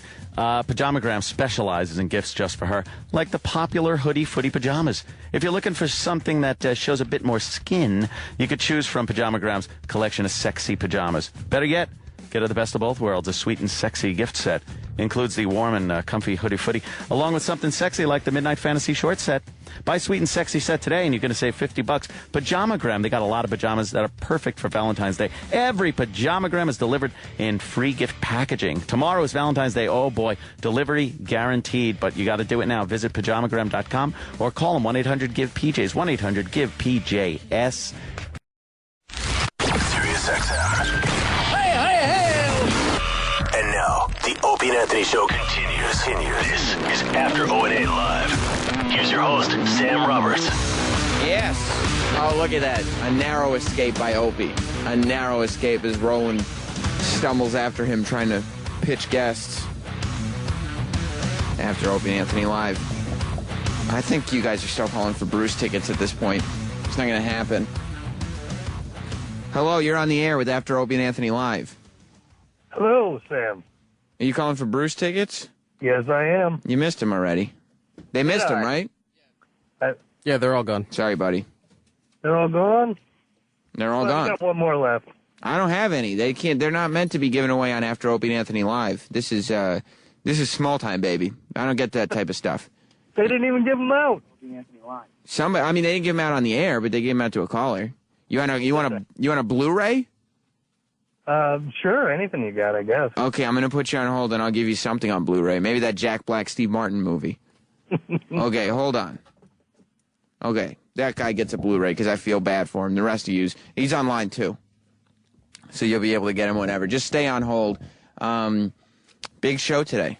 Big show today. A-list celebrity Nicolas Cage, live and in person, and he can hang out. Most of the time, these A-list actors come in here, and it's rare, it's seldom that they do, but every now and then we get a legitimate Hollywood A-list guy. And for the most part, they're not really down to hang out. They're just they're in to promote their project. They don't want to say the wrong thing. They don't want to do whatever.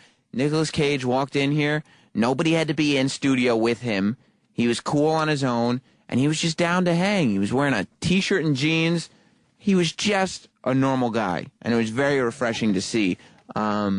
His movie Ghost Rider is coming out on Friday, so that's going to be very exciting. I'm sure a lot of people are pumped up for it.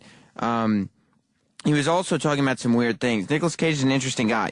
Apparently, he did completely demyth the internet rumor that he's a vampire. I know he went on Letterman, and he said, because this picture, if you Google image, I think me and Opie both Twittered it too, but if you Google image Nicolas Cage Civil War, there's a Civil War era photo of a guy that came out that looks just like Nicolas Cage. So the internet took this to mean that obviously Nicolas Cage is a vampire.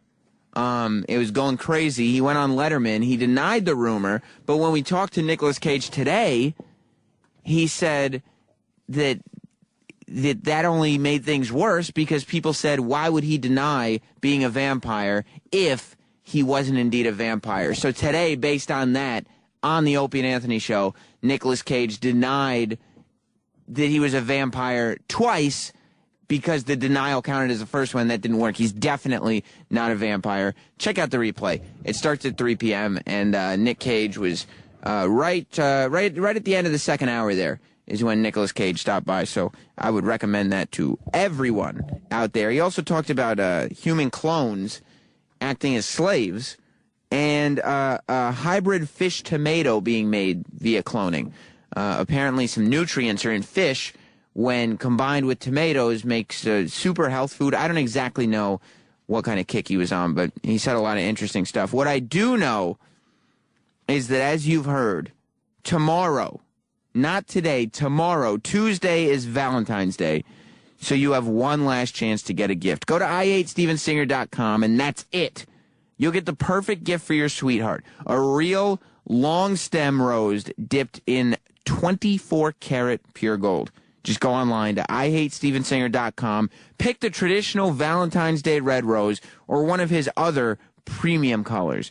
Then choose your very own personalized message of love for the card. Choose overnight shipping before 5 p.m. today, and your gift will arrive on Valentine's Day. Don't get caught without a gift or with some picked over card from the drugstore. Just for $69, go online and get this real rose dipped in 24-karat pure gold, enclosed in a beautiful gift box. They are guaranteed to last forever. No other flower is guaranteed to last forever, except for those novelty plastic ones that dance when you play music. This isn't one of those. This is a classy gift. This is a gift with romance. It's a 24-karat gold dip rose. You must order today before it's too late. There's no other options. Go to IHateStevenSinger.com. Click on the picture of the gold rose and choose overnight delivery to receive your gift for Valentine's Day. Steven's making your last-minute Valentine's Day shopping so easy. Get your 24-karat gold dip rose today. It's only $69. This is the #1 Valentine's Day gift. So call right now, 1-888-I-HATE-STEVEN-SINGER, or go online to IHateStevenSinger.com and get it before it's too late, because he will ship it overnight. But that's the last night. Other than that, it's gone. Eric, were you shitting? No, Paul's an asshole. Paul is an asshole. I was walking with Ope. Yeah. We were talking about something. I said, I got to go back. Sam's on. He said he didn't give a fuck. Who? Opie. So he's a real, every now and then, yeah. That Opie's a real fucking asshole. So I had to wait for him to go to the bathroom, and then when he came out, we finished our discussion, then I ran back here. Oh, okay. I mean, you don't have to report to me where you are, but... No, you're on the air and you're wondering, and I was trying to say I have to run back. Paul's running in here to say you were shitting. Yeah, because somebody wants attention. Paul does? Yeah. Yeah. Hopefully it won't be here too much longer, and he won't, Well, I'm not going that far. I'm just saying. What does he do, right? He answers phones. I mean, but this guy who's hooking up the replays could answer phones, couldn't he? I don't know who that is, but I'm sure you're right. I'm sure he could, right? You don't have to know who I'm he is. guessing Ron and Fez intern. He's one of the new Ron and Fez interns, yes. Okay. I thought of you today, Eric. Earlier in the show, they did this whole break on fancy restaurants and how you get small portions. Yeah. And like spending all this money at one of these New York eateries, as I call them, and ending up still hungry. You have to go to a pizza parlor or something. If you're going to a fancy restaurant just for the sake of a fancy restaurant because it's trendy or it's getting a lot of buzz or it was written up somewhere, then yeah, you're going to get really shit portions. That's like idiot Travis at the end of the show said he's going to go to this restaurant where they serve you in pitch black. Like, why? I don't understand why you. But that's a little different though. That's not going to try a fancy restaurant with small portions. I don't know why you would eat completely in the dark. Even if they served you a huge portion. They're not giving big portions in the dark. Number one, because they don't have to, because you can't see it, and number two, because that would be inconvenient. If I was in the dark, I'd want to eat as little as possible so I could go as quickly as possible. I wouldn't even walk in there. It doesn't make sense. You get mugged. What I thought about was the one place where you can get the most delicious food for the least money. Cracker Barrel. I mean, why everybody doesn't eat a Cracker Barrel, I don't understand. Last Cracker time, Barrel's awesome. When I went to Kentucky, we had to drive from the airport from Nashville to Paducah. And the best part of the whole drive, it's like an 1.5-hour ride, and it was completely worth it because we stopped at the Cracker Barrel. And you get this giant sandwich. You get it's so cheap and it's delicious. There's not one around, I don't think there's any around the New York City area. But since they originated in the South, people down there go to Cracker Barrel like it's a night out. Like this is their big restaurant night. We're going to the Cracker Barrel tonight. But people up north and on the West Coast love going to these places because they don't get to go to this place often. Yeah. So it's sort of like I don't know. It's fantastic. It's a treat. But it is a treat. I think they should open a Times Square Cracker Barrel. They got a Times Square Applebee's. They're going to ruin it then. Where's Troy? Troy!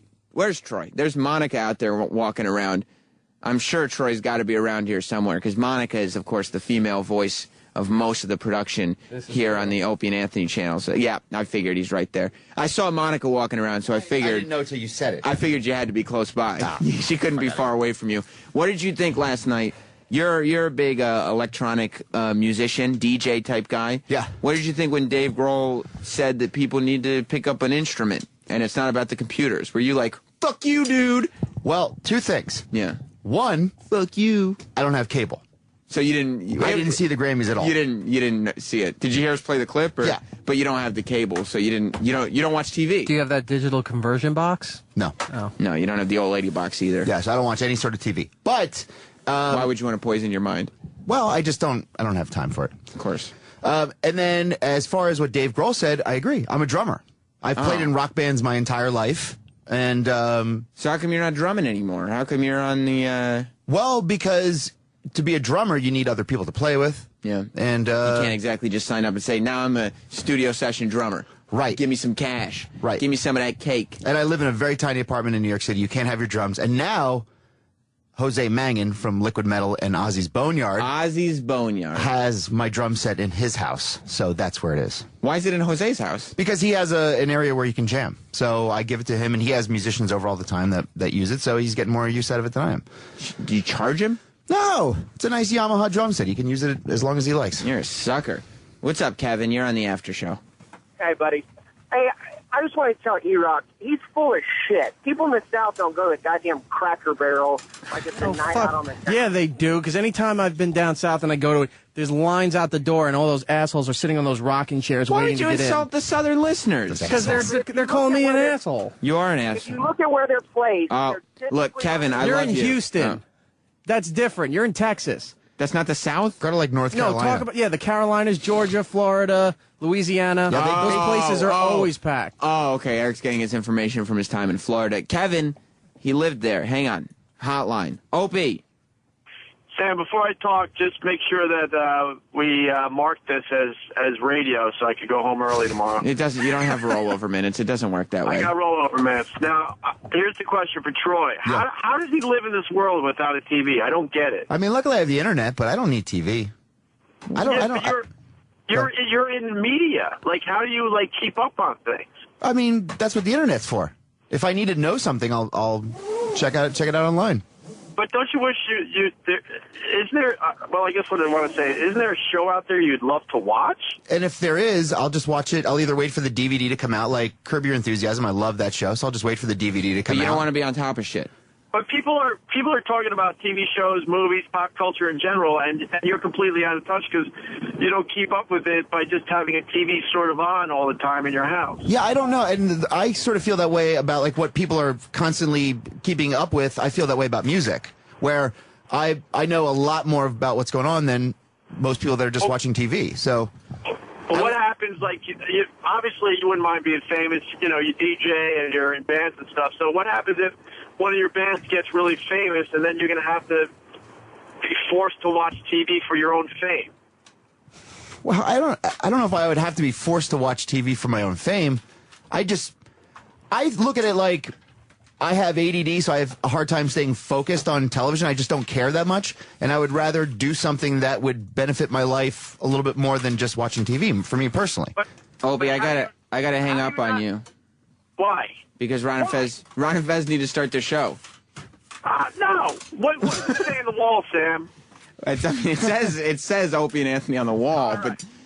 All right, so now this is what I do now. Yeah. One final question for Troy. Yeah. Everyone's watching the Grammys. You don't have that shared experience. Did you want to watch the Grammys last night? I really did want to watch it. Yeah, I told my girlfriend, I was like, well, this is kind of the one time of the year I really wish I had cable. But, what can you do? I mean, I'll just watch the clips online today, and... It's not the same. I mean, I'm watching my Twitter, and I'm watching what everybody's saying, so I sort of have an idea what's going on. Yeah, all right. All right, Opie, I will talk to you tomorrow, okay? Why are you panicking? I'm not panicking. I'm just trying to be hospitable to my studio mates. No, I hear the panic in your voice. I'm not. Ronnie's going to come down hard on you, huh? Well, no, this is the beauty of it. That I just put it off on you. No, but I hear the panic in your voice. Even Kenny's saying it.